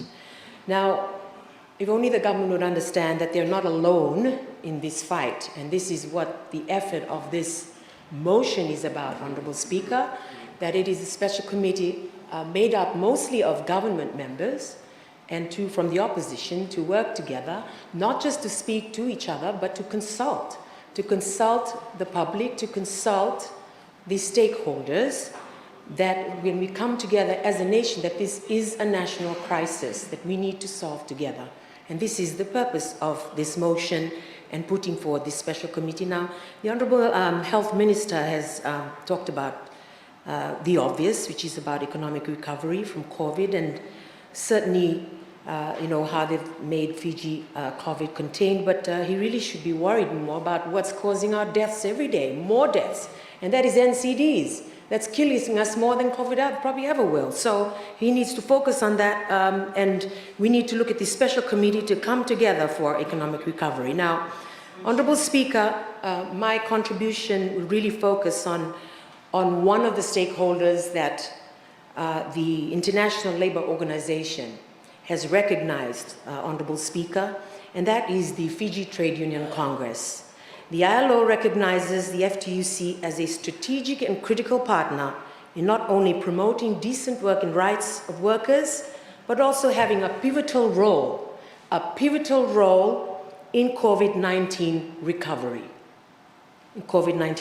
Now, as the Honourable Minister for Employment would recall, on the 20th of March this year, he had convened a meeting on a tripartite plus the ILO to open a dialogue on the impact of COVID-19. And then at that meeting, they collectively agreed and endorsed to have a tripartite ILO rapid assessment on the impacts of COVID. However, Honourable Speaker, there were a series of meetings that happened after that, but then the government decided to go on its own, and the government has conducted their own survey, which cost taxpayers $75,000, conducted by the Bureau of Statistics, and we're still waiting on the results of that survey. However, the FTUC has launched the ILO-funded and endorsed in-crisis rapid assessment on the impact of COVID-19 on employment and business. Now, Honourable Speaker, the survey was conducted on over 2,000 workers who are members of the unions, and these unions, Honourable Speaker, included the National Union of Hospitality and Tourism Industries, and they negotiated with almost all of the 40-plus properties it represents on other options for its members. And it also involved the Manufacturing and Retailer Sector Union, engaging in various discussions with the enterprise that they represent, Honourable Speaker, on the effects of COVID and business downturn. It also included FASA. As you know, Honourable Speaker, the Air Terminal Services Fiji Limited terminated the employment of almost 285 workers, effective immediately, and the number now of our employees that have been let go or are on reduced pay. Now, Honourable Speaker, the point that this particular report has shown, which needs to be looked at by this special committee. It needs to be looked at by this special committee. What are the key findings of this report, and how it can help us as legislators, as policymakers, to make decisions that are better for coping with COVID. And so, Honourable Speaker, I will just briefly read out the findings of this report. Honourable Speaker, firstly, from the members surveyed, most of them, Honourable Speaker, about 86% of those workers that have not been terminated or made redundant are on leave without pay and reduced income. So leave without pay and reduced income. Honourable Speaker, it shows obviously that the unionized workers to an extent were being helped because they were negotiating the outcomes with their respective employers. Another finding, Honourable Speaker, is that working poverty will increase as affected workers on reduced income are taking home 70% less than what their family needs in a week. 70% less than what their family needs in a week. Almost 50% of affected workers on reduced income are earning 30% less compared to pre-COVID-19. Now, based on the minimum wage rate and 30% reduced income, an average worker on reduced hours would be taking home $75 a week. Now, Honourable Speaker, based on the Fiji Household and Income Survey in 2008-9, the basic needs poverty line was $144 in 2003 and $186 in 2009. So it can be estimated now this year, Honourable Speaker, that an urban family of 4 would need a minimum of $260 a week. Therefore, Honourable Speaker, it can be assumed that the take-home pay of majority of workers on reduced income is 70% below the national poverty line. Honourable Speaker, another finding from this survey is that productivity will further reduce if current and redundant workers are not reskilled and supported. We thank the government for its initiative to commit $5 million to this upskilling or reskilling. Now, Honourable Speaker, however, the majority of those currently in employment are dependent on their current jobs for income and will be left behind. Now, if there is a further shutdown of businesses, 94% of workers indicated they do not have the capacity to transit into alternate forms of employment, because the majority of these will live in urban areas and don't have access to land or village social safety nets. Another finding, Honourable Speaker, unemployment will increase and consumption will further decline if redundant workers are not reskilled or retransited to employment. 54% of redundant workers have not been able to secure jobs, Honourable Speaker, and the majority of these workers are in urgent need of income support. And lastly, Honourable Speaker, the workers risk being left behind and retiring in poverty. 99% of those that were surveyed want the government to do more to protect their jobs and rights. Although 81% of workers surveyed indicated they benefited from the government-announced stimulus packages, workers felt the government should do more than buffer their income losses with their own retirement savings in the Fiji National Provident Fund. Honourable Speaker, some of the comments that came from those surveyed, they basically said that the government is helping us to help ourselves. So help us to help ourselves, which is on their own funds. And Honourable Speaker, they said that the FNPF should be renamed to FNDF, which is Fiji National Disaster Fund. Now, Honourable Speaker, COVID is going to be here for a while. That's what they've mentioned. It's going to be here for, yes, it's not a joke. That's what they have said. They are only relying on their own money and no help from the government. And so this special committee will look, Honourable Speaker, at finding ways other than their own FNPF money to help them. It will be another way to use this special committee to look into this. Now, Honourable Speaker, as mentioned over and over, that COVID is going to be here for a while. Is that the government's plan? We will continue to have phase 4 up to phase 100 of dipping into FNPF? Is that the plan? Our people are not earning as fast as they can put into their general account. They've lost jobs. Yes, they need to find alternate jobs, but how can they continue to deposit in that account so that they can get help? Now, Honourable Speaker, I want to congratulate both the Fiji Employers Federation as well as the employees, Honourable Speaker, in what they have termed as the bipartite recovery action. Bipartite recovery action. Honourable Speaker, on the 1st of July, FTUC and FCEF, supported by the ILO, signed a memorandum of agreement jointly implementing their COVID recovery initiatives. And Honourable Speaker, it is very, very encouraging to see this, that the employers and employees have come together outside of government. Honourable Speaker, there should be a tripartite forum. We've always known the three to work together, and we need the three to work together for economic recovery. We do not see this right now. The government is working on its own, and we need this special committee to bring the three together, Honourable Speaker.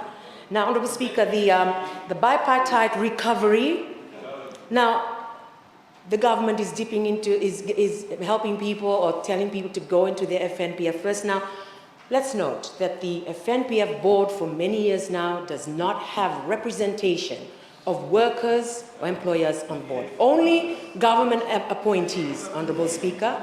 Now, where is the tripartite representation on the board, Honourable Speaker? Where is the tripartite representation on the board? This is the saving of the economy, or the saving of our people is by the employers and the employees, not government.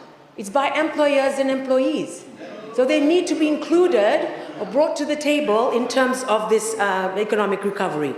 And I'm asking the government, please, do consider this special committee to bring them together. Whatever failed in the negotiations that has led to the government doing its own survey or not having workers' reps on the FNPF board, Honourable Speaker, needs to be relooked at. And if this special committee can broker that kind of deal, then we welcome it. We welcome it. Again, I reiterate, Honourable Speaker, that the government is not alone, and we're trying to help you. And with this special committee, Honourable Speaker, it will bring in, it really needs a nationwide response that will have both sides of the House representing 100% of the people to bring in the stakeholders together to talk and to move forward for the recovery of our country. Thank you, Honourable Speaker. I thank the Honourable Linda Tambuya. Honourable Minister, ready, you have the floor. Mr. Speaker, if I read this motion, it says that Parliament resolves to establish a special committee under Standing Order 129 to inquire into the socio-economic impact of COVID-19. But the entire contribution of the Honourable Member was about the impact of socio-economic impact of COVID-19. So what is this committee going to do about? Mr. Speaker say, when someone wants to do a research, this is it's called problem-solving research. Honorable Prasad knows. No. Mr. Speaker say, you must attempt that research or that study with an open mind. Here, you want to do a social impact study, and then before that, you are saying this is the impact, people are losing jobs, people are can't having decent meals, etc., etc. She read out an entire all kinds of report from some workers' union and etc., etc. Mr. Speaker said, here is it, socio-economic impact, and here she wants to establish a committee to do the same thing. Mr. Speaker said, we have gone past that stage. We have gone past, 3 months ago we have started our work on dealing with, wait, Mr. Speaker said, 3-4 months ago, the Honorable Minister for Economy came out with a special budget to deal with the socio-economic impact of COVID-19. What is she is just woken up now. She's just woken up now. Mr. Speaker said, there's a second budget which is to deal with a whole of government approach to deal with the socio-economic impact of COVID-19. She's just woken up now. Now she's saying we come up with another allocation by setting up a committee. Mr. Speaker said, she's talking about, on the motion is talking about to inquire into the socio-economic impact of COVID-19. Wait. To inquire into the socio-economic impact of COVID-19, but then she says, in the same breath, that this committee will say, how do we respond to it? It's not in the motion. No, wait. It's not in the motion that this committee's job will be, wait, you are caught now. Order. Here the motion says to examine the socio-economic impact of COVID-19, and she read out all the impacts, so-called all the reports are saying. Then she says, she puts aside the motion and says, this committee will find out how we should respond. Mr. Speaker say, every ministry, you've got the entire Ministry of Social Women and Social Welfare, every ministry is responding to how are we going to deal with the impact of COVID-19, and more than that, to lay down the foundation for long-term growth and development. Mr. Speaker say, COVID-19 has come, wait. COVID-19 has come, COVID-19 will go. COVID-19 has come, it will go, we are here, country will be here. We're not going to shift away from losing sight by dealing with some temporary Band-Aid Panadol solution. Mr. Speaker say, we haven't lost track of setting up a solid foundation for growth and development of Fiji. Mr. Speaker say, every ministry, including our ministries of our Ministry of Agriculture, Rural Environment, we are working day and night to deal with both immediate, medium and long term, how do we grow, secure and sustainably develop households, communities and the country. Mr. Speaker say, there's no need for this motion. This is wrong motion in the first place. She just now is trying to make it up by saying this committee the job of the committee will be to see how we respond. Why didn't she get the motion right? This is wrong. Take it back. Withdraw the motion. Thank you. I thank Honorable Minister Wala. You have the floor. Thank you, Mr. Speaker, sir. Mr. Speaker, sir, I rise to comment on some of the statements made by Honorable Linda, but before I do that, I'm a little bit surprised on the timing of this motion, because when the country was at a critical time and when we were passing through some difficult days, as highlighted, as commented by the Honorable Prime Minister, the opposition party was busy on the leadership issue. Every day when you get your hand to a newspaper, instead of them talking about COVID-19, they were talking about the leadership issue. And I want to remind. Order. And I want to remind Honorable Linda, please don't use this Honorable House to lobby for your deputy leader, party leader's campaign. Stop doing that, please. Mr. Speaker, sir, I just want to correct. Point of order. Take a seat. Take a seat. Order. I want to correct some of the statements, Mr. Speaker, sir. She has been talking about this tripartite. I will tell you the real story about this tripartite. The reason why you are saying things here, because you have attended their meeting on Saturday. And I think you have been misled or brainwashed by some of them who were present there.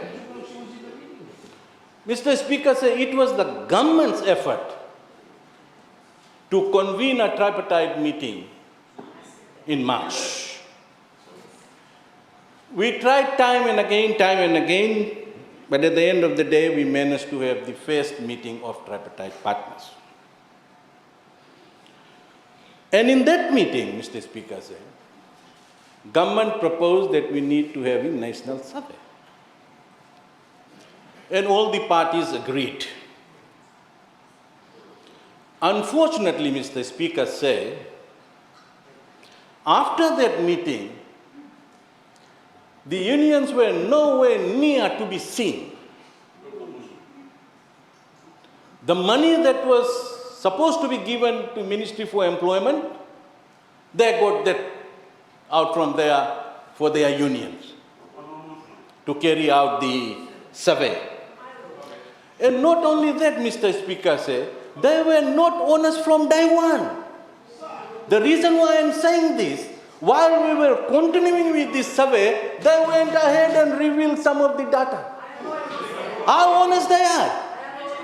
And here we have one honorable member talking about this union. I want to ask, Mr. Speaker, how honest these union leaders are in this country. I want to ask, honorable member. Mr. Speaker, not only that. She has also mentioned about tripartite board members. This is what I'm saying. She's not aware what's happening in and around her. We have Hira, and they have boycotted this meeting time and again. They have boycotted all the meetings that was organized by Ministry for Employment, wherever the tripartite boards are. And here she's saying, where is this tripartite board? Where is this tripartite board? What are you talking about? Are you aware? Do you know what you are saying in this honorable house? It's going to go on record.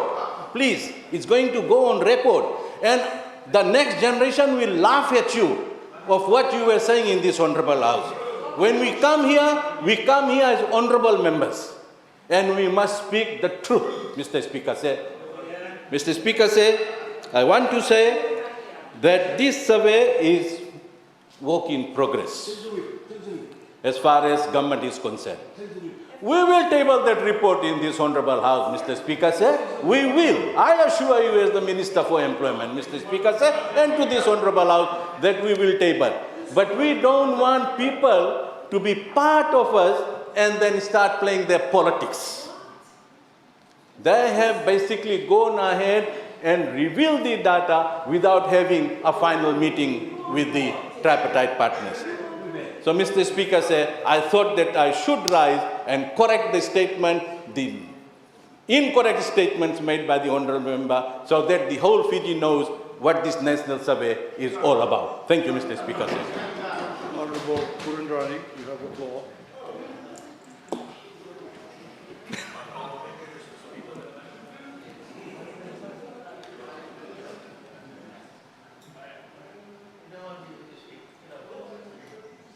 Thank you, Mr. Speaker, I'll just make a short contribution regarding the issue in the House and in support of the motion on hand.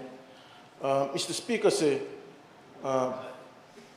based on my understanding, I've been listening from yesterday until today, it seems that the side of the House does not understand the importance and the benefits of bipartisan approach. Today, if we can see the situation Fiji is facing today, nothing is going right. Our economy is down, the level of drug abuse increases, crime increases, infrastructure is going down, very poor. All this has been based on their decision, Mr. Speaker, sir. Yesterday, Mr. Speaker, sir, yesterday we were debating in length about a proposal from the opposition, for a bipartisan committee regarding the drugs. For the last 5 years, yesterday they were telling the House the programs that they were implemented. They were telling the House the strategies that they have, but it does not make any improvement. Drugs abuse continue to increase. School children, the data was explained in the House yesterday by the side of the House. They know it very well that the approaches and programs and the plans is not working. It's not working for the last 14 years. It's not working. So I beg the other side of the House to understand what do we mean by partition approach. They've run out of ideas. They've run out of plans. That's why we are facing problems today. That's why we are giving our ideas, new ideas for them. I hear yesterday with interest about the debate against the drugs. And none of the presentation managed to say, what is the solution? And I was sitting here, watching the Minister of Agriculture. You know the problem is to find another crop that has the same value of the marijuana, and that will solve the problem. Focus your resources there. How many roads have you done in Kandavu? How many machines have you put in Kandavu? How many rehabilitation of Angona, Dalo in Kandavu? None. So that's why they continue to grow that crop, because it's high value and low volume. And that's it, to find an alternative. And that's the solution. Find an alternative crop closer to marijuana, and you solve the problem. That's my idea. Thank you very much, Mr. Speaker.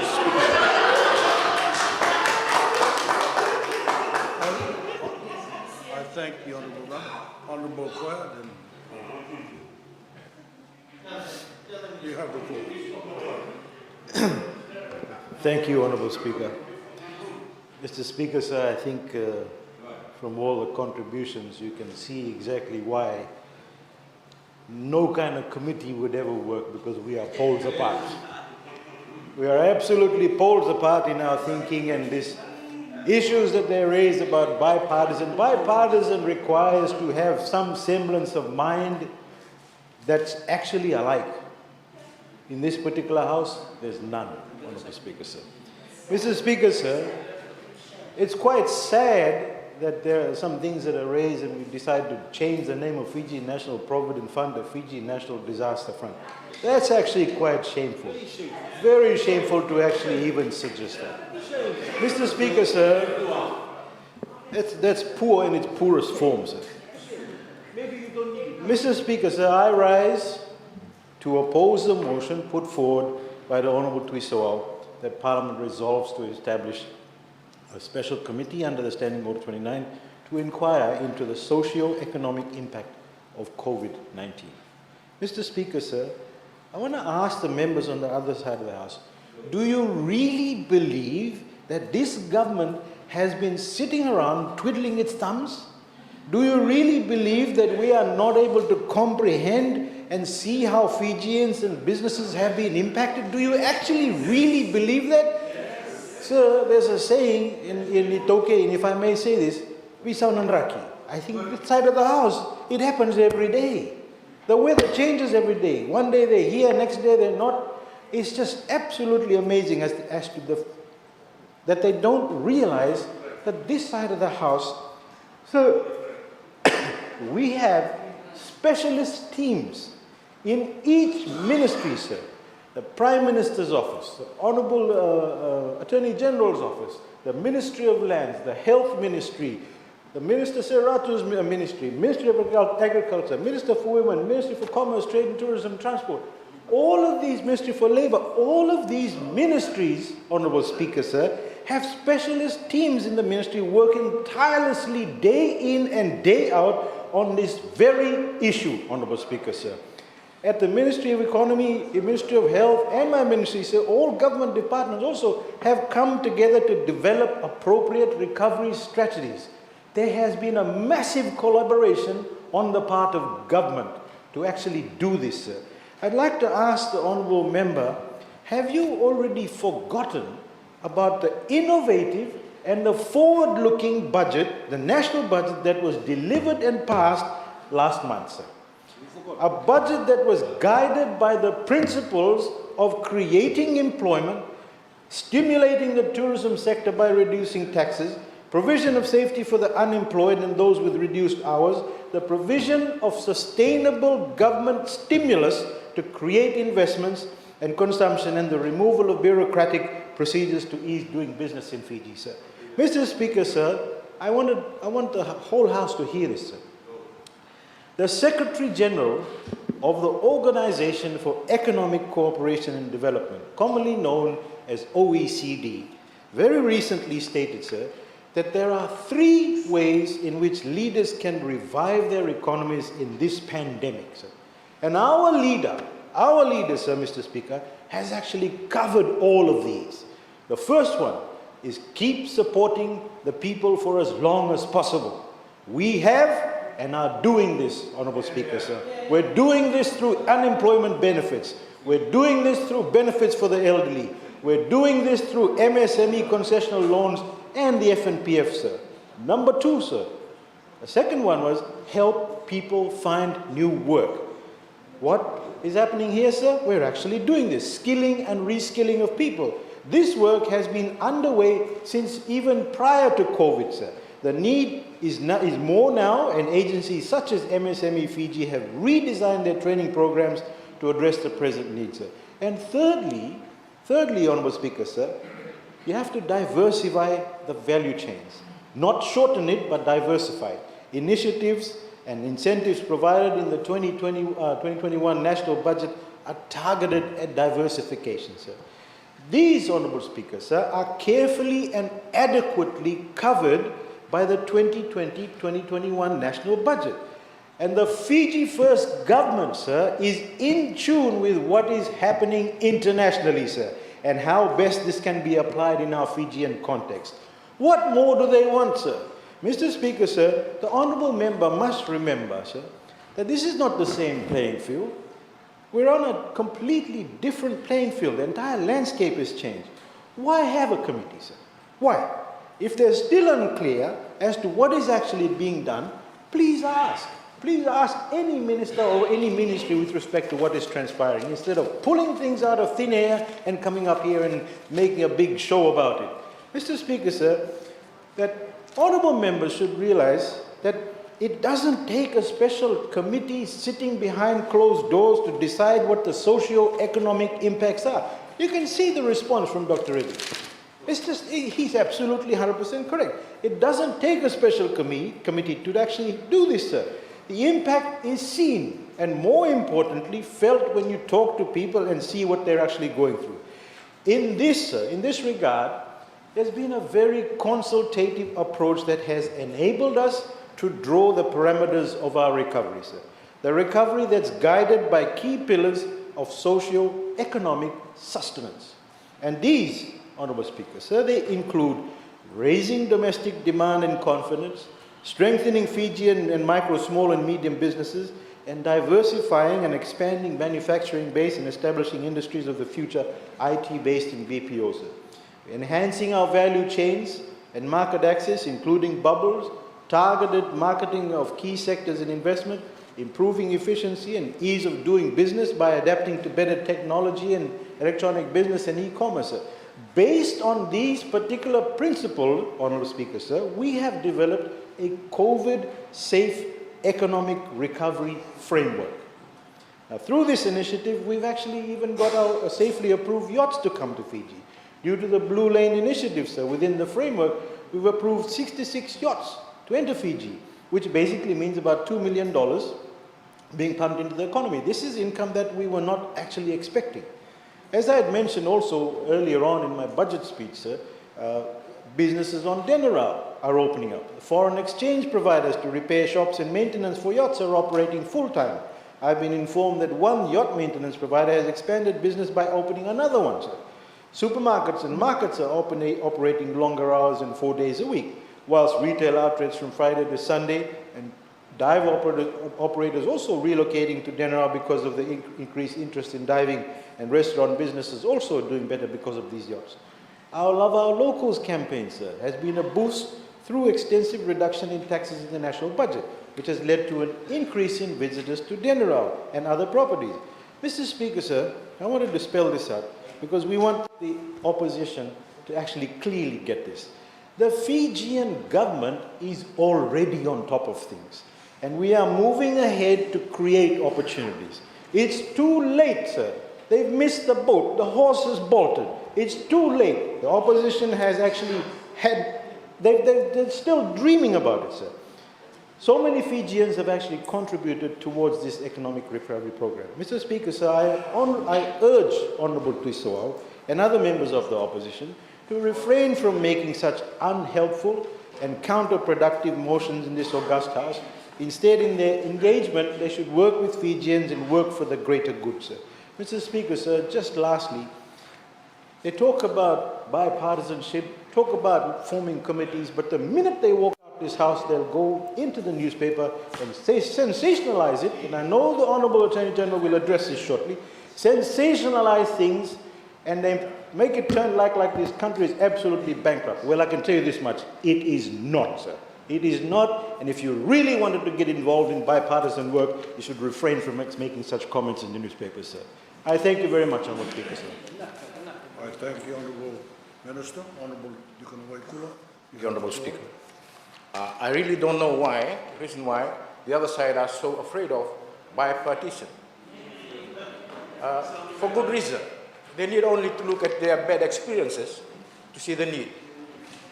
Honourable Koya will understand that if he had sought second opinion, if he had listened to this side of the House, he would not lose that 45 million on that golf tournament in Denarau. It happened from 2014, 2015, 2016, 2018, not $1.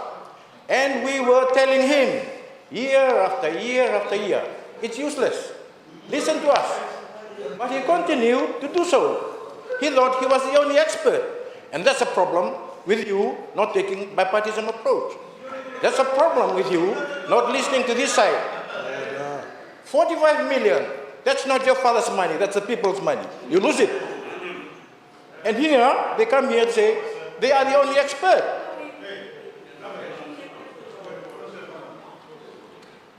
Yep. Take lightly to anybody referring to my father, sir. I think he ought to withdraw that. That is an insult, and I do not take lightly to that, Honourable Speaker, sir. With the greatest of respect, I ask him to withdraw that with your permission, sir. I withdraw that. Thank you. Sincerely. I hope so. But I hope you take my point. And another good example of the failure to listen to this side, they just look at the mess they do with the economy. We've been telling them for 14 years, listen to us. Let's do a common approach. And they didn't want to. 4 billion. 4 billion was our revenue in 2017. 2018, it came down to 3 billion. 2019, 2 billion. This year, 1.6 billion in revenue. Because they don't listen. Debt has gone up. 2.5 billion, now it's going to be 9 billion, 29 billion. For what? Because you don't want to listen. You don't want to take a bipartisan approach. And the facts speak for themselves. And that's the whole reason, the whole purpose of this motion. You know, Honourable Koya said, they have started 4 months ago. He asked, do you really believe that government have been sitting around doing nothing? And he said, they have started work 4 months ago. Honourable Ray said, 4 months ago, government, they have specialists in every department. but it does not show in the budget. If that was so, Dr. Reddy, why was your budget deducted? Why did you have only 16 million in your agricultural budget?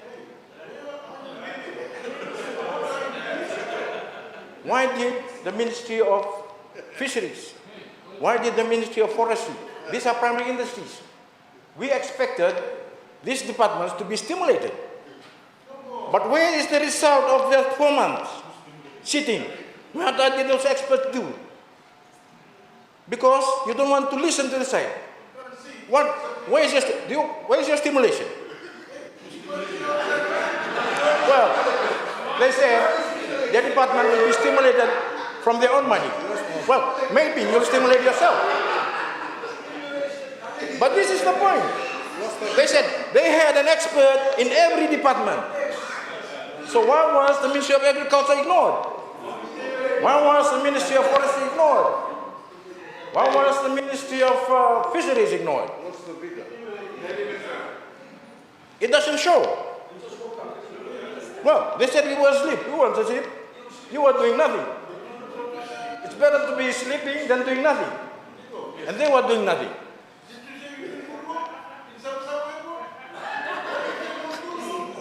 Order. Honorable Speaker, Honorable Bala said, the government was busy, as highlighted by the Prime Minister, while Sodelpa was busy sleeping. And let me just refer to what the Honorable Prime Minister, a lot of what he said was rubbish. He said, this side of the house woke up late. Woke up late to what? The Honorable Prime Minister seems to be misconceived about the nature of the problem that we have, this pandemic. He probably thought that it was like a hurricane that came and went. No, it is continuing. The effects of this are continuing. It does not come. The crisis has not ended. The crisis continues. And there's a good example here, if you just allow me, Honorable Speaker, to read from the latest, this is from the latest Reserve Bank figures in August. And this shows that this problem, this COVID, continues in its effect. 25 million cases recorded so far. Amongst our major trading partners, economic contraction in the second quarter is expected to be the steepest. That's not months ago, this is now. And moving forward. Visitor arrivals plummeted by 71.8% in July compared to the same period last year. Electricity down by minus 9%. Pine wood supply down by 19%. Wood chip down by minus 0.5%. Sawn timber minus 37%. Mahogany minus 38%. Consumption and investment expect the economic contraction this year 21.7%. So it's ongoing. Further, building and construction activity minus 27%. Domestic cement sales minus 13%. New lending by commercial banks, they're not lending. Going down, minus 11.5%. Licensed credit institution, minus 58%. That is just to make the point that this pandemic or this problem is continuing.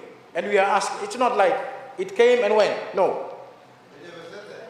The Prime Minister said that. Well, let me quote him. Prime Minister said, they woken up late to the crisis.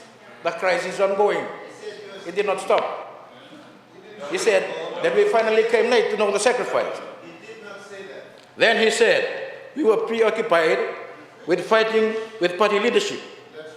And he also said, with reinstating chiefly power, probably a reference to the Prime Minister's law to terminate the Green Council of Chiefs. But let me tell the Prime Minister here, those laws, in hindsight, and the more we proceed, it becomes clearer and clearer that they were totally wrong. And that's even the belief by members who are sitting there. Maybe they don't see. I think that is what they know inside. Yeah. Probably speaking for Honorable Corella Besau. Probably speaking for Honorable Usamate. That's what they know. And what's only stopping them is because they are paid and they are threatened and they are intimidated. But soon as the Prime Minister and his side will go out, they will come to this side. Some of them are already, as soon as they go out of here, then they come this side. And that's telling me that even while they are here, their mind, their thoughts and everything is on this side, but they are intimidated because they are paid from that side. But you just wait. So don't worry, we will come to your rescue sooner or later.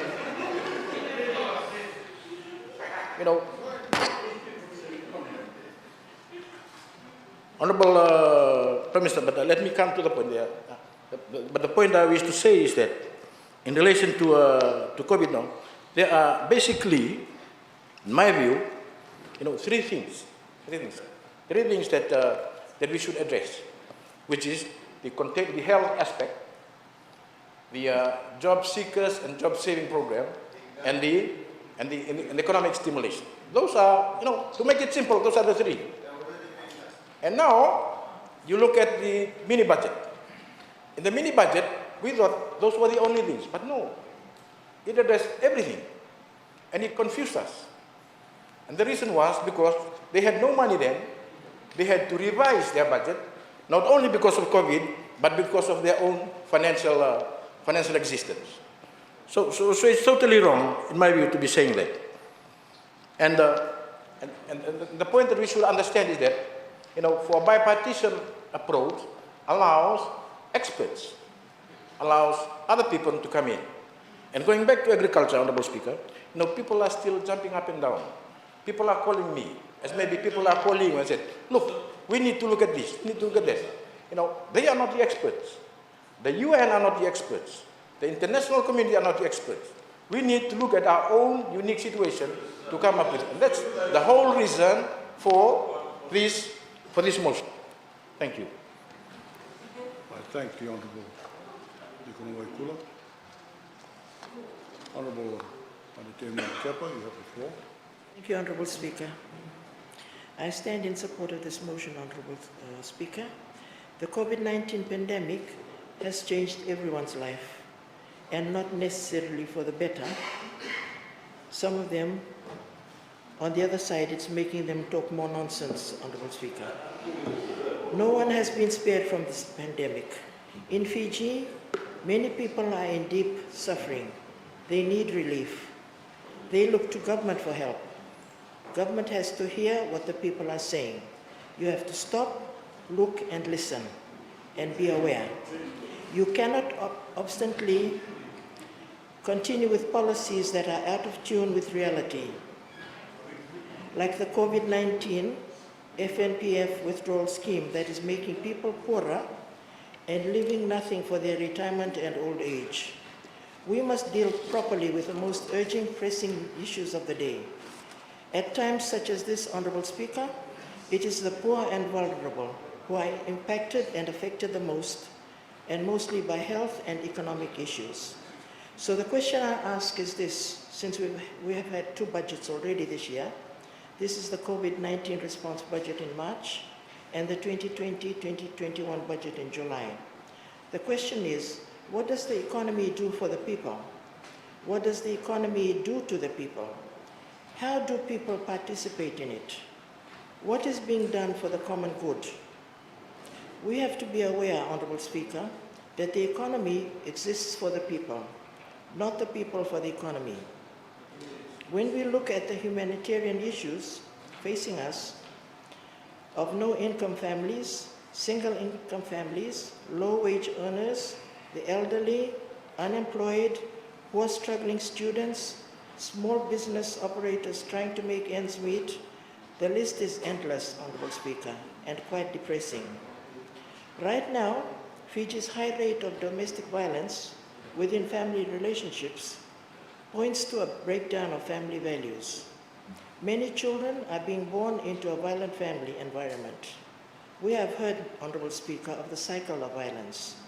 Many young people resort to drugs. We heard yesterday of the figures in 2018. Primary schools, 25% of drugs were found in primary schools, and in secondary schools, 75%. Many of these young people resort to drugs to fill unmet emotional needs caused by lack of love and belonging. Poverty in Fiji remains a serious concern, Honorable Speaker. Increasing stats on prostitution, planting marijuana, and selling drugs, these are poverty indicators. There is a strong correlation between level of education and the risk of poverty in Fiji. In Fiji, the highest concentration of poor people, as we already know, Honorable Speaker, are in the urban and peri-urban areas. The stats show that poverty centers around urban and peri-urban communities, that is where we have the squatter settlements. And there are over 200 squatter settlements in Fiji, Honorable Speaker. The urban drift is responsible for this, and the low level of education is the cause of much of it. For these categories of people, Honorable Speaker, paying for grounded aircraft for Fiji Airways makes little sense. Their question is, who told you people to go and buy them? When told they don't own them, only some aircraft, some are bought and some are leased, are rare. What's wrong with them? Who told them to do that? Good question, Honorable Speaker. Innocent people are paying the price of over-ambitious, reckless spending. You and I together. Honorable Speaker, we need to undertake every effort to get our economic house in order right away. We have to fast, pray, and do more good works for divine intervention that COVID-19 remains in containment. And we thank the Lord for that and the government for keeping us safe. When schools reopened after COVID-19, Honorable Speaker, after the COVID-19 lockdown, the Catholic Church put into place, excuse me, Honorable Speaker, really, the Catholic, when schools, Honorable Speaker and Honorable Prime Minister, reopened after COVID-19 lockdown, the Catholic Church put into place a psychosocial spiritual process in their schools to help teachers and students address their experiences and feelings during the lockdown, as it was a traumatic time that affected them all, and mostly in a negative manner. And these interventions were for their 19 secondary schools, 44 primary schools, 5 tertiary. No number was given for the early childhood, Honorable Speaker, but this would have totaled thousands of students and their teachers. Psychologically, so much happened during COVID-19, when children were literally locked up in their own homes for the period of over one whole school term. For years 12 and 13, that is Form 6 and 7, they had a 14-week break. And for the early childhood and primary schools, it was 15 weeks of lockdown in their homes. Just think about it, Honorable Speaker. They were confronted with parents, whilst they were at home during this lockdown, they were confronted with parents losing jobs, parents who were on leave without pay, sickness, losing homes, less food on the table, some of them with no food at all, stressed parents, violence in the home, children couldn't talk to their friends to share with them what was happening. Who could they talk to? They missed their friends, Honorable Speaker. Imagine the effects this would have had on young children whose development at this stage does not offer them many coping skills. Different experiences affect children in different ways. That is why the psychosocial spiritual processes were offered. Perhaps, Honorable Speaker, the government can take a leaf out of the Catholic Church's intervention program to help students and teachers and even parents. I'm sure RKS would be the better for such an involvement. Who knows but what that is happening is at RKS is a consequence of COVID-19 consequences. Since we have some RKS old boys on both sides of the House, Honorable Speaker, maybe they could organize these interventions for the school. I'm sure right now they would want to give back something to their school. Spending 1 week at home is not going to do anything for those students from their school. What are you going to offer them after that 1 week away from school? More of the same? You already know it's not going to work, right? So I'm strongly suggesting, Honorable Speaker, that this psychosocial spiritual process be given to students at RKS and their teachers, because this would be a timely, relevant, and a meritable process for the school to go through right now. Thank you, Honourable Speaker. Thank you, Honourable Mugabo. Honourable Solotero Ndrondo, you have the floor. Thank you, Honourable Speaker, and I rise to make a contribution in support of the motion, and that is to establish a special committee to inquire into the socio-economic impact of COVID-19. And Honourable Speaker, we move this motion with our genuine, sincere concern and care for our people. And I will share this with the House. This motion emanates out from various visits that we make to the communities, whereas the other side of the House only visit the communities to go and cut ribbons. And when they do that, the people are coming there to serve them. It's like a master and servant attitude. And the people will never share their real concerns with the government team, with the ministers coming in their big vehicles, black vehicles with the lights going on and off. It scares them off, Honourable Speaker. They will not ever share their genuine concern on the struggles they're going through. They will do that if somebody comes in a very normal attire, even with flip-flops, and just walking by themselves. They can relate to that person, and they will share their genuine concern about the struggles in their life. They will do that with members of this side of the House. They can relate to us because they know we will listen to their concerns, and we will raise it in this House. Honourable Prime Minister, there is a dress code for this Honourable House, and we have to dress accordingly. Honourable Speaker, yesterday we moved a motion on the special committee to be established to also address the drug abuse in Fiji. And again, we hear from the other side of the House, they did not support it. The minister responsible speak against it, Honourable Speaker.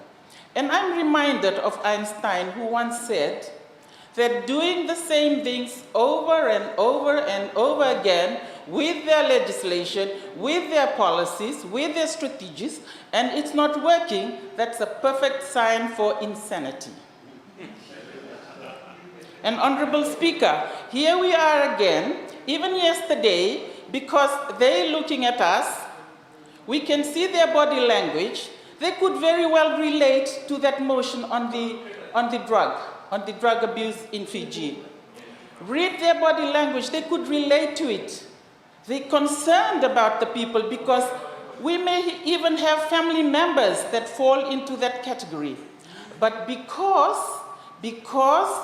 our system does not allow cross-the-floor voting, and also being mentioned by Honourable Nawaikula, even though their heart tells them, we agree with the motion, but they will never dare to go against that because they know it'll cost them their job. So, Honourable Speaker, conscience voting is out of this Parliament. And if we are going to be looking at the socio-economic impact brought about by COVID-19, that is a matter of the heart. Matter of the heart because you are concerned about the people.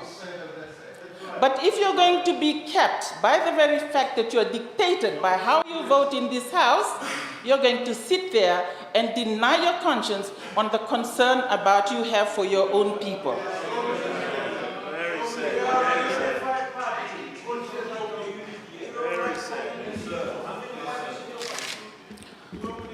Honourable Speaker, yes, COVID-19 pandemic is a global crisis, but we must never forget the impacts are critically local. And we hear from the other side of the House that they are doing what the government is supposed to be doing in terms of their programs.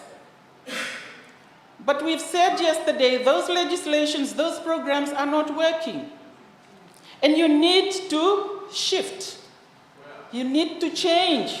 You need to address this impact brought about by COVID-19 with new policies. And that you will need to do that if you have more people. You need people on this side of the house to be able to come up with constructive policies to be able to address this problem constructively and effectively. For example, Honorable Speaker, the Honorable Minister Reddy, the Minister for Agriculture, wants to talk on everything else, but not agriculture. A lot of people are moving back to the rural areas. And all the ministry is doing is distributing seedlings. And now it's a second wave of seeds. But Honorable Speaker, yesterday I mentioned in this house that almost 133 million worth of marijuana for the last month, just from June up until now, reported by mainstream media, was uprooted from Kandavu. If you, Honorable Reddy, are a responsible Minister for Agriculture, you would come up with alternative programs that will bring about the same kind of money that the government is looking for, Honorable Speaker. And yet they come up with policies, like I mentioned yesterday, on the Blue Lane Initiative, when they know very well yachts that come into Fiji can very well be responsible for the hard drugs, the cocaine that end up washed up in our maritime islands, Honorable Speaker.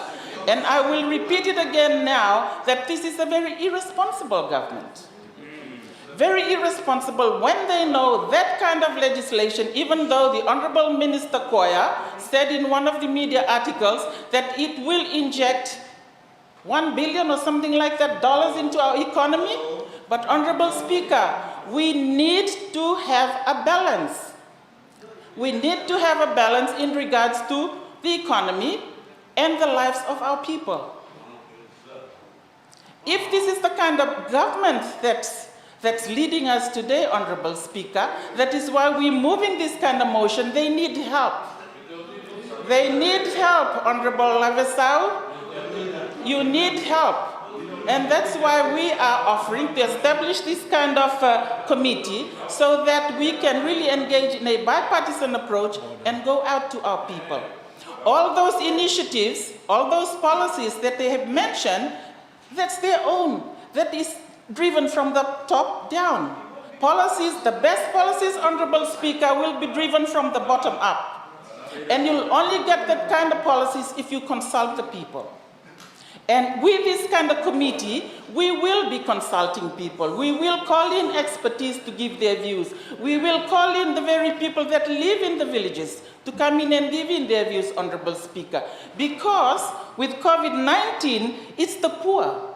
It's the poor that will be really badly affected, Honorable Speaker. And if the government does not consult them to be able to formulate new policies, design new policies that will work, and then be able to use the money that they are looking for. This budget is just budget on paper, Honorable Speaker. Every month they look for money even to pay for civil servants. So to be able to do that, Honorable Speaker, we really need to go out to the people and hear them. On the initiative that the Honorable Minister Koya had mentioned about the small business, I was in Nambuwalu recently, Honorable Speaker, and people had to go right to Lambasa to be able to fill their forms and get other documentation to be able to submit with that form. And up until now, Honorable Speaker, there has been no feedback. One person, one man that came and said to me, inquired with the ministry and was told to keep on waiting. That is the problem, Honorable Speaker. The initiatives may be good, the policies may be good, but where is the money? If there is no money, then all these initiatives will be on hold until, somebody said to me, joked to me, said, until the loan comes through. This is from the people on the ground, until the loan comes through, which makes sense. Only then, all these initiatives, the small business or medium enterprise that the Honorable Minister had alluded to, they will only become a reality when money is there. And on the education sector, during the COVID-19 lockdown, if the government had remained true to their promises in the budget, and I will recall in 2015, their budget theme was turning promises into deeds. If indeed those promises were turned into deeds, then the children would not really be affected during the lockdown because they would have the promised 1 laptop per child. And that would have facilitated their continuous education at home. But that did not happen. Also, Honorable Speaker, it's popular on the social media that there are organizations that are providing cooked lunches for the children. These are concerned groups, concerned mothers that have stood up to help our people because they know that some children are going without lunches in schools. And yet, the Minister of Education will say that all is well in the ministry. As mentioned earlier on, the strike of the students in RKS, those are signs of the negative impact brought about by COVID-19. Because they may need counseling. They may have needed counseling, Honorable Speaker, but maybe that's not available. And that's only the tip of the iceberg. That's only the tip of the iceberg because the impact of COVID-19, Honorable Speaker, is a long haul. Where's the full iceberg? It is a long haul, Honorable Speaker, and if this is the kind of responses that we are getting from the other side, where are we going to get to? Yesterday, I asked the Minister for Health on the preparedness of the health facilities in Vanombalau in regards to, say, for example, water. And even in the urban areas, the Minister for Infrastructure has not even been able to address that. Children have stopped going to school. So our problems is going to be aggravated more because the government has failed to relook at their policies, to relook at their budget provisions and consult the people accordingly. And Honorable Speaker, that would be a good start if we start with a bipartisan committee. But we know, yes, Honorable Lavisau, because you know it's not going to happen. But we need to sensitize this and highlight this so that our people know what kind of democracy we have in this House. On that, Honorable Speaker, thank you very much for the opportunity to share words in this. Thank you. Thank you, Honorable. Honorable Leader of the Opposition, you have the floor. Thank you, Mr. Speaker, sir. As the Honorable Tisawa was moving his motion, I wrote this down. I will not be surprised if the Honorable Member of Parliament on the government side will say there is no need for this committee to be set up because government already has in place things for that. Mr. Speaker, sir, many of the ongoing programs in Fiji now, since COVID came around, are in fact geared towards that. Perhaps more needs to be done. And we cannot know what else unless we come up with this bipartisan committee, which will be chaired by a government member, and the majority of the members will be government members, and the opposition will have 2 members of the committee.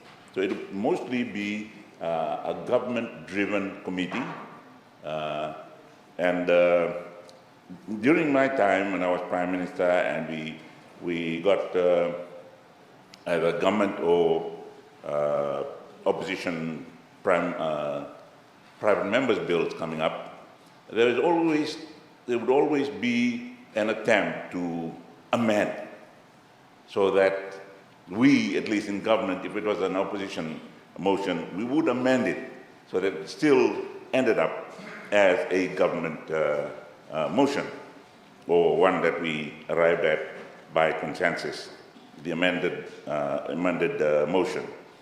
Mr. Speaker, sir, we will be looking at a reset of the whole economy of the nation.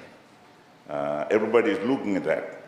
While in the past we have been driven by our concern for international trade, our participation in international trade, I'm sure there will be some room for reduction on our reliance on international trade. The advantage of having bipartisan committees of Parliament is that they will apolitically consider the issues at hand. Before our lunch, Mr. Speaker, so we had a very lively debate on the climate change and contribution from the climate change champion. Mr. Speaker, so he was a 100-meter champion at school, at RKS, and I'm sure they will listen to him if he goes back to try and resolve the minor issue that's in the school at the moment.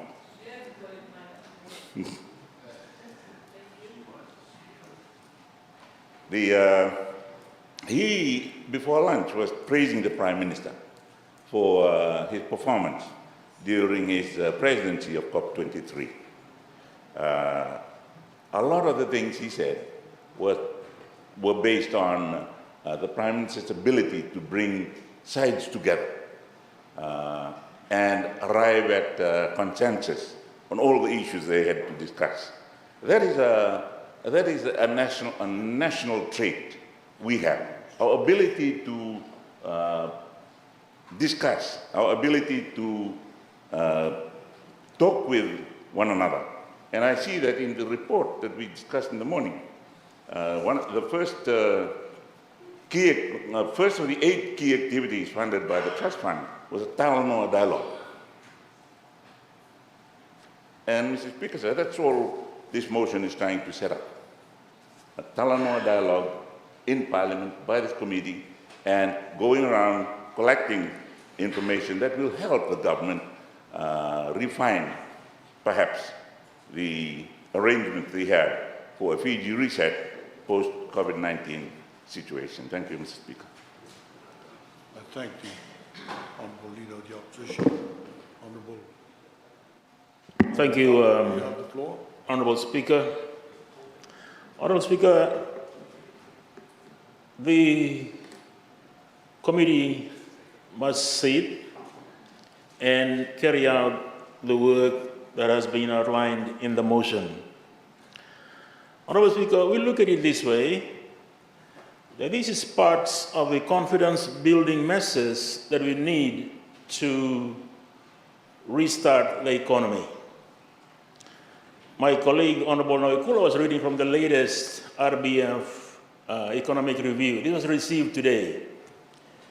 And what it says, Honourable Speaker, is that there's about $1 billion of liquidity in the banking system. But it also says that lending is down quite significantly. There is no shortage of borrowers, Honourable Speaker. I speak as chairman of a corporation that has programs in place, that has its banking loan facilities approved before COVID-19, but right now I need to go and convince the lenders to lend the money. And I'm not alone. I was talking to one of my colleagues in Parliament.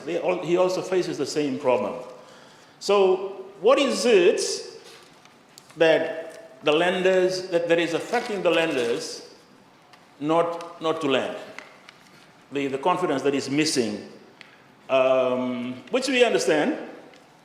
But if anything, Honourable Speaker, we need to get the private sector to continue with the projects that it had on the drawing board before COVID-19. Government makes the case that building the Prime Minister's office is good for the economy, employing people. And indeed, I see other projects around the country that are progressing. Some of them I would classify as low priority, that they can be pushed aside for this time until things get better. And I also, during the debate on the budget, I said, Honorable Speaker, that the private sector has huge schedule of projects that are ready to go, but right now are having problems securing the lending, the funds from the lending institutions. So, Honorable Speaker, we need to build that confidence, and this committee will help create that confidence. Any little work we do to meet, to have dialogue on issues relating to COVID-19 will help build confidence. I was lamenting yesterday the fact that we will meet now, this Parliament, and we next meet in early December. And we all know that every time this Parliament meets, the country is bowed by feeling of goodwill, a feeling of belief that their leaders are meeting and resolving issues. Even if you don't agree, the fact that we are talking helps create confidence.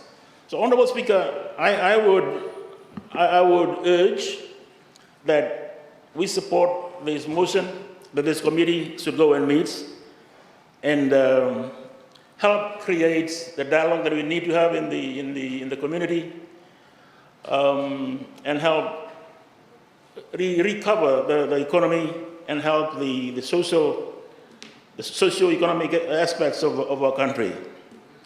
I know that we all have stories to tell, but for me, I lived in Nandi for a good many years, and it was only last week that I went back to Nandi, and to see Nandi Airport being desolate, totally shut down, was quite painful. So that's really, we all know is really impacting on our country, and we should do everything to try and revive our economy. And this meeting, this committee, sanctioned by Parliament, will go a long way in creating the positive vibes out there and possibly help lenders lend money and for projects to take off. So, Honorable Speaker, I fully support this motion. Thank you. I thank the Honourable Walker. I give the floor to the Honourable Attorney General. You have the floor, sir. Thank you, Mr. Speaker, sir. Mr. Speaker, sir, I had in fact a fairly, if you like, a technical response to this motion itself, which I do not support. But listening to the contributions from the other side, Mr. Speaker, sir, I feel the need to actually respond to some of those responses that they provided or those who have spoken on the motion itself. Mr. Speaker, sir, but before I do that, suffice to say and only to reiterate that we have had widespread public consultations before the budget. We had in fact went out publicly. We were in the towns of Singatoka, Nandi and Lautoka. We had also consultations in Suva with a number of organizations, including the various Employers Federation, Chambers of Commerce. We had also said that people could make submissions online. And of course, we had two individuals who are politicians who responded, as I mentioned earlier on, Savinathan Narumbe and Mick Beddoes. Indeed, they provided alternative budgets. Of course, the opposition continuously fails, both SODELPA and NFP, to give any alternative budget. They do tend to cite Australia and New Zealand when it suits them, but actually if you look at the budgetary process in those two countries, the opposition actually always, not just when it's COVID, always provides an alternative budget.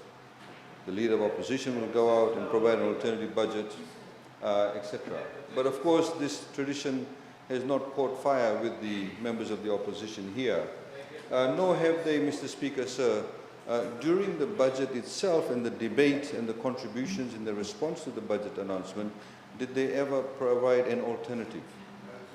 They only were, yes, we provide the budget, but they did not provide an alternative. All this simply did, Mr. Speaker, sir, was just, as I said, provide airy-fairy, not even alternatives, but basically criticism for the sake of it. Mr. Speaker, sir, I was you know, as I highlighted earlier on today, that the opposition tends to either, you know, engage in obscurantism, which is basically misleading people, or in fact just ignorant of certain things.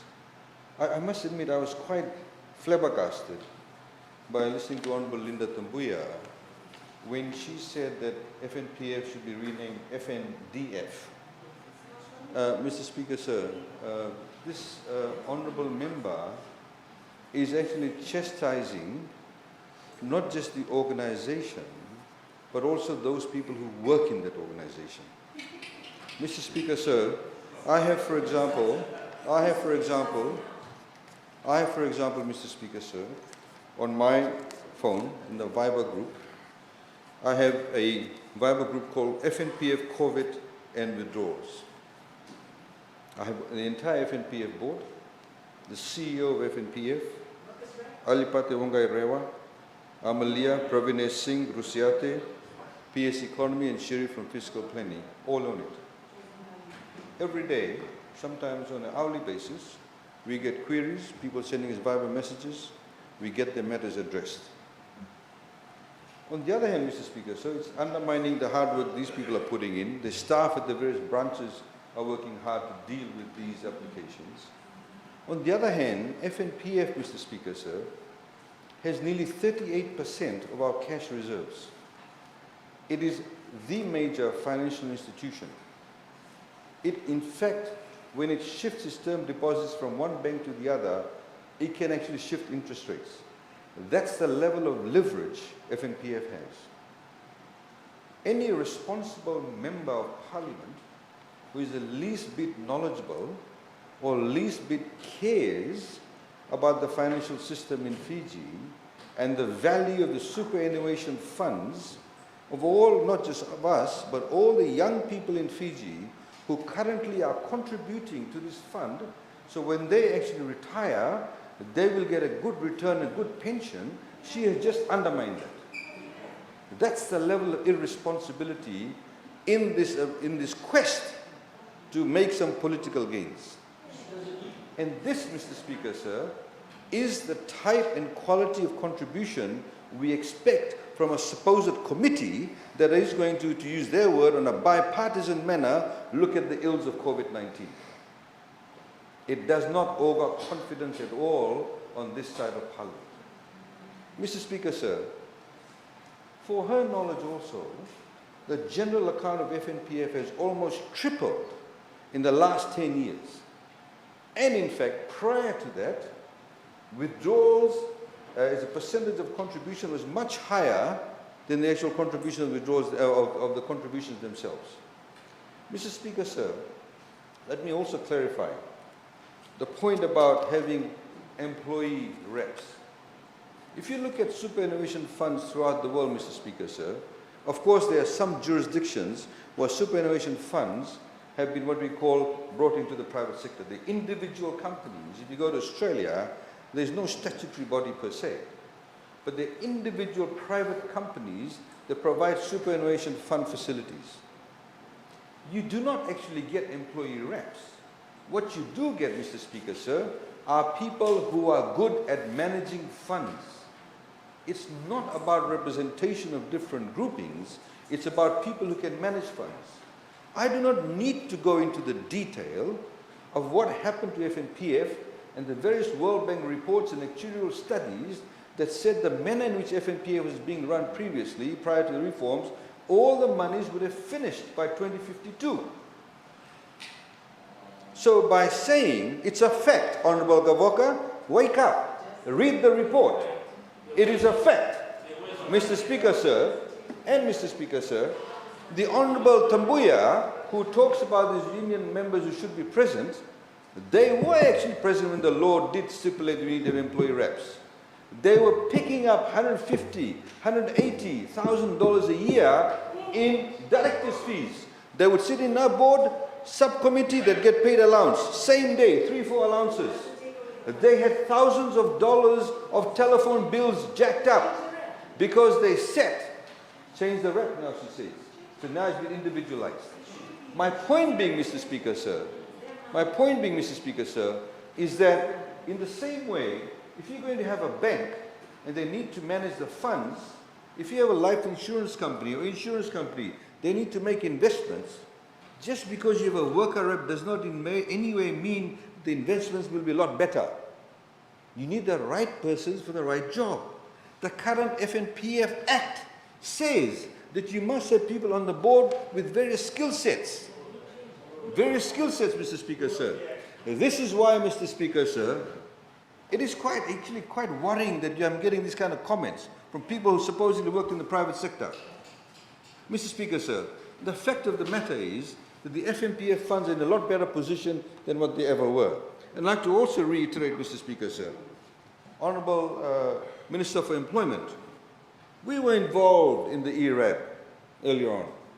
The union reps failed to attend the ERAB board meetings. It is no doubt, Mr. Speaker, sir, it is not lost on people, these union reps also are members of political parties. Honourable Tambuya belonged to one of them. So obviously in respect of their contribution is determined by their political fortunes, or what they believe would be their political fortunes. This is the level of hypocrisy that we are seeing. Mr. Speaker, sir,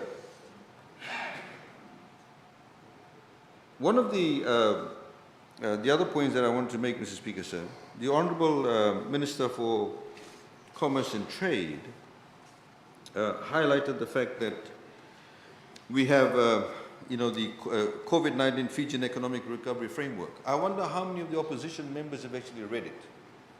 It is a detailed document that sets out in sync with the health measures that need to be put in place and that need to be actually implemented with the view, whilst managing their health risks, opening up the economy. Honourable Salote Rondrondro has completely debunked the blue lanes. Completely debunked the blue lanes, despite explaining to her she is so monofocused, like some of the members in FNPF, on one particular issue, and everything else becomes irrelevant. Running an economy, managing the economy, looking at all the various contributors to the economy, you cannot be simply monofocused. It's a question of managing those risks. So I would like her to go and tell all those Fijians, after the arrival of those 60, 70 odd yachts, all those Fijians who have now been re-employed at Port Danarau, some of them have gone out to the Mamanuthas. There's going to be a regatta between the islands during the Independence Week, 10th of October. How many Fijians will be employed? They'll be able to earn some living. On one hand, they talk about unemployment, yet on the other hand, they don't want these people to be employed. Every single country in the world today faces drug problems. Drug usage in Australia has increased significantly. My brother-in-law, who's a school teacher, will tell you, kids come into school scratching their arms because they're on ice. It is a problem there too. They also allow yachts. You see, Mr. Speaker, sir, this is the problem with the opposition. They simply cannot comprehend, or actually fail to comprehend these issues. Mr. Speaker, sir, again, she misled Parliament.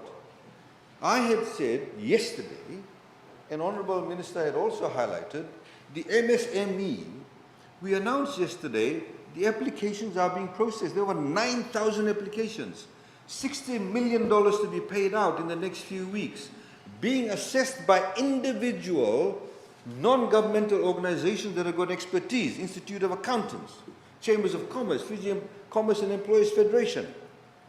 All of these organizations are putting up their hands, fee-free, not charging us any single cent, working till midnight to process these applications. Because tomorrow, if somebody gets this fund and they don't deserve it, you'll come running here and say, you're giving freebies, you're buying votes. We realize it's taxpayers' fund, that's why it's going through that level of scrutiny. Mr. Speaker, sir, Mr. Speaker, sir, I have to read this particular text message I received from this gentleman who I actually have not met. And he said, I received this last week. A very good morning to you, sir. Sometimes when you're exasperated by the courtier led by Honorable, well, he didn't say Honorable, he said led by Biman, please remember the words of the great Bruce Lee. If you point a finger away to the moon, you will miss all the heavenly glory if you concentrate on the finger. These people never accept the good things. It would be easier to write on water than to talk sense into them. Wishing you a very happy and blessed weekend. God bless. Mr. Speaker, sir, there are numerous examples of this. Mr. Speaker, sir, I wanted to also highlight, I think Honorable Rondondo, again, I'm just going to stay with you for a little while. She said that, she saw that people on this side, they had this look in their eyes, that they were conscious voting, they would have voted for their particular motions. Honorable member, if I were to say to you the number of times a number of the members on the other side have come forward to us and said, we agree with you in private, half of your side would be empty. Half of your side would be empty. Half of your side would be empty. And I see some of them, and I see some of them shaking heads saying, don't say it, don't say it. Mr. Speaker, sir, I would also like to correct Honorable Nawaikula. Honorable Nawaikula said that the budget for agriculture was not increased. In fact, budget for agriculture was increased. The budget for forestry actually was increased. Budget, of course, for medical services was increased. And if you look at some of the new policies announced in some of the other ministries, there are strategic moves in place to be able to make sure that they're a lot more responsive. He said that we had said government revenue is $4 billion. We have never projected that. Please correct that. If you look at all the budget estimates, we've never estimated budget revenue to be $4 billion. Mr. Speaker, sir, there is no doubt that COVID-19, of course, has affected the entire world. We all agree with that. There's no doubt that some of the fundamentals of economics needs to be looked at throughout the world. Issue of sovereign debt. Now, just Google it. Nearly every hour there's an article coming out by some expert. There's new articles now coming out that debt by government is not a bad thing. UK is almost triple its level of debt. So is USA. All these governments have got enormous levels of debt. A lot of them are doing it to just spur economic activity. Mr. Speaker, sir. Mr. Speaker, sir, the reality of the matter is that we have to, for example, even re-look at our development plan. Our 20-year development plan, the timelines need to be looked at. Because as we've said, we do not know when this COVID-19 pandemic will finish. We do not know whether it will actually ever go away. It may be one of those illnesses or diseases that we'll simply have to live with. And there may be a vaccine in 2 years' time. We don't know that. In the same way, people lived with polio for decades. Then somebody came up with a vaccine, and the polio was eradicated in many parts of the world. That's the reality. And that is the new norm. The way we travel, when we get to travel, will change forever. So, Mr. Speaker, sir, we'll have to relook at our development plans. 95% of the countries in the world, Mr. Speaker, sir, are projected to have negative per capita income growth in 2020. We are not in this alone.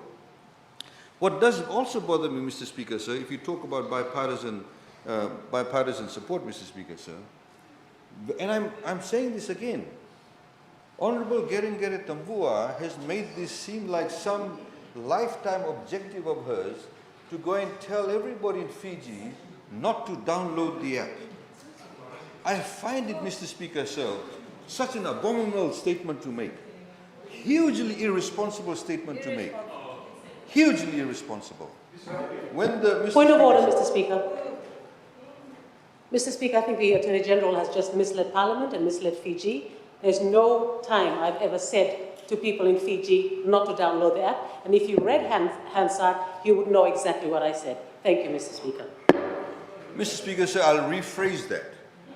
Honorable Geringgeret Tambua has not in any way supported the downloading of Care Fiji app. In fact, she has said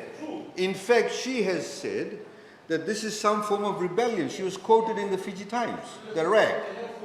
She did say that. It's a form of rebellion. In other words, eking on people to do so. Our download of Care Fiji app now has just crept over 70,000. We have approximately 630,000 registered voters in Fiji. In other words, those people are of the age of 18. Australian Prime Minister Scott Morrison very proudly says that 40% of Australians have downloaded their app, which is very similar to Fiji. In fact, the level of intrusion into the privacy areas, ours is far, far less intrusive. In fact, minimal. There is a bit more. Singapore, same source code. And that is what is used as one of the demarcators. As I've said, that's the norm. In Western Australia, they're putting now trackers on you, anklets or bracelets, to see where people's movement, if they have got COVID-19 or suspect of COVID-19. And here we are asking people to have a simple app that will help us to be able to market ourselves better. We want to open our borders whilst managing our health risks. We want to get our hotel workers employed. We want Fiji Airways to fly. We want flight attendants to get their jobs. Mr. Speaker, sir, it cannot happen unless we take all these measures. Mr. Speaker, sir, as far as the budget is concerned, we have received, in fact, quite surprisingly, we have received enormous levels of support from the private sector in respect of the feedback on the budget, even from quarters that we did not expect, frankly. Now, Mr. Speaker, sir, it's not about whether you have a committee in which NFP is there, SODELPA is there. The level of confidence, of course, is affected. The rest of the world has a level of confidence affected.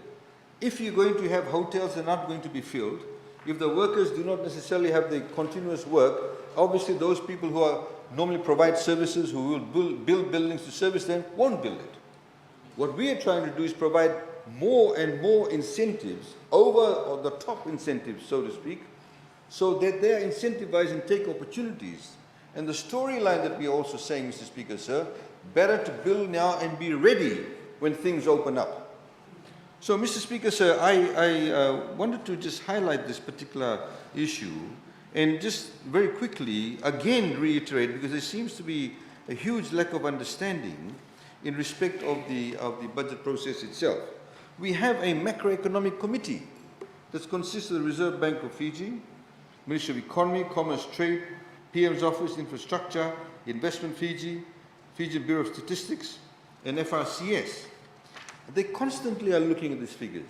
It's an independent body. They come up with their own figures in respect of what Honourable Nawaikula read out. Honourable Nawaikula is actually, he read from that report, absolutely right. Those set of figures are exactly what's happening in the rest of the world. We are no different. If you have tourism coming to Fiji, if you don't have the garment demand from overseas, from Australia and New Zealand, obviously all those areas will be affected. Electricity will be affected. If a garment factory that runs for 5 days a week is now going to run only for 1 or 2 days, obviously there will be less usage of electricity. So, Mr. Speaker, sir, again, just very quickly, is highlighted by the Honourable Prime Minister. The UN has spoken to us, working with development partners, ADB, World Bank, Asian Infrastructure Investment Bank, IMF, JICA. They're working extremely closely with us, Mr. Speaker, sir. And therefore, Mr. Speaker, sir, I would urge the honourable members that rather than focusing energies on trying to set up this committee, let's look at how you can work together in the community, provide that level of confidence, come together and support the policies. Because this level of negativity, I can assure you, is not generated at all in other jurisdictions from the opposition. Thank you. Thank you. I was going to end this here, but I'll give you the floor.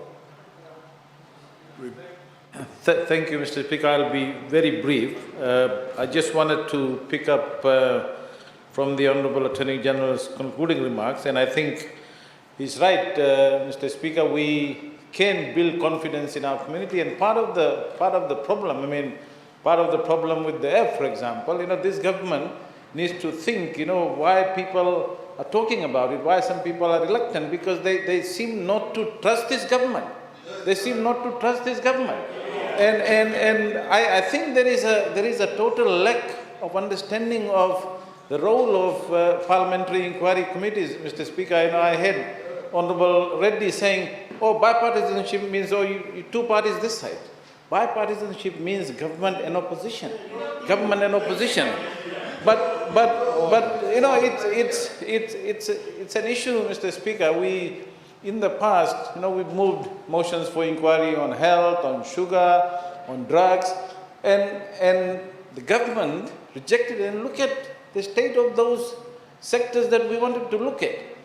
The committee, Mr. Speaker, I think there is a fear that this government has because they are so busy trying to make themselves look good that they feel that if there is a committee, that somehow the opposition is going to hijack it and use it for political purposes, because they keep talking about politicizing the issue. That's not the objective, Mr. Speaker. I've had a lot of the arguments from the other side that, because, we criticize government, we can't sit in a committee. That's not true. Once you form the committee, for example, if this committee goes to parts of the country, together and says, look, we need to find out what's happening. We need to talk about this app. All of you guys need to download this app. If it is coming as a collective voice from Parliament, it will increase. It will do it. It will help people to have confidence. And that is why, Mr. Speaker, it is very important at this time when you have a crisis to build confidence. And the best way, they don't seem to understand that politicians can build confidence, and especially when they come together, from the government side and the opposition side. It's not about, some of us are not here just to think about politics. We are here to put some ideas across on behalf of the people, because we, Mr. Speaker, we also go to people. I know the government side goes, we go there as well. And sometimes, they feel more confident in raising issues with us than with the government, because there is a certain level of fear in the community. In fact, people, Mr. Speaker, always tell me, I can't say this, please don't take my name in Parliament because, I might not get this. This is how fearful people are. And that is why I'm saying that sometimes the confidence can come if we have some committee. So even if we argue that the government has all these committees that the Honourable Attorney General, we know that. But an inquiry committee, a bipartisan committee, is not only about making the government look bad or finding out the wrongs that they do. It's also about holding the government as a bipartisan committee to account as to what they do. And, as one of my colleagues from the side said, the government member is chairing the committee, Mr. Speaker. They have 3 members. There is no problem. In fact, when I was the chair of the Public Accounts Committee, Mr. Speaker, I want to give you an example. The 3 government members that I had were the best in that committee. We worked very well. In fact, they were doing a better job than what I expected. They were asking the right questions. They were doing the right thing. And so committees doesn't. Well, you, Mr. Speaker, actually, honourable member damaged more about the app when he actually didn't know, because the Attorney General actually explained it very clearly in Parliament how it works. And then he goes, and not only once, he says it twice, the wrong thing. That actually killed because people were ringing me. People were calling me, Mr. Speaker, and saying, what is Honourable Reddy saying? I said, no, maybe he's made a mistake. But then when I read the Fiji Times, he actually repeated it twice.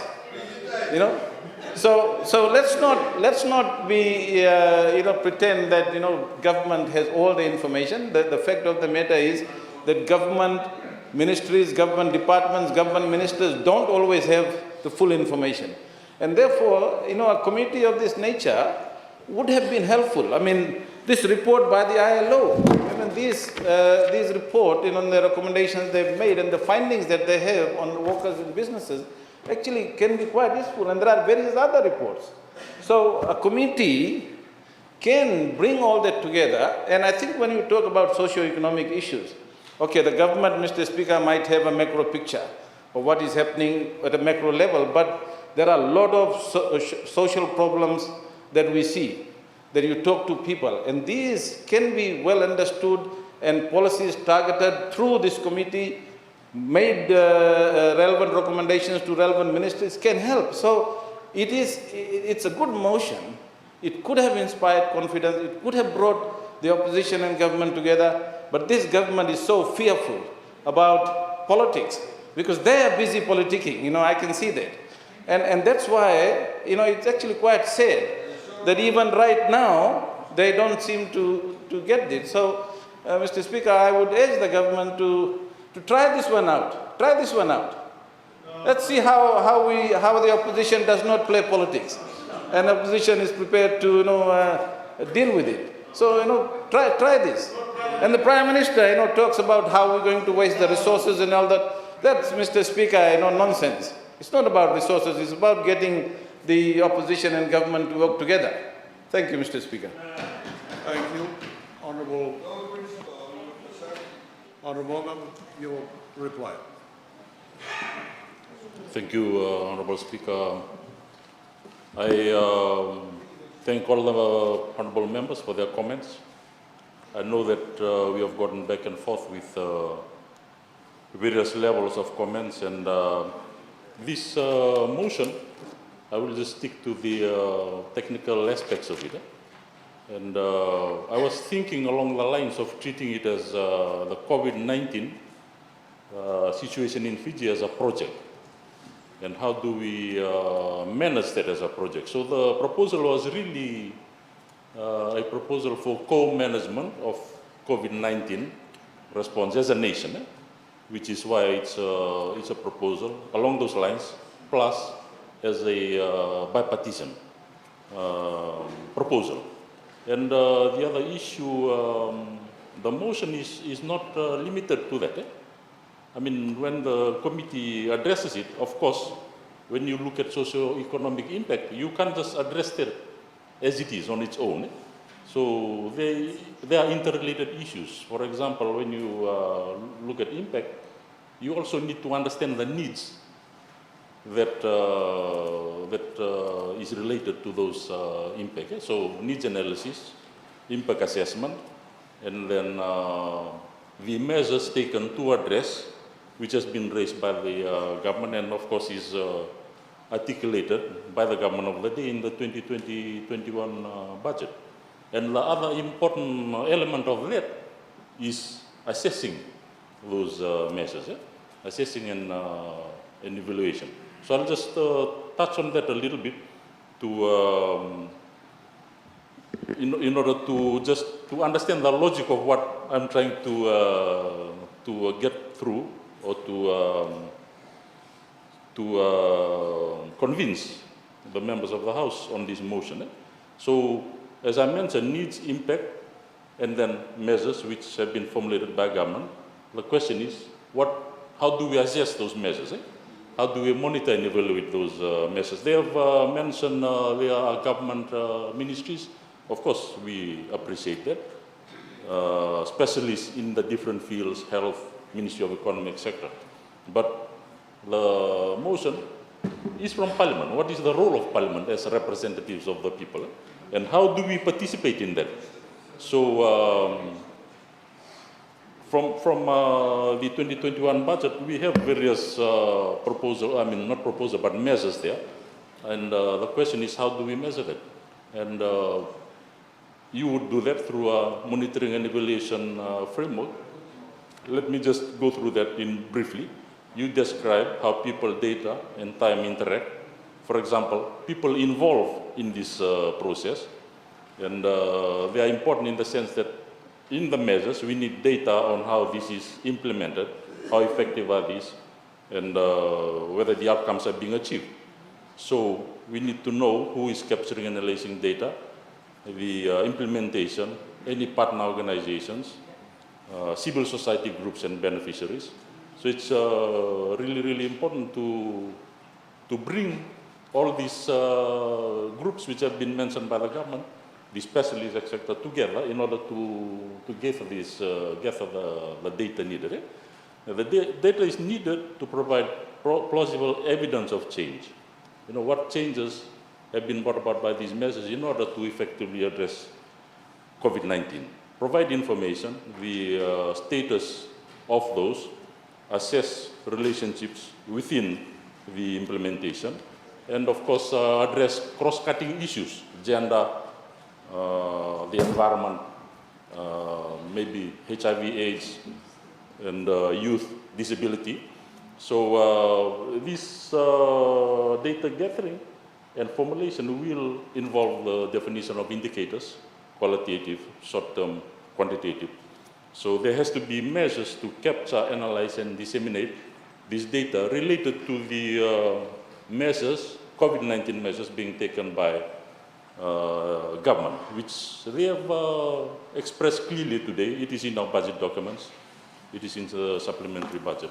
And of course, along with this, the time schedule.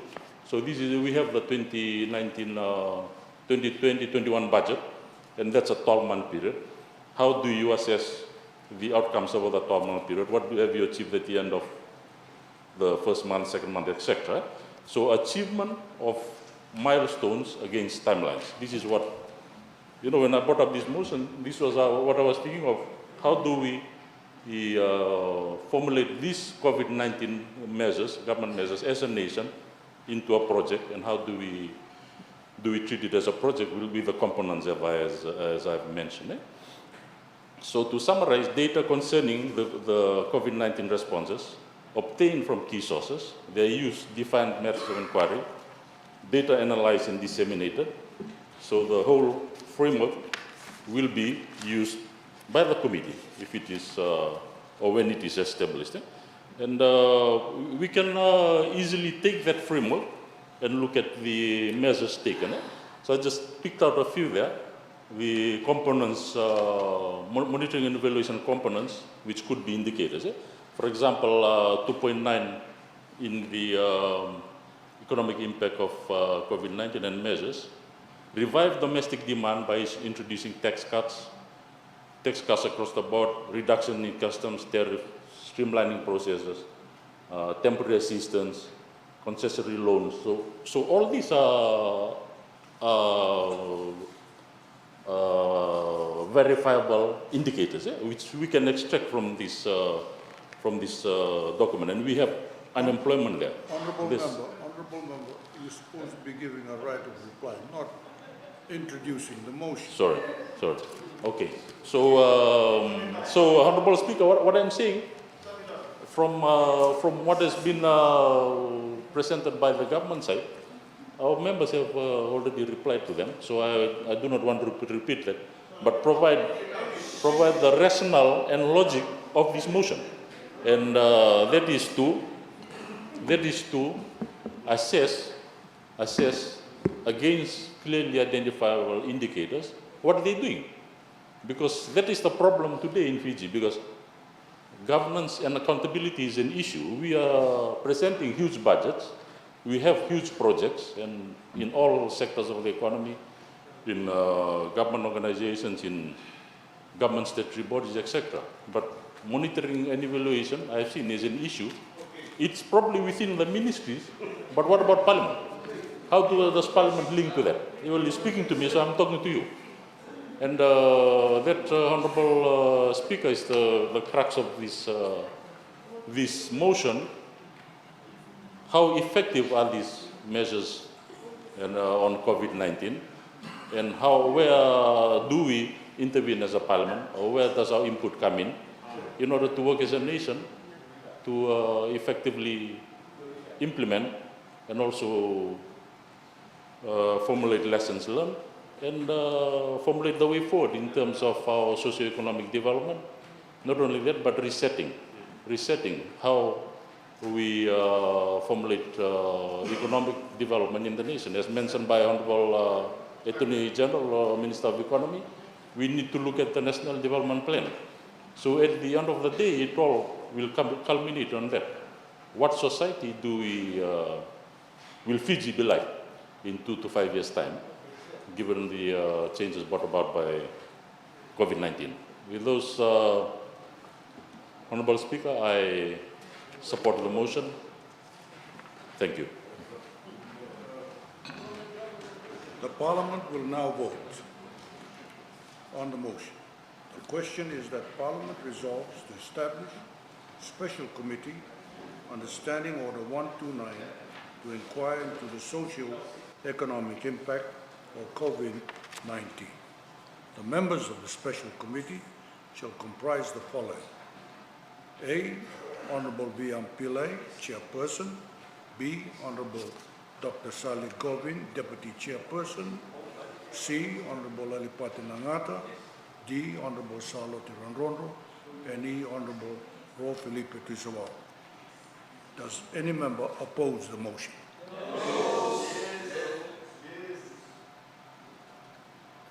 Those in favor say aye. Aye. Those against say nay. Nay. The nays have it. The motion is defeated.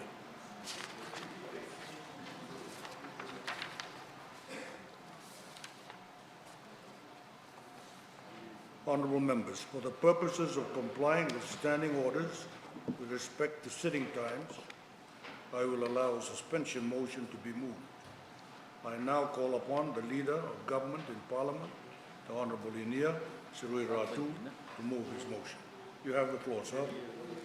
Thank you, Mr. Speaker. Sir, I move under Standing Order 6 that so much of Standing Orders 23 Clause 1 is suspended so as to allow the House to sit beyond 4:30 p.m. today to complete the remaining items as listed on today's order paper. Is there a seconder?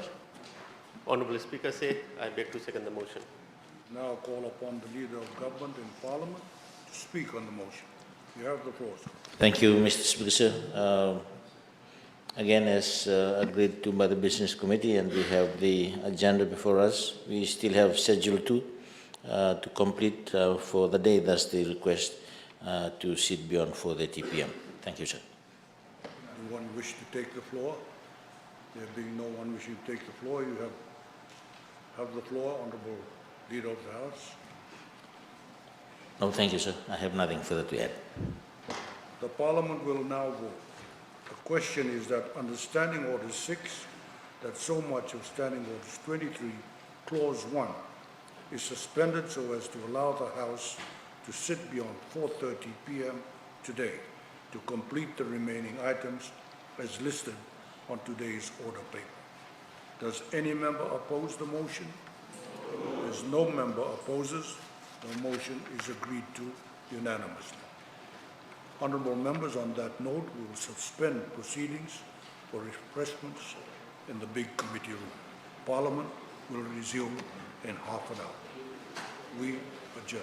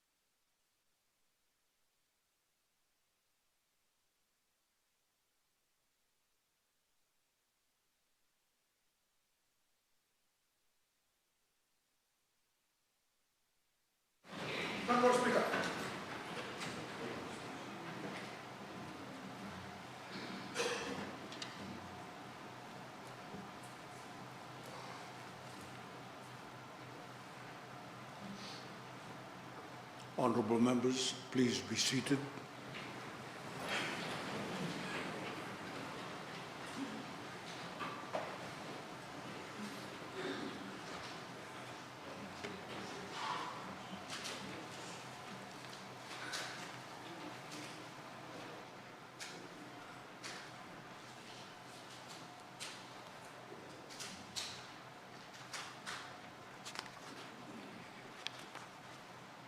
Secretary General. Questions?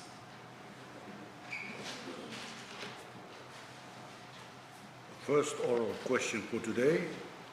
I now call on the Honourable Piot Yukundundua to ask question 104/2020.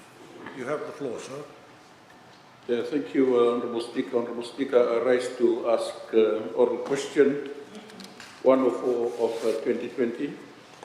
And Honourable Speaker, the question is directed to the Honourable Minister for Defence, National Security and Policing, Rural and Maritime Development and Disaster Management. The question is, can the Honourable Minister clarify whether there will be any special assistance during these COVID-19 times to look after the Fiji Peacekeeping and Action Trustees Association veterans? Thank you, Honourable Speaker.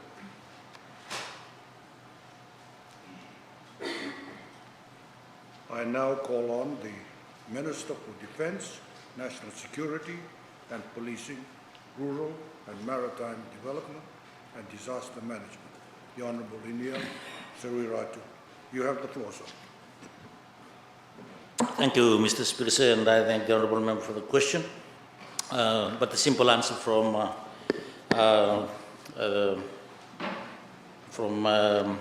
the Ministry, Mr. Speaker, no, there is no special assistance given to the Fiji Peacekeepers and Action Trustees Association during these COVID-19 times. Thank you. We'll move on to the next question. And the question, which was supposed to be asked by the Honourable Joseph Nand, who unfortunately is sick today, and it'll be asked by the Honourable Vijendra Prakash. You have the floor, sir, to ask the second oral question for today, 105/2020. You have the floor. Thank you, Honourable Speaker, for allowing me to ask question 105/2020 to the Honourable Minister for Fisheries.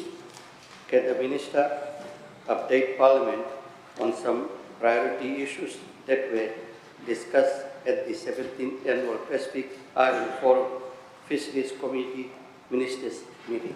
Thank you, sir. Thank you. I now call on the Minister for Fisheries, the Honourable Semi Kurela-Wisau. You have the floor, sir.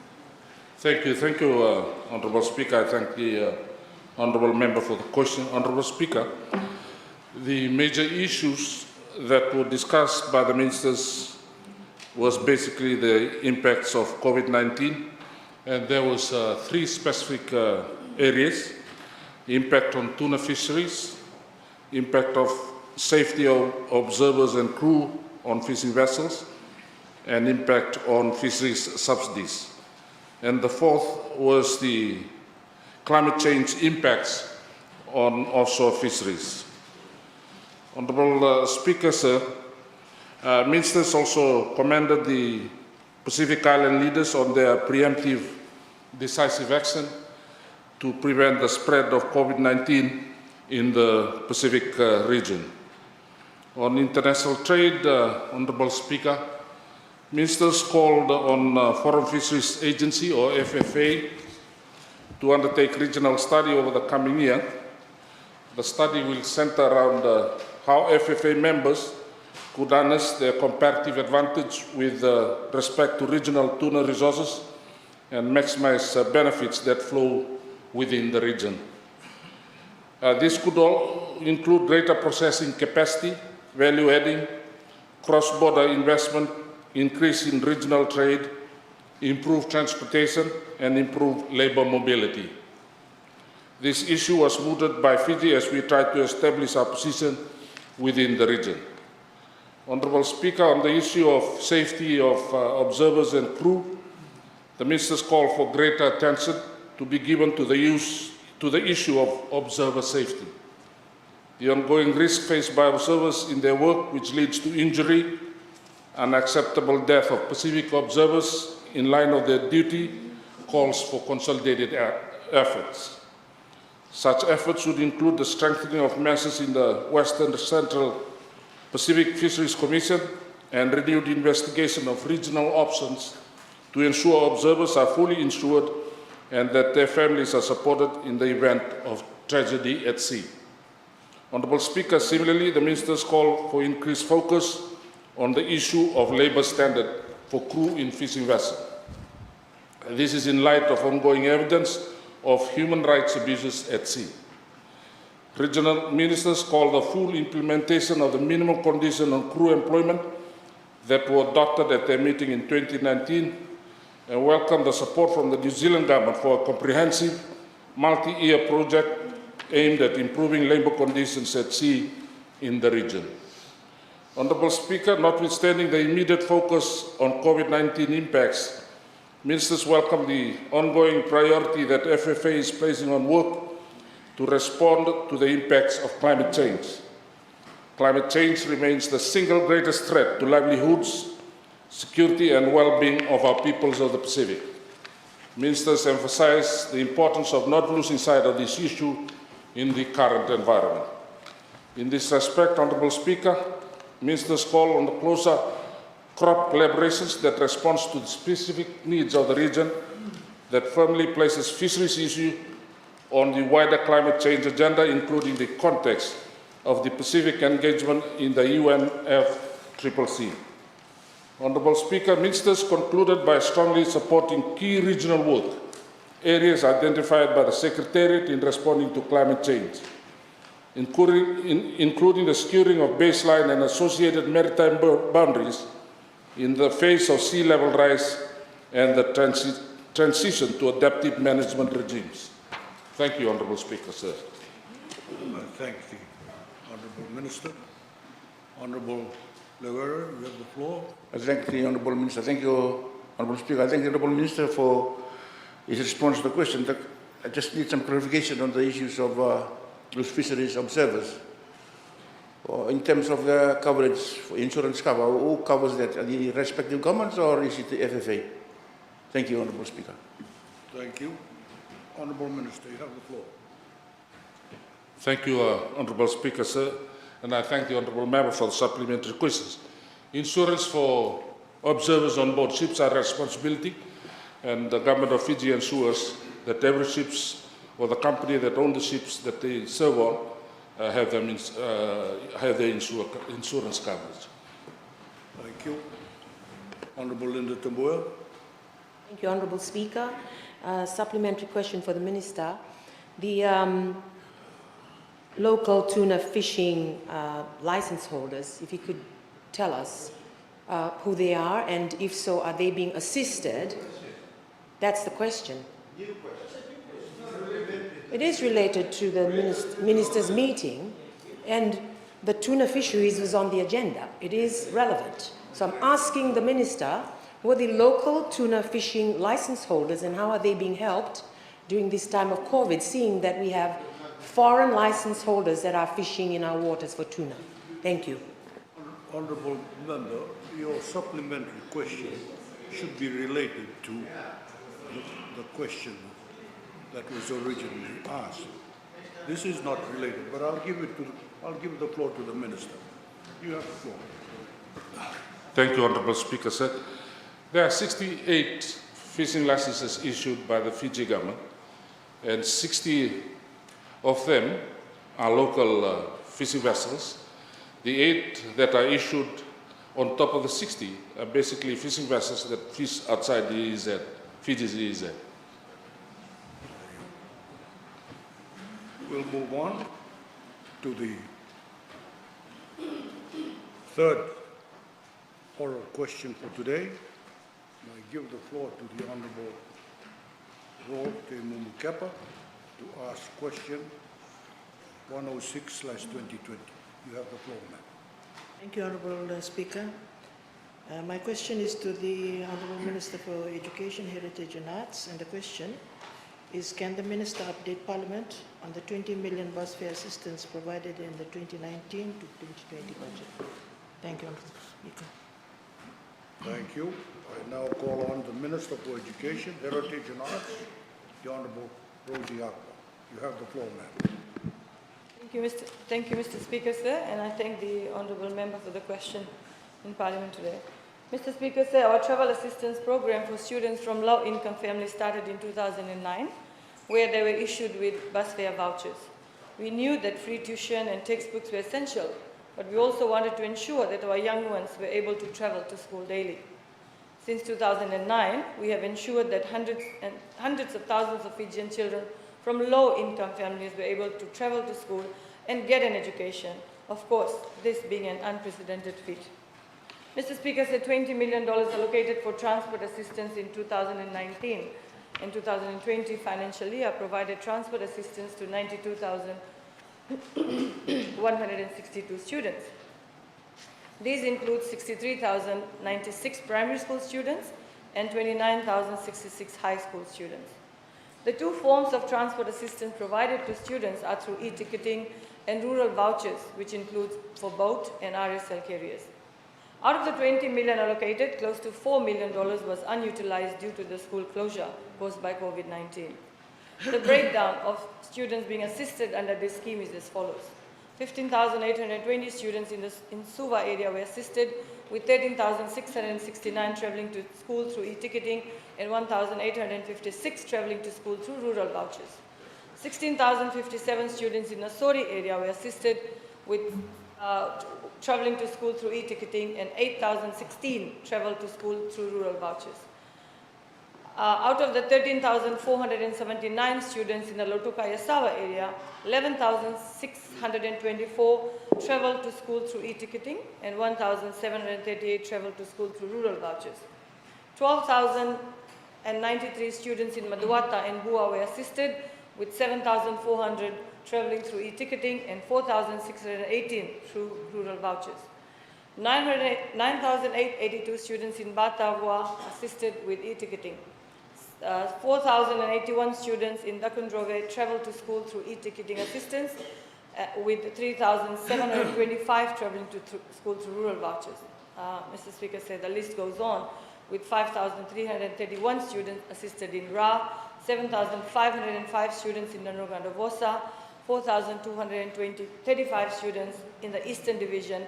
In the Eastern Division, all were assisted through the rural vouchers. We've had many cases of students losing their subsidized cards, and which requires a procedure to be followed before it can be restored. While the first replacement of the card is free, subsequently lost cards cost $5 to replace. Many cases of children using their blue cards to play truant or non-school related travel has also been identified. Unfortunately, Mr. Speaker, we have also found out that many parents and adults try to cheat the system by using the blue cards themselves during school hours, when these cards are meant to help students from low-income families to travel to school. We've even found adults painting the blue cards red to cheat the system. In response, we have had to take measures to protect funds allocated to assist children from low-income families, and the ability to use the subsidized cards, blue cards, are now limited to school hours only. Mr. Speaker, this not only prevents unscrupulous individuals from misusing the system, but also ensures that children safely travel to school and safely back home. Mr. Speaker, all students whose parents' combined income or salary or income of 16,000 and below are eligible to apply for this assistance. All students who are eligible for transport assistance allowance shall complete a transport assistance application form. In order for students to use the e-ticketing cards, students need to redeem their cards after it has been topped up. Students can redeem the cards in any Vodafone outlet, buses, district offices of Ministry of Education, and of course our headquarters. Mr. Speaker, it is mandatory that every eligible student seeking transport assistance fills the transport application form every year and submits it to the heads of schools for approval. The head of school updates the eligible students' details in FEMIS, that's Education Information System, and only those who have filled in the transport assistance form are eligible to be assisted under that. And for those students whose forms are not filled in and submitted to heads of schools, their accounts are not updated, and of course they have issues trying to get assistance through this initiative. When a particular student loses the card, he or she needs to get a lost card letter from the school or the district office or the headquarters. This letter is then taken to Vodafone, where students can get a replacement card. The student then needs to inform the headquarters on the replacement card number so that the funds can then be topped up in the new card and transferred to the correct card number. When a particular student changes their card and obtains a new card, they have to inform the ministry or the head of school that their card has been lost and now they have been issued with a new card. It has come to our attention that students fail to inform the ministry of their recent card numbers, and due to this, we have encountered many situations. Of course, parents and students have encountered many situations where the funds were loaded into the old card of the student. So it is therefore necessary for students to ensure that they advise us of their recent card numbers in order for us to be timely assisted. If the students does not advise the ministry, Mr. Speaker, of the change in the card numbers, the funds are then topped up in the card for which we have the details. And as a result, many students are not able to utilize because the money has been topped into the card, and if the card has been lost, then that information must be submitted to us. We have noted an increase in the number of transport assistance now rendered to our students due to the impact of COVID-19. We now have more students who are eligible for transport assistance. There has been an increase of 9,435 students now assisted in Term 2 for e-ticketing cards as compared to Term 1 of this year. And a total of 10,538 more students have been eligible and assisted under this initiative after the impact of COVID. The Ministry is urging parents and students who are now qualifying for this initiative, that is the combined household income of less than 16,000, to fill in the transport assistance form and of course submit to their heads of school so that they can qualify for this assistance. Mr. Speaker, sir, I'd also like to talk about two issues. One mentioned by Honorable Randrundro, that the issue at RKS, the current issue at RKS, the strike of the students in RKS, if I can quote, are signs of negative impact brought about by COVID-19. They may have needed counseling and that's not available. You could be true, Honorable Randrundro, but I don't know how you can ascertain the fact that what's happening at RKS now is the result of COVID-19 impact. Let me, Mr. Speaker, please allow me to advise the House. It's a pressing issue. What happened at RKS started on Friday last week. We received a complaint that students had decided to protest against the assistant principal of the school on Friday. So a team from the Ministry of Education was deployed in the afternoon, and of course there was police presence as well. When they spoke to the students who were protesting, the students revealed that they were not happy with the newly appointed assistant principal. Actually, the newly appointed assistant principal was appointed from within the school after the former assistant principal was transferred to the education office in Nosori. So we came to a resolve where the students, the way we spoke to the students, and we actually agreed with them when they said, because it's an all-boys school, they felt that a male should be appointed as the head of schools, because the assistant principal of any school is responsible for looking after the interests of the boarders and the students in the dorm. So we sorted that out, we sorted that issue out. And parents called us up and they said they wanted to take the children home for the weekend, and we allowed that. So many parents actually picked up their children and the students were allowed to go home, and they assured us that the children will be back in school by 8 a.m. on Monday. However, Mr. Speaker, as something transpired within the weekend that we are trying to ascertain what happened, that on Monday morning, those 109 plus students who were in the dormitory in the weekend put up a banner outside the dormitory saying, "Remove the principal." Again, immediately we deployed the team from the headquarters who were there on Friday, and we tried to resolve that with the students. Unfortunately, the students refused to give in. They kept putting the banners up. When the police advised them to put the banners down, they started passing remarks from the vicinity of the dormitories, and they refused to talk. And as a result, instead of letting the situation aggravate, we decided that we will allow the students to go back home, because RKS, I think in the past, has had some records of students and the situation getting out of hand. So we decided, let them go home. We advised the parents, they picked up, and all the students that were in the dorm were released. As of now, this morning I received an envelope from the student council with some allegations against the principal now. So for the information of the House, we are looking into it, and hopefully we are able to hear both sides of the story and resolve this situation quickly so that students can return to schools and schools can resume. I would advise the members of this House, please don't get involved in this. Let the ministry sort this out, and hopefully by next week we should have a result to the situation. Mr. Speaker, said the other issue mentioned by Honorable Ndrondro was the fact that the Minister of Education will say all is well in the ministry because there are organizations that are providing lunches to students in school, and yet the Minister of Education will say that all is well in the ministry. Honorable Biman, this is of interest to you. You've issued releases on my statements regarding lunches for school students. We've met up with the heads of schools. We've got the data here, and we are grateful for those institutions, those organizations with corporate bodies, faith-based individuals who are providing lunches. I recall, if I read correctly your statement, Honorable Prasad, you called me a misguided missile. I'm happy that you called me a missile. I'm happy. But misguided, I think you are misguided in your misgiving thinking I'm a misguided missile. I'm not. What I discussed with my heads of school was the how it would impact the teachers and the heads of schools should we were going to provide lunches to the students. It was a conversation that I was having with the heads of schools, and unfortunately the recordings got leaked to your favorite newspaper. There was no media presence there. Unfortunately, the recordings of our conversation with the heads of schools last week got leaked out to media, and that's not an issue. But if you have been a teacher, if you have taught students in a secondary or primary school, you would understand the logistics that goes into that preparation and planning. And that was my discussion.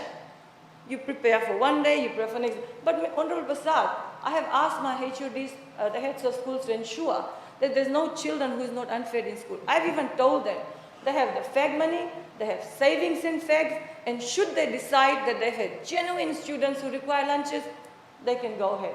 Okay? And we have not stopped any generous individual who is wanting to come on board with the Ministry of Education. So I have not lost the plot. I know what's happening at the ground. Okay? No, I have not. And I've never said all is well. When there are issues, I have accepted it. I have accepted it when there's issues in the Ministry of Education. I haven't said all is well. I've never said all is well within the ministry. Every ministry has its issues, and we address those issues. So, Honorable Prasad, I definitely don't agree with you and your statements. You can do that. It's my time, so you listen. I've heard you. I've heard you going on and on. I don't know what's your obsession with me or the Ministry of Education. I don't know. So don't personalize it. Please, do not personalize it. Mr. Speaker, I'll take it. Thank you. Honorable Minister, you've gone on and on about this. You've taken liberty in answering this question. Thank you. Now, I think we'll put a stop to that now. All ministers don't take such liberties. Just stick to the answers and let's sort that out. I'll give you the opportunity to answer the other things at another time, but don't cut into the question time. All right, let's move on. Fourth, or yes, you have advise the House what measure of discipline is she anticipating for the RTS students who break the law? Can the Minister advise the House what measure of discipline is she anticipating for the RTS students who break the law? No, he answered that. Honourable Minister, you have the floor. Thank you, Mr. Speaker. I think Honourable Nawekula should know better than ask that question. He's a lawyer.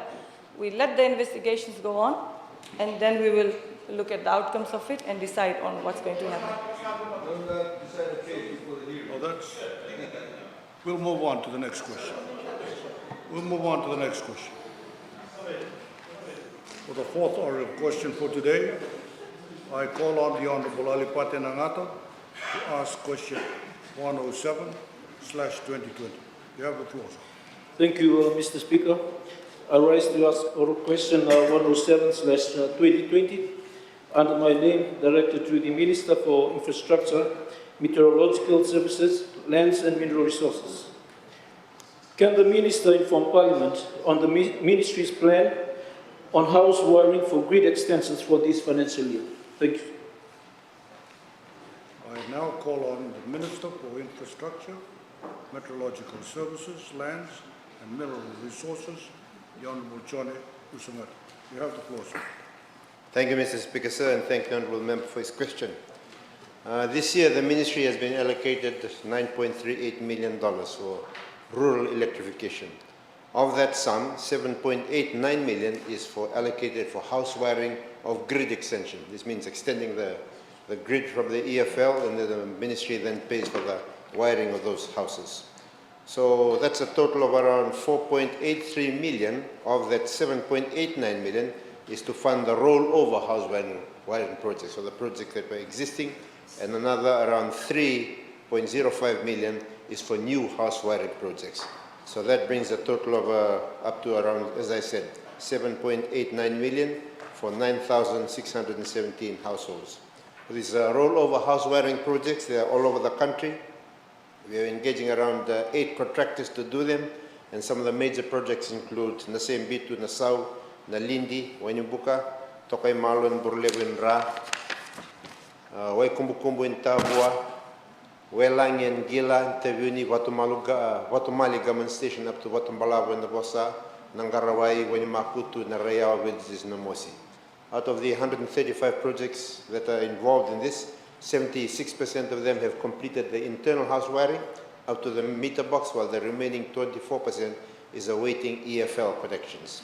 We expect that most of these projects will be connected and electrified by the second quarter of the 2021 financial year. For the new house wiring projects, there are a total of 38 projects located in various parts of the country.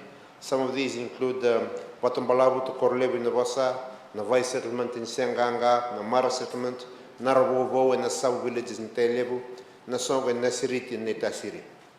Out of the total 38 projects, a total of 27 projects have already been awarded, and the electrical contractors are finalizing their contract arrangements and obligations before commencing with the project. The remaining 11 projects are currently with the Government Tender Board for approval.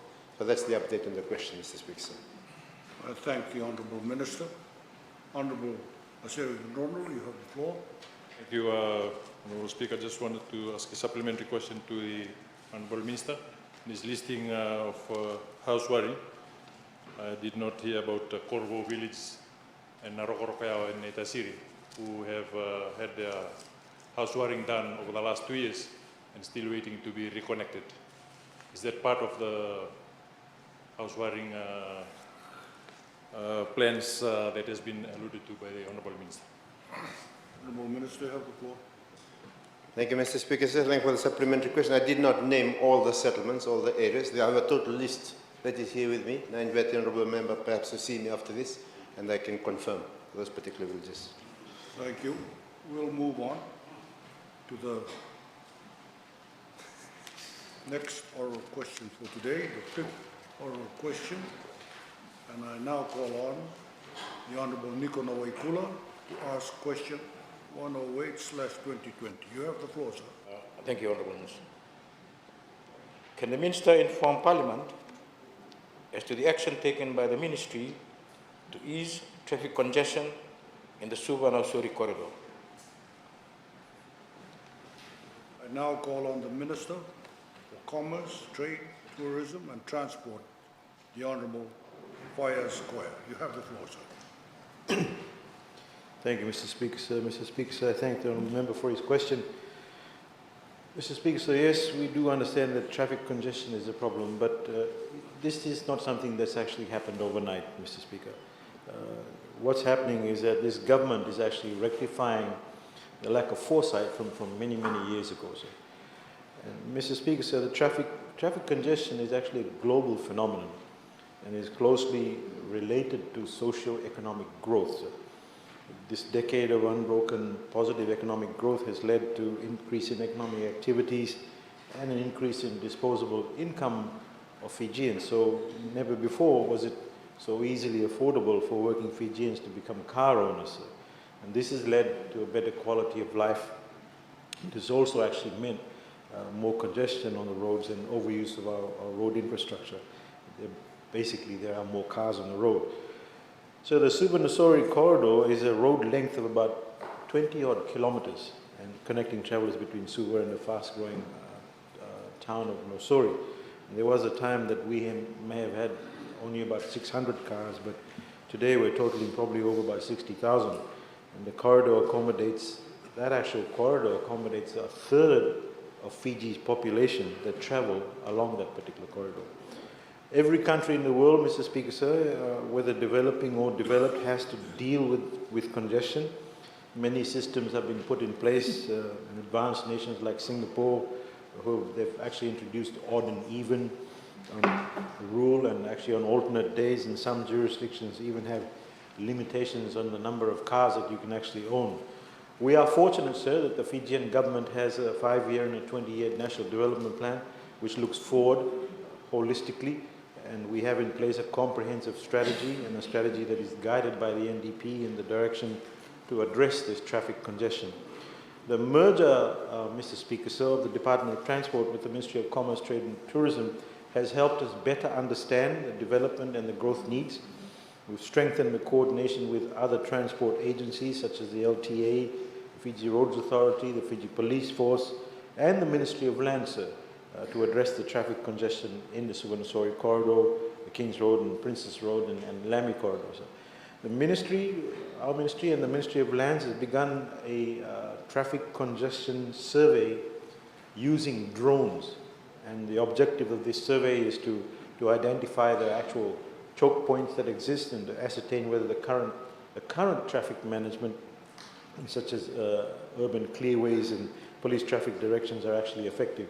It will also identify illegal traffic activities and the ways to actually manage these traffic congestions. The ministry also, Honourable Speaker, sir, has undertaken a household travel survey, and the survey results give us the busiest days of travel in the urban centres, which are Thursdays and Fridays, and Thursdays for rural areas, and Sunday and Monday are the busiest days of travel in for the Maritime Islands. That survey also actually shows us that buses and cars are the preferred mode of travel for more than 5 kilometres, whilst walking is preferred for 2 kilometres or less. And the result of these surveys is actually being used for better planning. So the FRA also is ensuring that the main arterial roads between Suva and Nosori are in a free-flowing manner and long-term serviceable condition. They're actually in a preliminary stage of implementing a park and ride scheme to move commuters from cars to actual dedicated express buses. Mr. Speaker, sir, there are school buses servicing peak periods of the Suvarnasori corridor, and the corridor is serviced by an intensive bus service provided by at least 15 bus operators. In order to regulate bus traffic during this period, the LTA is actually also implementing a reliability test, sir, for the active monitoring of the services along all the bus routes in Fiji, particularly the bunching of buses, and this occurs daily, which opens up gaps in service and diminishes the reliability for bus passengers. The LTA has in place at the moment a traffic management and enforcement strategy, which is actually focused on overloading and illegal public transport operations, bus service monitoring, and e-transport revenue protection. The transport agencies, Mr. Speaker, in 2019, also through the Transport Technical Working Group, headed by the ministry, introduced and enforced, and some of you would have seen that probably on a daily basis, the Urban Clearway project between McGregor Street to Rewa Street at Sambola. And the ministries and the LTA are working on the review of LTA legislations to enhance traffic management strategies and review other legislations for the introduction of these alternate transport systems. So to ensure the free flow of traffic, police officers are also strategically placed in locations during peak periods. I'm sure you would have all seen that in the mornings when you're actually coming through. It's made the traffic a little easier. And these are actually conducted at the major road intersections to enhance safety and the security of road users. The traffic congestion operations in the morning are from 0600 to about 0845 hours, and of course afternoon from 1630 to 1900 hours. We need to be mindful, sir, also that we are a country also who in the last 10 years has had to fork out billions of dollars, sir, for rehabilitation post a natural disaster. So let's not forget how much time and resource we needed to build back better each particular time, sir. So what we do is, at the moment, what we do is we prioritize.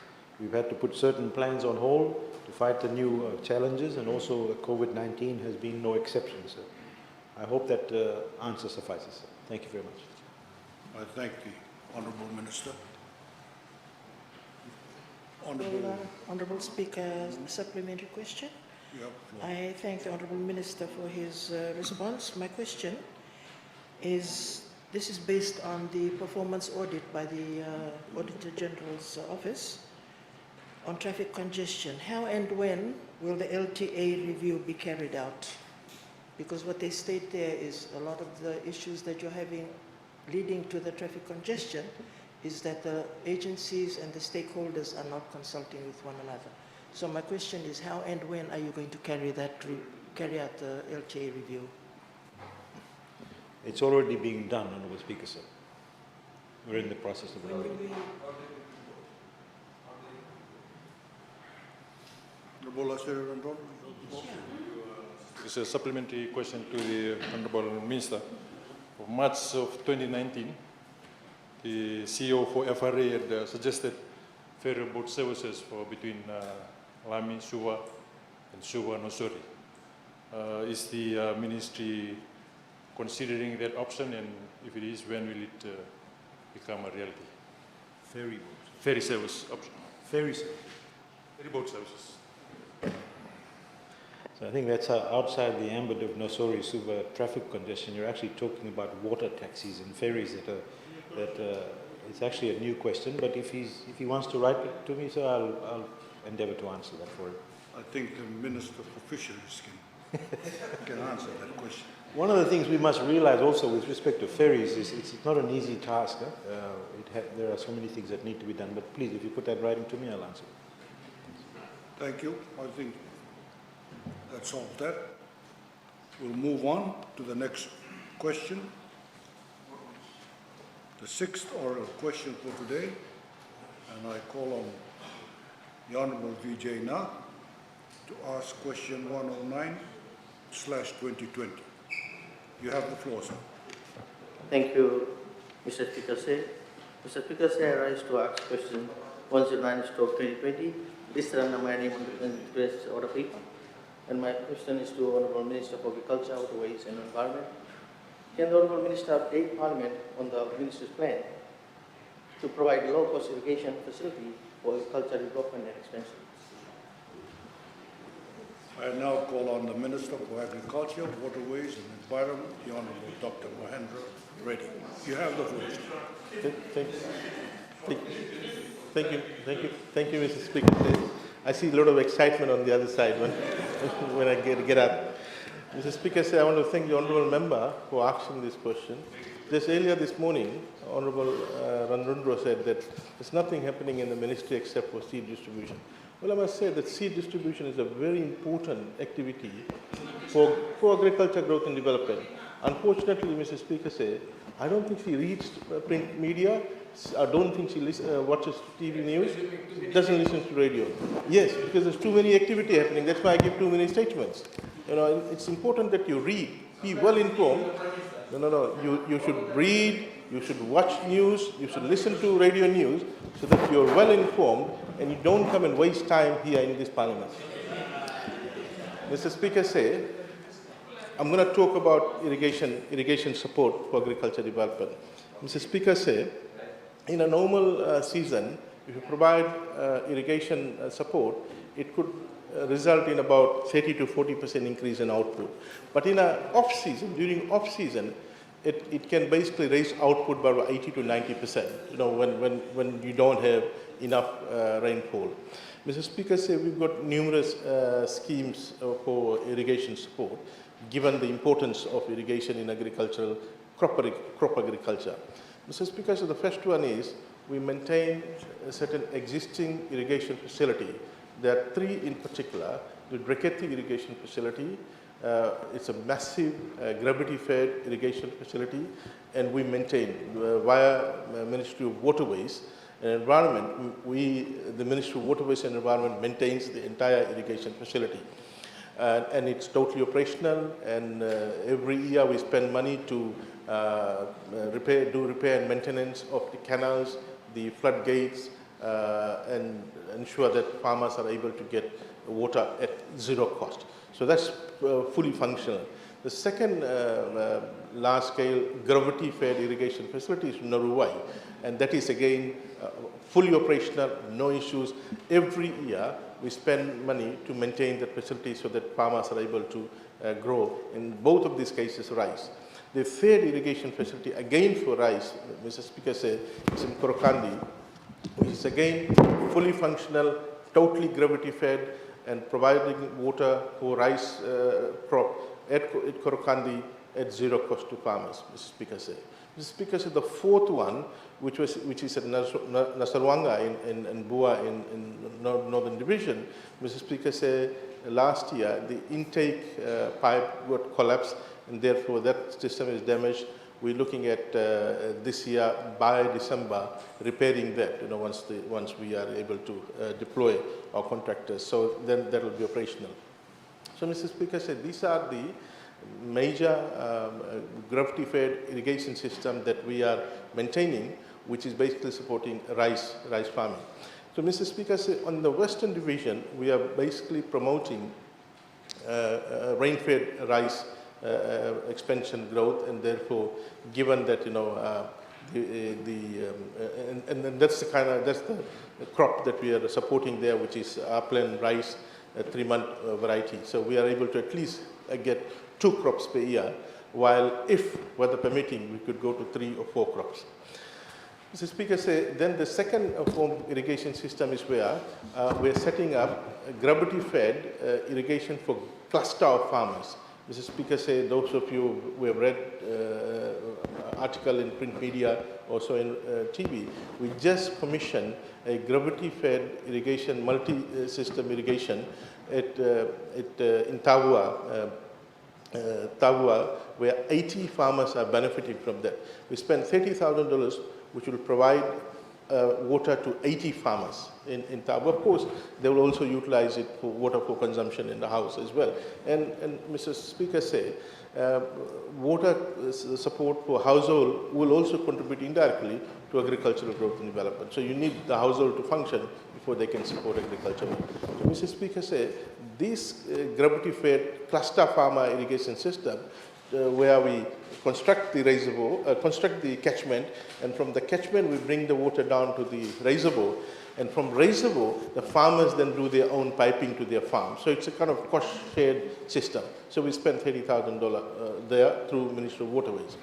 Mr. Speaker said the third irrigation system that we have now begun is where Ministry of Agriculture is establishing cluster of farmers, let's say 15 or 20, where we're doing the borehole, we're drilling the borehole, and they then, from there, do their own pump, own pipe, take it to the reservoir, and from there, they pump it to their own farms. So we just completed one in Nandi. The second one, maybe end of this week.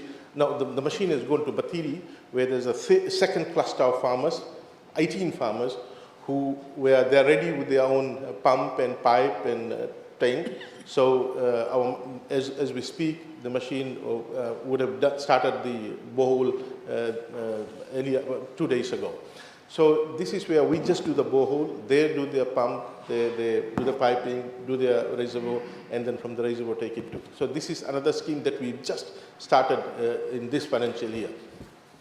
Mr. Speaker, the third one is where we've got an allocation with Ministry of Waterways to provide small irrigation system to farmers. So we're looking at this year providing a small irrigation system which includes pump, sprinklers, and some pipes at the cost of $1,500 to individual farmers.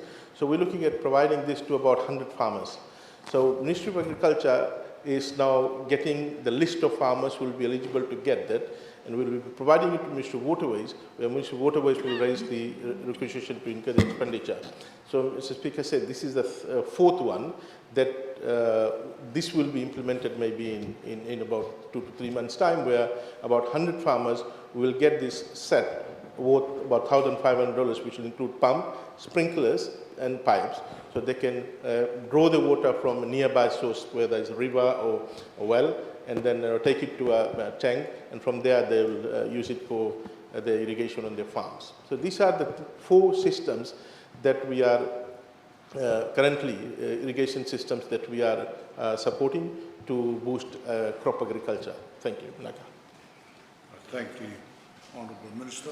Honourable Noikula, you have So the Honourable Minister in the same process also repair the damaged floodgates that exist in Northern Abua and the Rewa irrigation schemes. Honourable Minister. Mr. Speaker, say absolutely. One of the key work that Ministry of Waterways is doing is every month there's a table. There's a checklist that every area technical officer should submit to the operations director that in my area I've visited all the floodgates, and they should sign off that it's all in order.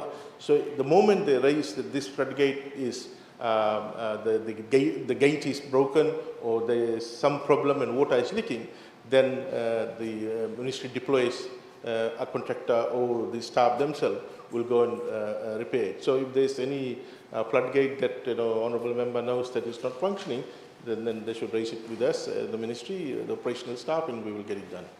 Thank you. Honourable Kurundrani, you have the floor. Thank you, Mr. Speaker, sir. Supplementary question to the Minister. Can the Minister inform the House the impact of drainage and irrigation has had on the overall production of agriculture in percentage? Thank you. That's an entirely new question. But I'll give you the floor. Mr. Speaker, sir, I mean, generally, to answer general, drainage and irrigation, of course, I just said that the impact of irrigation on crop, I said that in an area, during a season, you can raise the crop output by about 40 to 50% during a normal season by providing, drip irrigation or a sprinkler irrigation. But off season, when there's kind of very minimal rainfall, you can really double the output by providing irrigation. So that's the impact irrigation can have on crop output. But the drainage is basically to improve the soil condition when you have a boggy land, etc. Very difficult to grow crops. So we have got, as you know, Mr. Speaker, say our arable land is mostly found closer to coastal area. So these lands are at times, not in a suitable condition and require drainage work. That is why, Mr. Speaker, say, about 4 years ago, when Minister for Economy made the change from Lorem to establishment of Ministry of Waterways, the drainage levy was removed so that farmers don't have to pay any single cent for drainage work. Government took over, provided the budget, and we are providing this service to ensure that farmers are not burdened with paying the drainage levy. And we, the Ministry of Waterways, will maintain all the public drains, and that's what we are doing. Honourable Prof. Felipe. Thank you, Honourable Speaker. On irrigation on the 19th of June 2020 in the Fiji Times, Honourable Minister stated that the Ministry does not have any specific budget allocations for farm irrigation. He made the remarks in response to a villager who requested Ministry's assistance on irrigation. Can you explain how you are funding your initiatives when there is no budget? I don't know under what context I said. The irrigation allocation is under Ministry of Waterways for provision of small equipment that I said that the 1,501 that we are giving to 100 farmers. And number two, I just said that the 3 irrigation schemes plus the one that we need to repair in Nasoronga, there's a specific allocation. There's a specific allocation to maintain the irrigation system. And remember, I don't know whether you have seen this irrigation system. It's massive system in Reketi, and this is the largest irrigation system we have. And there's there's a massive amount of money every year we are deploying to maintain the system. Similarly, in Korokandi, I suggest that you do visit, because you are aspiring to be a leader. You should know what's happening throughout Fiji and in agriculture when you raise this kind of question. Thank you. Thank you. We'll move on. Honourable members, before we move on, there's been 3 honourable members who've been sick over the last couple of days. Honourable Navuralevu, Honourable Nan, and Honourable Kumar. Honourable Navuralevu has risen from the dead and has joined us this afternoon, and we welcome him back. The other 2 are still indisposed, but it relates to the next question by Honourable Pedeli Wasonimbola, supposed to be asked to the Minister for Local Government. Since he's not here, we'll carry your question over to a next session, to a future session. And you can ask the question when the Honourable Minister meets with better dreams. We move on to the next question, the 8th question, and I now call on the Honourable Selai Andimaitonga to ask question 111/2020. You have the floor, ma'am. Thank you, Honourable Speaker, sir. I rise to ask on questions 111/2020 under my name to ask the Attorney General and Minister for Economy, Civil Service and Communications. Can the Minister provide an update to Parliament on the repayment relief provided so far by the financial institution? Thank you. I give the floor to the Attorney General and Minister for Economy, Civil Service and Communications, the Honourable Ayaz Syed Khaim.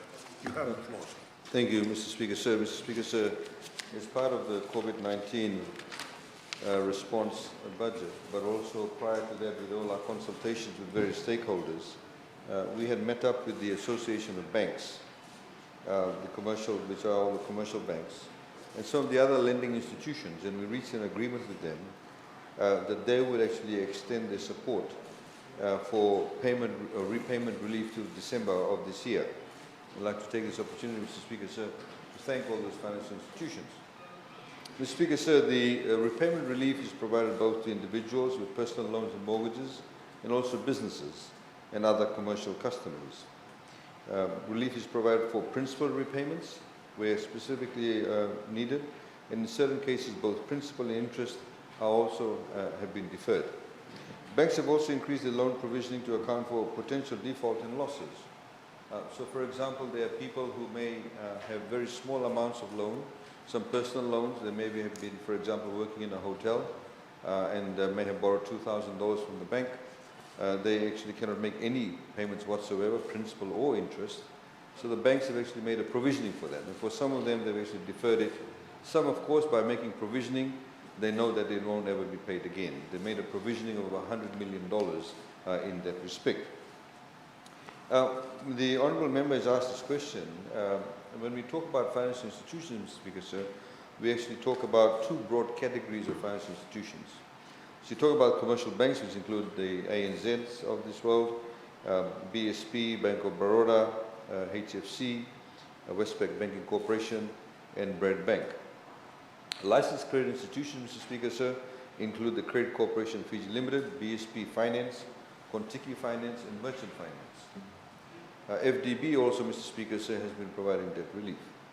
While both categories of institutions are in the business of lending, the main difference is that the commercial banks accept savings and term deposits and operate demand or check accounts.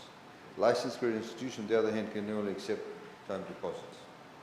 Commercial banks and licensed credit institutions have been providing repayment relief to their customers in the past for short periods following events such as natural disasters. However, with the uncertainty of COVID-19, repayment relief has been unprecedented given the amount of loans that have actually been affected and the extended period of relief, which is really the critical issue here, because we do not know when things will normalize or go back to some form of a new norm.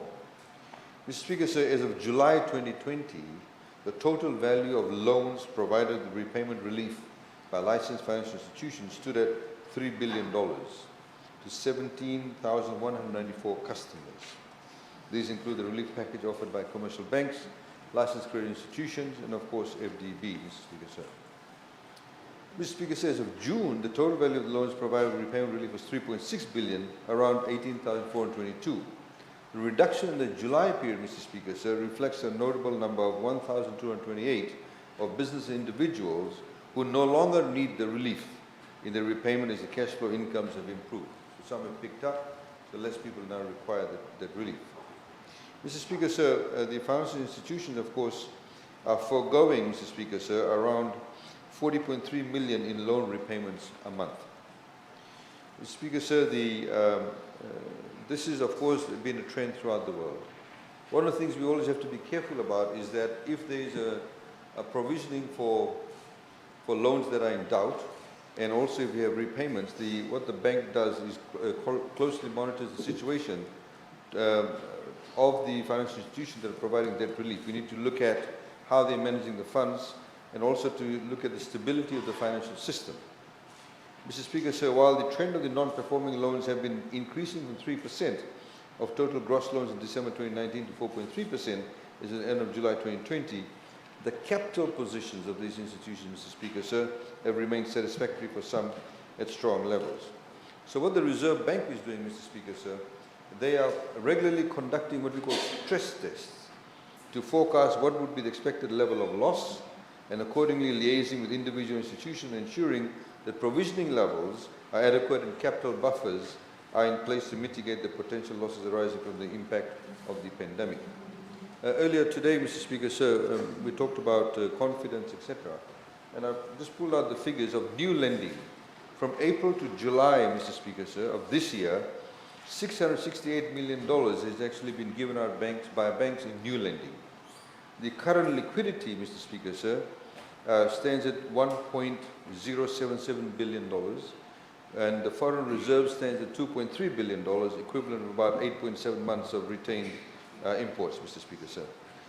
With this injection of liquidity and the foreign reserves going higher, Mr. Speaker, sir, what is really interesting, even till today, we've seen that the yields on the government securities and the bonds actually have come down, which means because of liquidity, we pay less interest rate in that respect.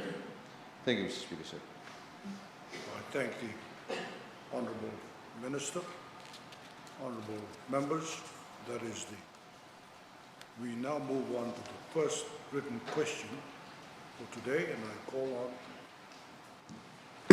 Felipe Tuisawao to ask written question 112/2020. You have the floor, sir. Thank you, Mr. Speaker, sir. Question 112/2020.